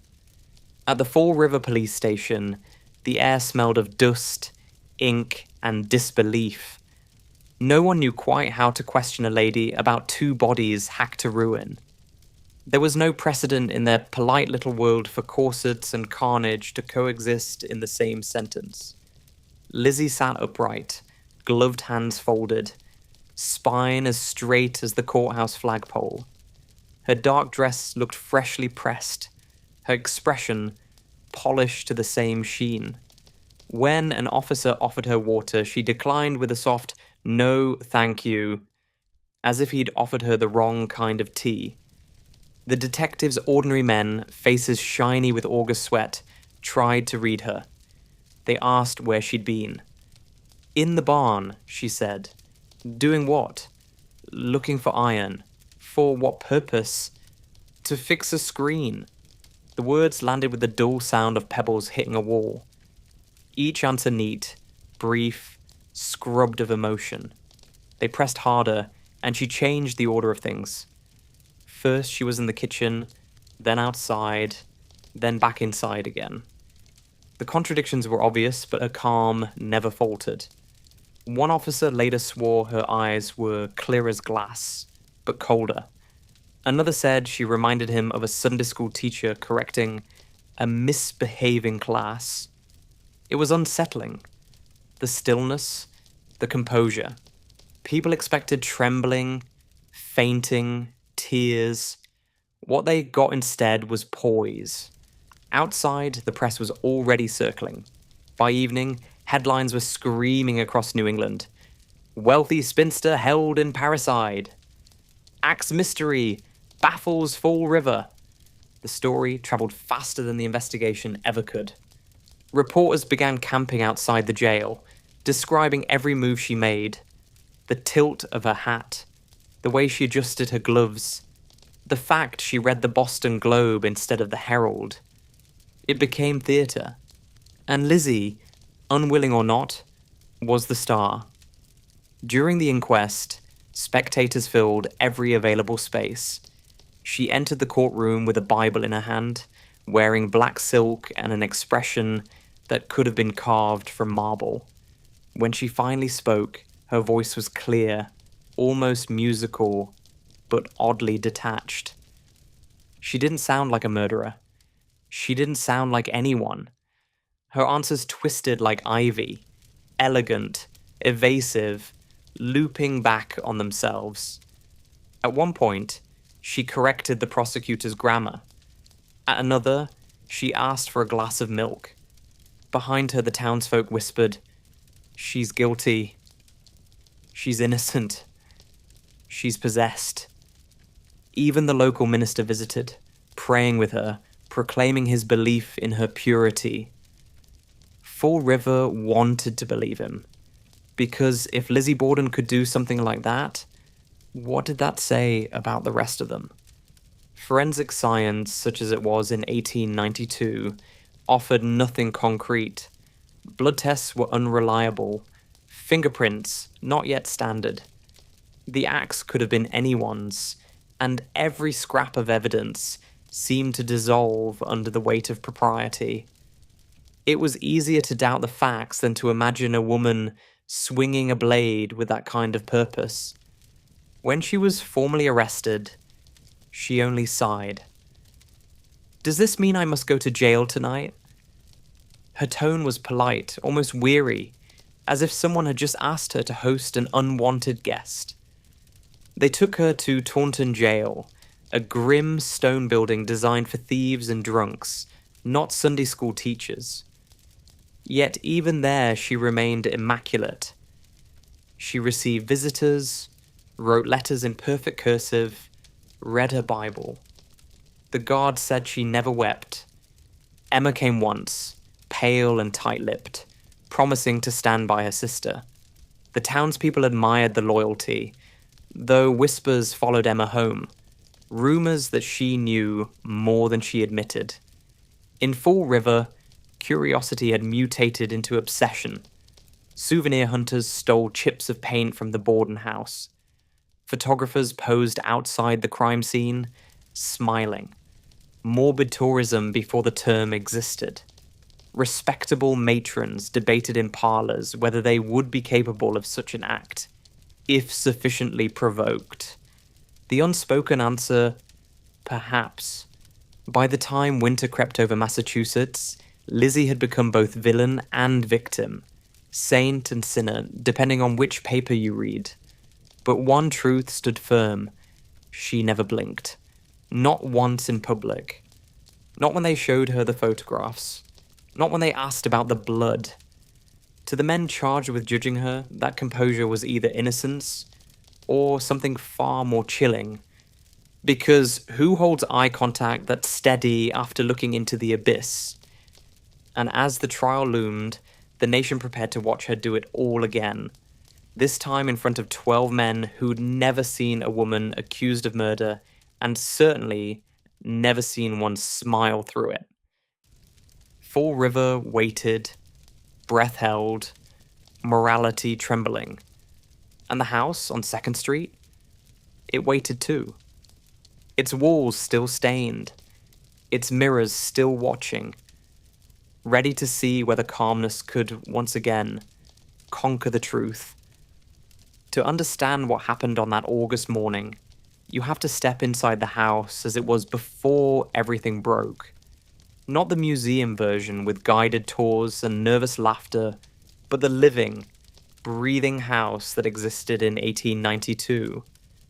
The one that smelled of boiled mutton, stale coal dust, and restraint. The Borden home was a monument to thrift. Andrew Jackson Borden could afford luxury, but believed comfort bred weakness. He owned banks, properties, and factories, yet refused to install indoor plumbing. When neighbors installed electricity, he called it wasteful vanity.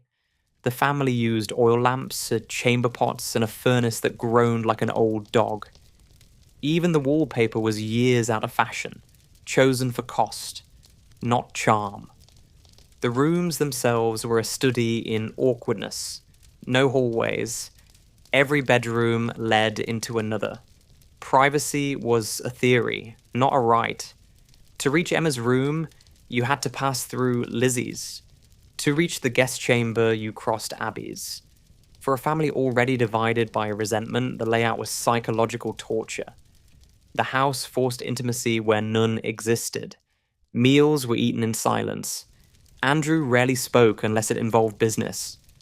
Abby managed the household as best she could, though the daughters addressed her only as Mrs. Borden, never mother, never even Abby. That kind of distance isn't created overnight. It's cultivated. Lizzie and Emma believed Abby had married for money, and resented their father's generosity toward her relatives. He'd recently given Abby's half-sister a house, while his own daughters slept under the same roof they'd known since childhood. For Lizzie, every act of charity toward Abby's kin felt like betrayal. In February 1892, just months before the murders, Lizzie stopped eating meals with her parents entirely. She lived in the same house but moved like a ghost through its corridors. Present, but separate. She rarely spoke to Abby, avoided her father except for practical matters, and poured her energy into church work and charity committees. Fall River Society adored her for it. No one realized that those charities might have been the only place where she could breathe. Downstairs, Andrew's routine never changed. Breakfast at 7, business calls until 11, a nap on the sofa before lunch. He was predictable, unshakable, except for the occasional temper when household order slipped. He locked doors religiously, double bolting even interior ones. Control was his creed. Abby filled the gaps with housekeeping rituals, cleaning rooms already spotless, rearranging furniture that didn't need rearranging. A woman desperate to impose peace on a place that had none. Bridget, the maid, joked that the house was cursed, though softly, under her breath. The sisters found small escapes. Emma visited friends across town. Lizzie traveled to New Bedford to stay with relatives. Each time she returned, she seemed sharper, more restless. In June, She discovered her father had killed the family's pigeons with an axe, the birds she'd raised in the barn for company. They attracted boys, he'd said. It was the kind of petty cruelty that leaves splinters under the skin. By midsummer, tension had thickened into something you could taste. Even Bridget felt it. She told a friend later that meals had become unbearable. No one spoke, no one smiled. The air felt wrong. And then came the food poisoning. A week before the murders, all 4 family members fell ill after dinner. Abby suspected spoiled milk. Lizzie whispered it might have been deliberate. For once, no one laughed. The idea of poison lingered, invisible but heavy. Still, the daily rituals continued.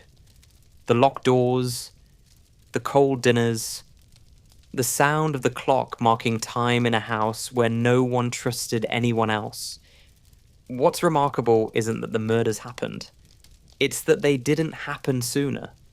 Because under that roof, civility was armor. Every good morning was a performance. Every silence, a weapon. And somewhere in that quiet theatre of repression, something began to snap.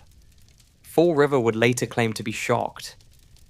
But behind closed doors, every house had its own small cruelties, its own locked feelings. The Bordens were simply the ones whose walls finally gave out. If you stood outside on a summer night back then, you could hear the faint hum of conversation through those narrow windows. Nothing remarkable, just the soft, ordinary sounds of family life. But sometimes, between the words, there was something else. The sound of restraint cracking one polite breath at a time. And it was in those moments, beneath the gaslight and the lace curtains, that the story really began to take shape.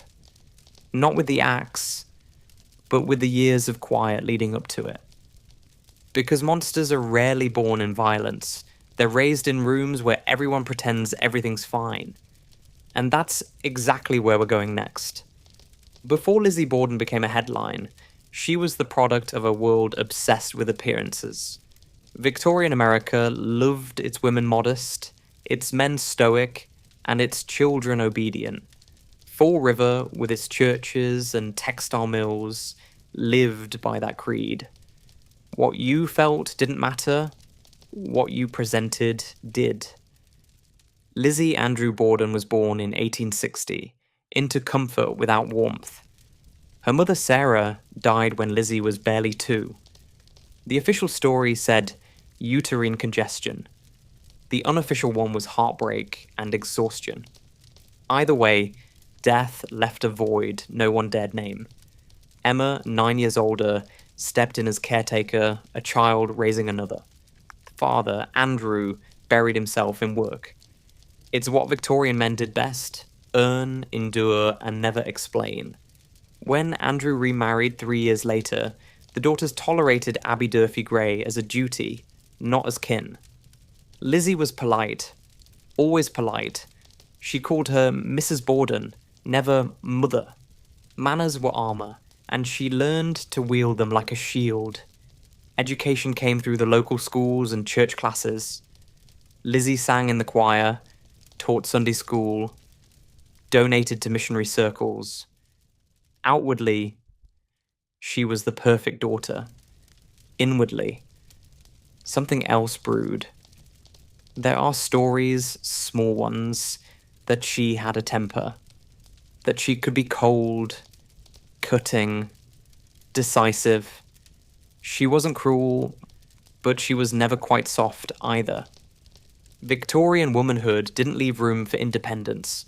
A woman's ambitions were supposed to end in marriage or martyrdom, and Lizzie chose neither. By 30, she was already considered a spinster, a word designed to sound like a warning. But she didn't care. She had her committees, her church, her carefully pressed clothes. She was respectable, and that was power of its own kind. Still, Fall River whispered. It always did. Why wasn't she married? Why was she so outspoken? Why did she travel without a chaperone, wear black in summer, and challenge shopkeepers on prices? Every deviation from the expected became a curiosity. Behind all that was a mind that didn't quite fit her era. Lizzie read widely, loved theatre, kept track of politics. She'd seen the new century coming, but she was stuck in a house that belonged to the old one. No freedom, no fortune of her own, no say in how the family's money was handled. Everything belonged to Andrew, even the rooms she lived in, even her silence. That pressure, historians say, built slowly. The repression of Victorian society was a masterclass in psychological compression. Decades of no, not proper, and be grateful. And women like Lizzie learned to smile through their teeth while something behind their ribs burned quietly. When friends visited, they described her as gracious, intelligent, occasionally withdrawn. Others said she had a fixed gaze, as if always studying, measuring, waiting. Some believed she'd been emotionally stunted by the early death of her mother. Others thought she'd inherited her father's severity. It's tempting to romanticize her, to imagine a brilliant mind trapped in a suffocating age. But the truth is probably simpler and sadder. She was ordinary enough to be invisible, yet intelligent enough to hate it. At church, she found purpose. At home, she found friction. Her father's devotion to frugality bordered on tyranny. He refused to buy meat from the better butchers, refused new dresses, refused social outings. Even the family's meals reflected his restraint. Cold mutton, reused soups, leftovers disguised as respectability. By her 20s, Lizzie began showing signs of depression. Letters suggest she'd grown tired of the same routines, the same walls, the same insistence on obedience.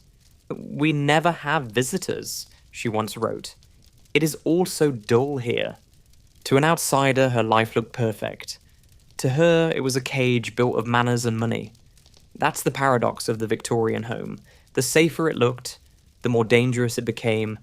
Repression breeds pressure, and pressure demands release. Whether it comes out as tears, madness, or blood depends entirely on how tightly you've been holding the facade. By 1892, Lizzie was holding it tighter than ever. The church loved her. The town admired her. And the house she lived in had begun to feel like a closed fist. If you look closely then, really closely, you could see small fractures in her control. Moments of sarcasm too sharp to be polite. Glances that lasted a second too long. Words bitten off before they turned into something else. The signs were there. They always are. But in Victorian society, people preferred not to see them. They called it nerves. They prescribed walks, rest, prayer, anything but honesty. So Lizzie kept smiling, kept serving tea, kept walking to church with her gloves perfectly matched. And beneath that precision, something kept building. Because when you raise a woman to be silent, she learns to speak in other languages. In tone, in gesture, or if she must, in violence. And in Fall River, that silence had been echoing for 30 years. By the time 1892 rolled around, the Borden household was less a family and more a polite war zone. From the street, it looked immaculate. Clean lace, pressed curtains, freshly swept stoop. Inside, though, the air felt charged, like the pause before a thunderstorm. The sisters had stopped eating meals with their parents. What began as sulking had hardened into ritual. Lizzie and Emma took breakfast alone, often upstairs, their plates delivered by the maid in uncomfortable silence. The house itself was divided into invisible borders. Upstairs belonged to the daughters, downstairs to the parents, the maid shuttling between like a reluctant diplomat. To outsiders, this was a family disagreement. Inside, it was something uglier. It had started, at least officially, with real estate. Andrew, ever practical, had recently gifted Abby's half-sister a house. Not a grand one, but enough to spark resentment. His own daughters had begged for a property of their own for years. When they found out about Abby's gift, their anger simmered quietly. The kind that never cools. Andrew later gave them a small rental in return, but the damage was done. Lizzie's resentment of her stepmother hardened into something nearly ceremonial. She refused to address her as anything but Mrs. Borden. She stopped sharing family duties. She even skipped the traditional Sunday dinner, claiming headaches or errands. It wasn't rebellion, it was erasure. Emma, older and gentler, tried to keep the peace, but she followed Lizzie's lead. Together they formed their own small alliance upstairs. A kingdom of two, plotting in whispers. Abby knew she wasn't welcome, but she tried anyway, clinging to civility like a shield. When she entered the daughters' rooms, the conversation died instantly. The house, already claustrophobic, became unbearable. Its layout, door after door, each opening into another room, gave everyone the sense of being watched. There were no corridors, no privacy, just overlapping spaces where every movement echoed. Lizzie had complained to a friend. There's no way to live comfortably here. She wasn't wrong. The summer heat didn't help. The air thickened, trapping every unsaid word. Meals went uneaten, tempers shortened, and sleep came fitful and late. The neighbours might have noticed if they'd been looking, but no one ever looks too closely at other people's respectability. In June, a small argument over a dress exploded into a full shouting match. Abby accused Lizzie of ingratitude. Lizzie accused Abby of greed. Andrew ended it the only way he knew, by retreating to his office, pretending none of it existed. His solution to conflict was always distance, and distance in that house only made things worse. Then came the pigeons. Lizzie had kept them in the barn, a tiny sanctuary of her own. She fed them daily, watched them preen, named a few, but one morning, she found them gone, their necks twisted, their feathers scattered. Her father had killed them. He said boys had been breaking into the barn, and the birds invited trouble. That single act of thoughtless cruelty stuck like glass under her skin. She barely spoke to him after that. By July, even the servants were uneasy. Bridget, the maid, complained of headaches, of spoiled meat, of strange smells from the well. The family grew ill one week, vomiting, chills, weakness. Abby muttered about bad mutton. Lizzie muttered about poison. For days, everyone eyed their food as if it might bite back. And through it all, Lizzie's composure held. She smiled, spoke softly, went about her errands. Yet people around town began to notice a hardness in her tone, a distance that hadn't been there before. When she attended church, she seemed elsewhere, her expression fixed somewhere far beyond the hymns. Even Emma sensed something building. In a letter to a friend, she wrote that Lizzie had become queer and restless. Within weeks, Emma would leave town to visit friends. Exhausted, she said, by the air at home. It was the last time she saw their parents alive. Left alone with Andrew, Abby, and Bridget, Lizzie occupied a world of silence and heat. Breakfasts were perfunctory. Andrew locked every door. Abby clung to routine, desperate to keep the household upright.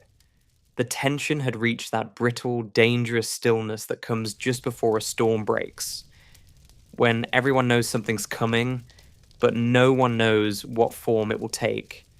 Looking back, the warning signs seem obvious. But the truth is, most tragedies look ordinary until the final second. A missing word, a slammed door, a gesture you've seen 1,000 times. Only this time, it's the last. By the first days of August, Fall River was in a heat wave. The air inside 92 2nd Street hung motionless, the kind of heavy quiet that presses on your skull. Even the clock seemed to tick slower. And then, one morning, something inside that house snapped. It wasn't rage, it wasn't madness, it was the simple, brutal logic of years of suffocation finally asking for air. What happened next turned the house into legend. But the fuse was lit long before the blade ever fell. And the day it did, the silence finally spoke. August 4th, 1892. The kind of morning that pretends to be ordinary. The sun rose lazy over Fall River, draping its light over the mills and rooftops, gilding even the dull bricks of 2nd Street. Inside the Borden house, it found dust in the curtains, polish on the furniture, and a family running on fumes. Bridget the maid had already been up for hours, fighting the windows that refused to stay open. Abby was moving through her endless checklist. Bed linens, guest room, breakfast. Andrew had left earlier to run errands downtown. The man carried order like armor. No one ever saw him without his pocket watch and his sense of control. Lizzie was there too, moving quietly through the rooms, polite as always. Her presence as smooth as the surface of still water. If you look closely, though, you might have seen something different in her that morning. A kind of calm, too heavy to be peace. The house was stifling. Outside, horses shifted restlessly in the street. Inside, time crawled. Breakfast had been cold mutton again, reheated and unappetizing, the smell clinging to every corner. Bridget gagged as she washed the dishes, muttering about how the family had all been sick the day before. Abby, ever practical, called it spoiled milk. But Bridget suspected something worse. Around 9, Abby went upstairs to tidy the guest room. It was her habit to keep everything immaculate, even when no one was expected. She moved methodically, pillowcases, dusting cloth, small sighs between gestures. Downstairs, Lizzie told Bridget that her stepmother had gone to make the bed. It was the last time anyone saw Abby alive. Andrew returned home shortly after 10. The heat had thickened. His shoes stuck to the pavement as he walked. Bridget unlocked the door for him. The lock had jammed again, the key refusing to turn. He grumbled under his breath, annoyed but mild. "I think I'll lie down," he said, removing his shoes in the parlor. He settled on the sofa, newspaper half folded, eyelids lowering. The room was quiet except for the faint creak of the rocking chair and the hum of flies at the window. Lizzie stood nearby for a moment, as if deciding whether to speak. Then she turned and walked away. No one knows what happened next. No shouts, no struggle, only the sound of metal meeting flesh, a rhythm so deliberate it could have been mistaken for work. 17 blows, maybe more. When it was over, the parlor smelled of iron and oil. The carpet darkened, the clock ticked, and the quiet returned. Minutes later, Lizzie called to Bridget, her voice oddly steady. "Maggie, come quick." "Father's dead. Someone came in and killed him." Bridget froze at the bottom of the stairs. "Where's Mrs. Borden?" she asked. Lizzie's answer was precise. "I think she's out. She had a note from a sick friend. No one ever found that note. When the neighbors rushed in, Lizzie stood in the kitchen, calm, hands clean. She offered small details, her sentences clipped and deliberate. The police were sent for. They arrived to find her sitting upright, fanning herself. the perfect image of a Victorian lady suffering an unpleasant inconvenience. The investigation began in confusion. The doctor, summoned in haste, examined Andrew's remains and declared him gone, as if that needed confirming. Upstairs, a search revealed Abby, cold and stiff, in the guest room. She'd been dead for over an hour. The realization sank in. Both murders had occurred within the same house, in daylight. While only 3 people were present, Lizzie, Bridget, and the dead. They questioned the maid first. Bridget swore she'd been outside, vomiting by the fence, sick from spoiled food. She hadn't heard a thing. Then Lizzie. She told them she'd been in the barn, looking for iron to fix a screen. Her story wavered. First she'd eaten pears there, then she hadn't. First she'd been gone 20 minutes, then only a few. The details danced just out of reach, never quite consistent, never quite wrong. By noon, the house was crawling with police, reporters, and neighbours pretending to help. Word spread fast. 2 Bordens, murdered. No suspect, no robbery, no explanation. Lizzie's composure unsettled everyone. She answered questions with perfect courtesy, occasionally correcting an officer's phrasing. She asked if someone could fetch her a clean handkerchief.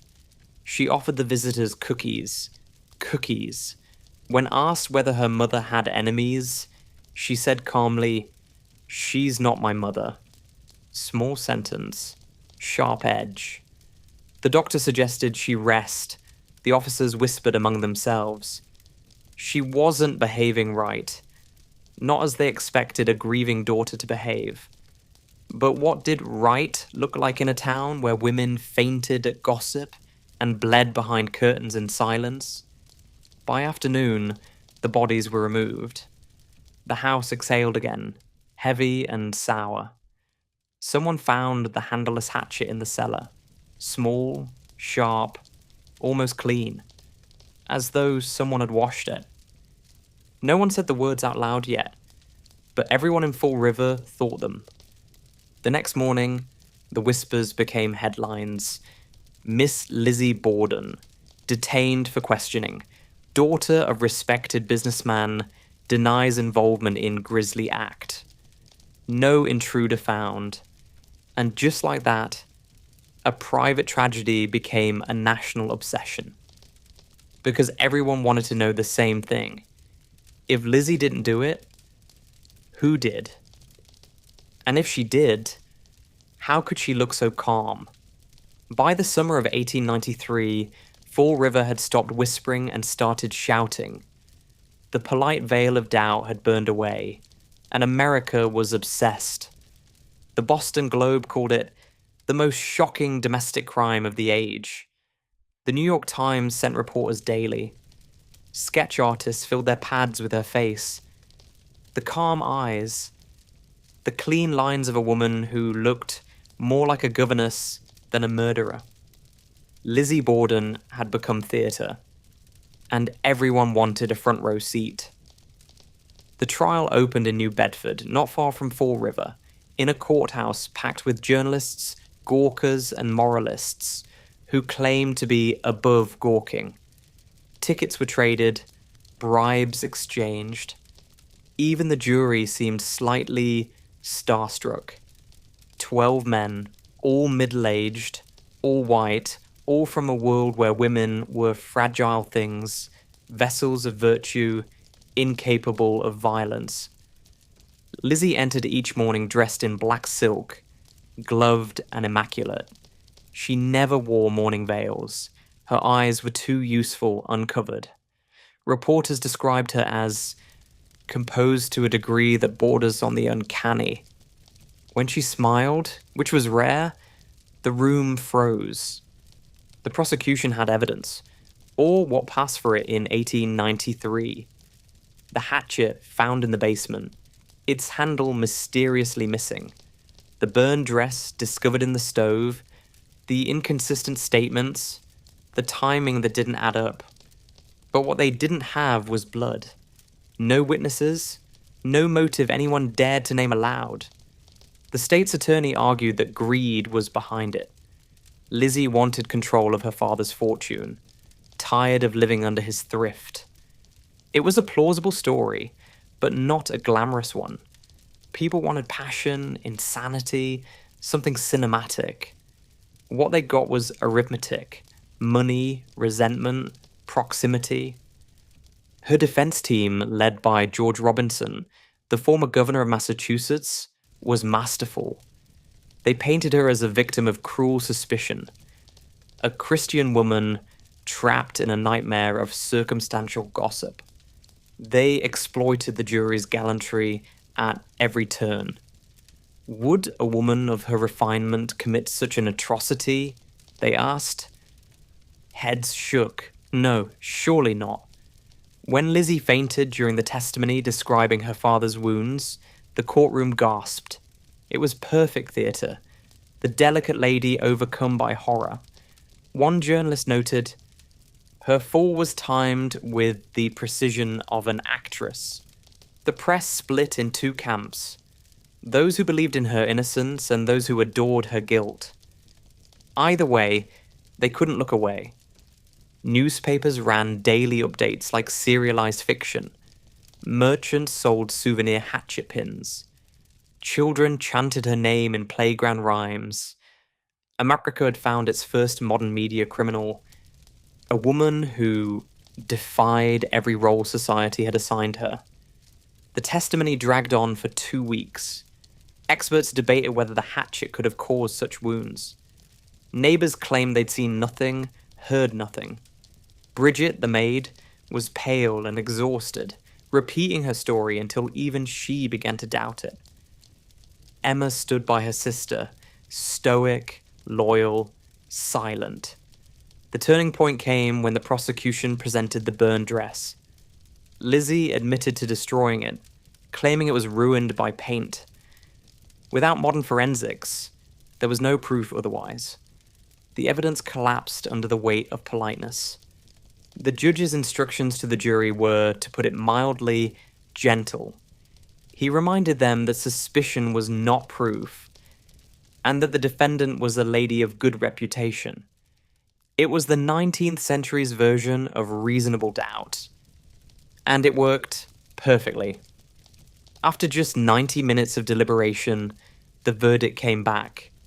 Not guilty. The courtroom erupted. Some clapped. Some wept. Some sat in stunned silence. Lizzie didn't cry. She didn't even smile. She simply exhaled, a slow, measured breath, and whispered to her lawyer, "I am innocent. I leave it to God." Outside, crowds cheered, bands played. Inside, the press began crafting the legend. For the first time in American history, a woman had been tried for the brutal murder of her parents, and walked free. It wasn't justice, exactly, but it was history. Lizzie Borden left the courthouse that day, not as a victim or a killer, but as something new. A symbol. A riddle wrapped in propriety. Too polite to confess, too composed to condemn. But Fall River didn't forgive her. Freedom didn't bring peace. She returned home to a town that crossed the street when she approached, that whispered murderous under its breath. The house on 2nd Street stood empty. She never set foot in it again.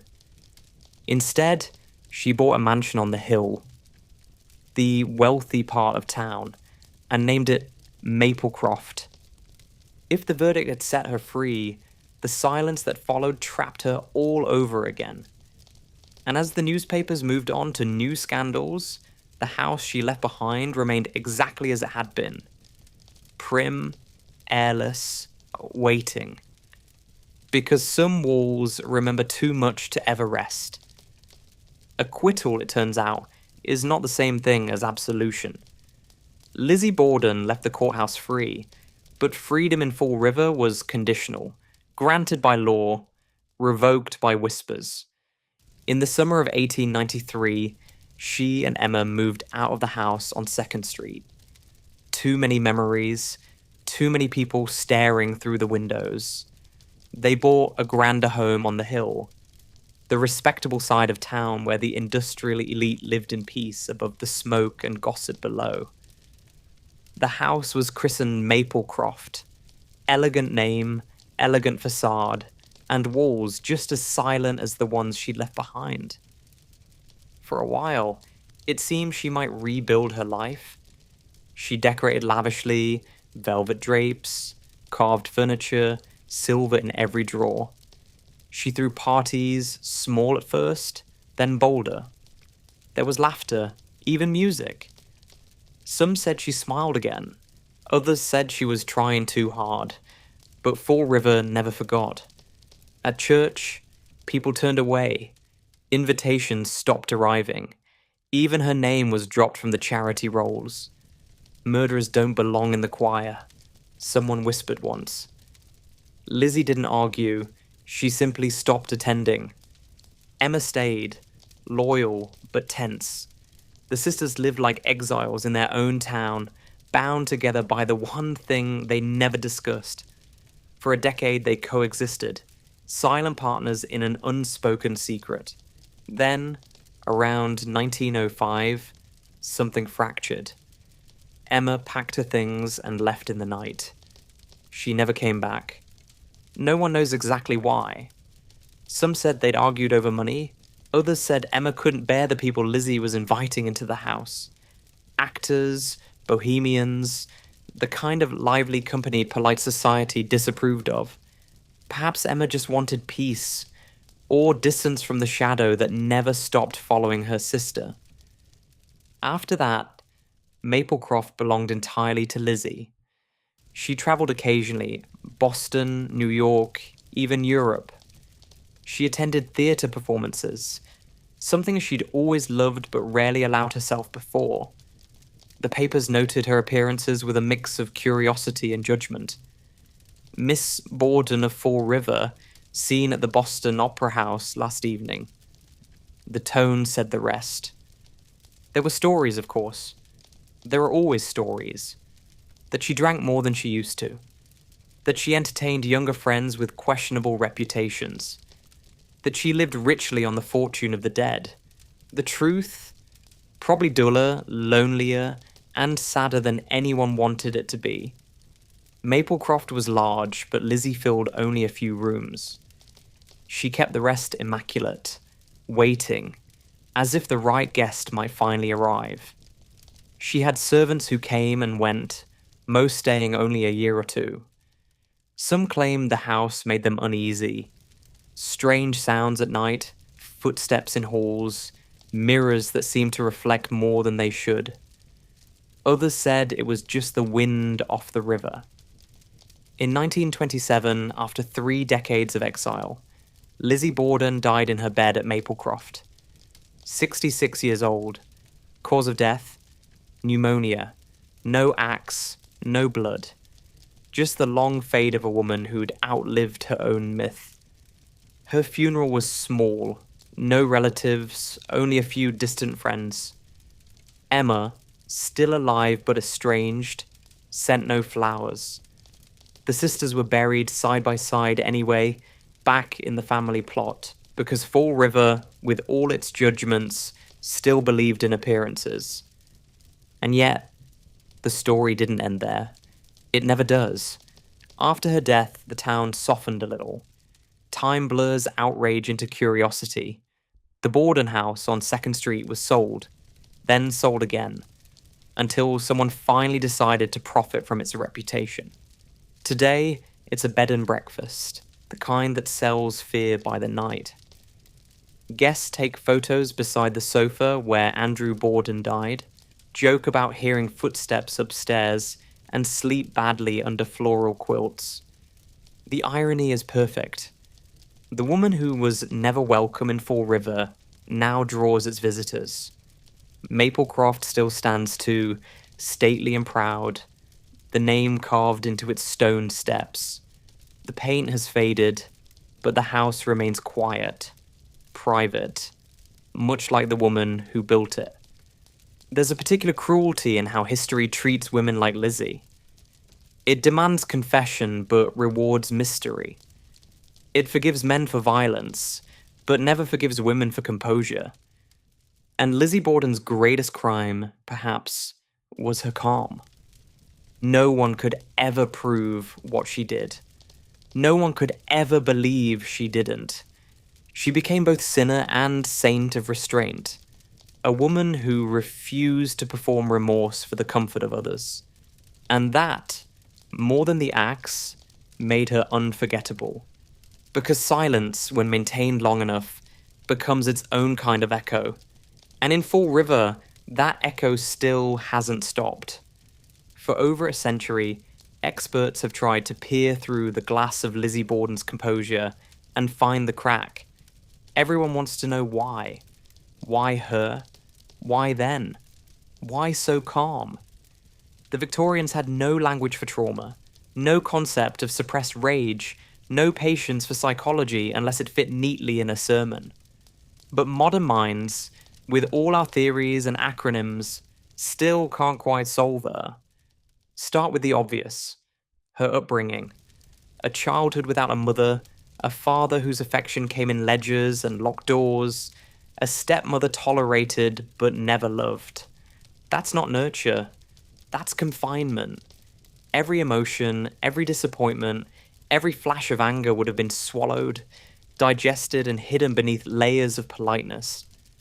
A society that demanded obedience from women was, in essence, breeding quiet pressure cookers.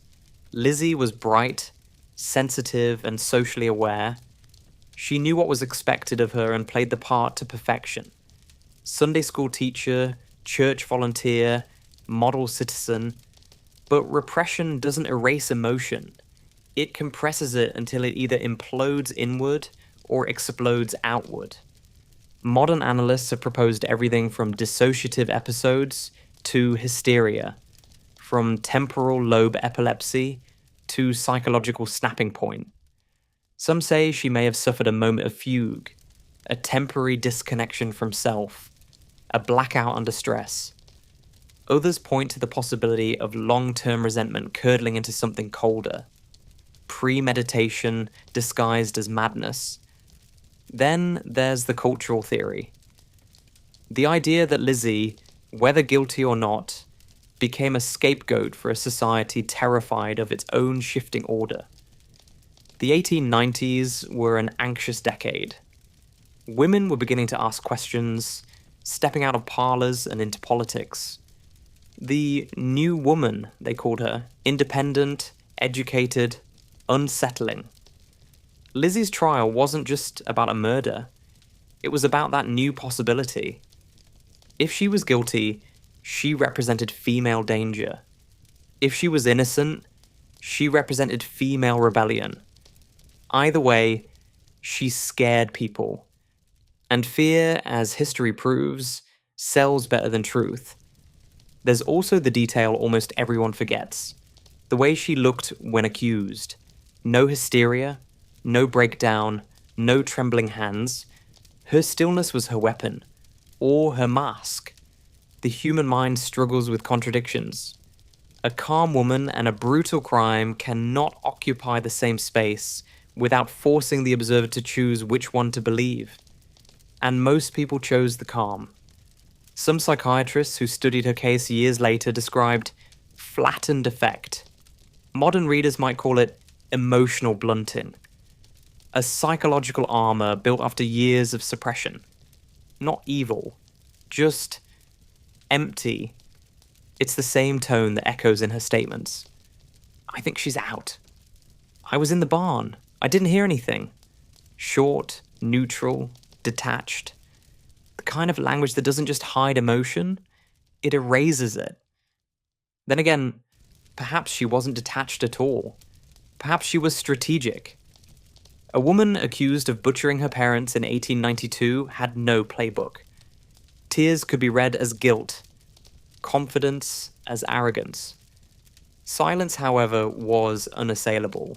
You can't misquote what isn't said. Historians like to romanticize her, turn her into symbol, the repressed daughter who broke free with an axe, the feminist avenger before feminism had a name. But reality is rarely that poetic. Maybe she didn't crave freedom. Maybe she just wanted peace and, in a single unthinkable moment, made sure she'd have it. Or maybe she was innocent, the perfect victim of circumstance and social bias, a lonely woman in the wrong house, at the wrong time, with the wrong face for grief. The human brain hates ambiguity, but Lizzie Borden thrived on it.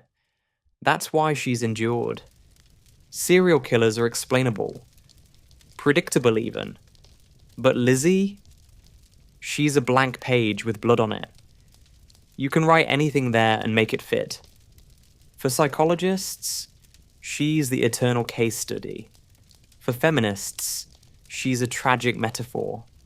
For Fall River, she's still bad luck. And for everyone else, she's proof that sometimes the monsters we create aren't born in darkness. They're crafted in daylight, dressed in linen, and raised to smile through the storm. Because the real horror of Lizzie Borden isn't what she might have done. It's how easily we recognize the world that made her. A century and more has passed, but Lizzie Borden never really left Fall River. She lingers in nursery rhymes, in ghost tours, in Halloween masks, in every nervous laugh that follows the word axe. Lizzie Borden took an axe and gave her mother 40 whacks. When she saw what she had done, she gave her father 41. A rhyme written by strangers, repeated by children who never knew her name before they sang it. No jury, no evidence, no hesitation, just 4 lines that rewrote her entire existence. History compressed into rhythm, guilt packaged as entertainment. It's oddly fitting. Lizzie Borden didn't die a murderer. She became a brand. Fall River, once horrified, now profits from her. The Borden house is a bed and breakfast. Guests take selfies beside the blood-stained sofa, sip tea in the murder room, buy souvenir hatchets in the gift shop. Axe sighting, says the website. Somewhere, a Victorian ghost rolls her eyes. Even Maplecroft has become a kind of shrine. Paranormal shows film there. Mediums claim to feel her energy. Cold, intelligent, unimpressed. The walls hum with residual tension, or maybe just bad plumbing. It hardly matters. People don't come for truth. They come for the thrill of standing close to a question no one can answer. Hollywood found her irresistible too. Films, musicals, documentaries, reimaginings. Christina Ricci with eyeliner and fury. Lifetime movies with lace and melodrama. Each retelling polishes the myth a little more. The prim woman turned predator. The angel with the axe. Everyone wants to decide who she was, and no one can. And now, decades later, she's returning again. Monster. Season 4 will tell her story for a new generation, streaming her sins in 4K. It won't matter whether they get it right. They never do. Because Lizzie doesn't belong to truth anymore. She belongs to folklore. Every generation makes her over in its own image. To the Victorians, she was scandal. To the feminists, defiance. To modern audiences, she's content. The woman who turned blood into myth and silence into marketing. What's strange is how ordinary her story actually was. A cramped house, a bitter family, a woman running out of air. It's not the grand gothic horror people imagine. It's domestic pressure finally exploding under lace. That's why she lasts. Because under all the legend, there's something horribly familiar. Ask yourself, if you were raised never to shout, never to want, never to feel without permission, what shape would your rage take? That's the question Lizzie Borden leaves behind. Not whether she did it, but what it means that so many secretly believe she could. Fall River today is quieter. The mills are mostly gone, the river runs slower, the gossip now monetized through ghost tours. But when the night is still enough, and the houses settle with that old New England sigh, people swear they hear footsteps pacing inside number 92. Slow, even, deliberate. Maybe it's imagination. Maybe it's just memory doing what memory does best. Replaying the moments we'll never quite understand. Because some stories refuse to end neatly. They blur. They echo. They crawl back through time wearing new faces. And Lizzie's face, pale, composed, unreadable, is still there, watching us watch her. Half victim, half villain, eternally balanced on the edge of disbelief. She lived her whole life under the gaze of others. Now she's their reflection, the polite monster of American myth. So next time someone hums that childish rhyme, pause for a second. Behind its rhythm is a woman history never managed to bury. And if you listen closely, beyond the rhyme, beyond the chatter, beyond the streaming dramatizations, you might still hear her voice somewhere in the dark, dry and amused, whispering 41? Really? You'd think they'd at least count properly? And that was Lizzie Borden, the woman who walked free but never escaped. She became a rhyme, a rumor, a ghost in a pretty dress. And somewhere between history and horror, she found immortality. Maybe she was guilty. Maybe she wasn't. But she made the whole world wonder what a smile can hide. So, sleepless rabble. If you've been quietly judging her for the past hour, you might want to check your own walls for cracks. Pressure builds everywhere. Some of us just hide it better. If you like tonight's descent, hit subscribe to keep falling down these rabbit holes with us, and tell me in the comments, where are you listening from? We might dig into a predator, a myth, or a secret from your corner of the map next. Until then, sleep lightly, dream strangely.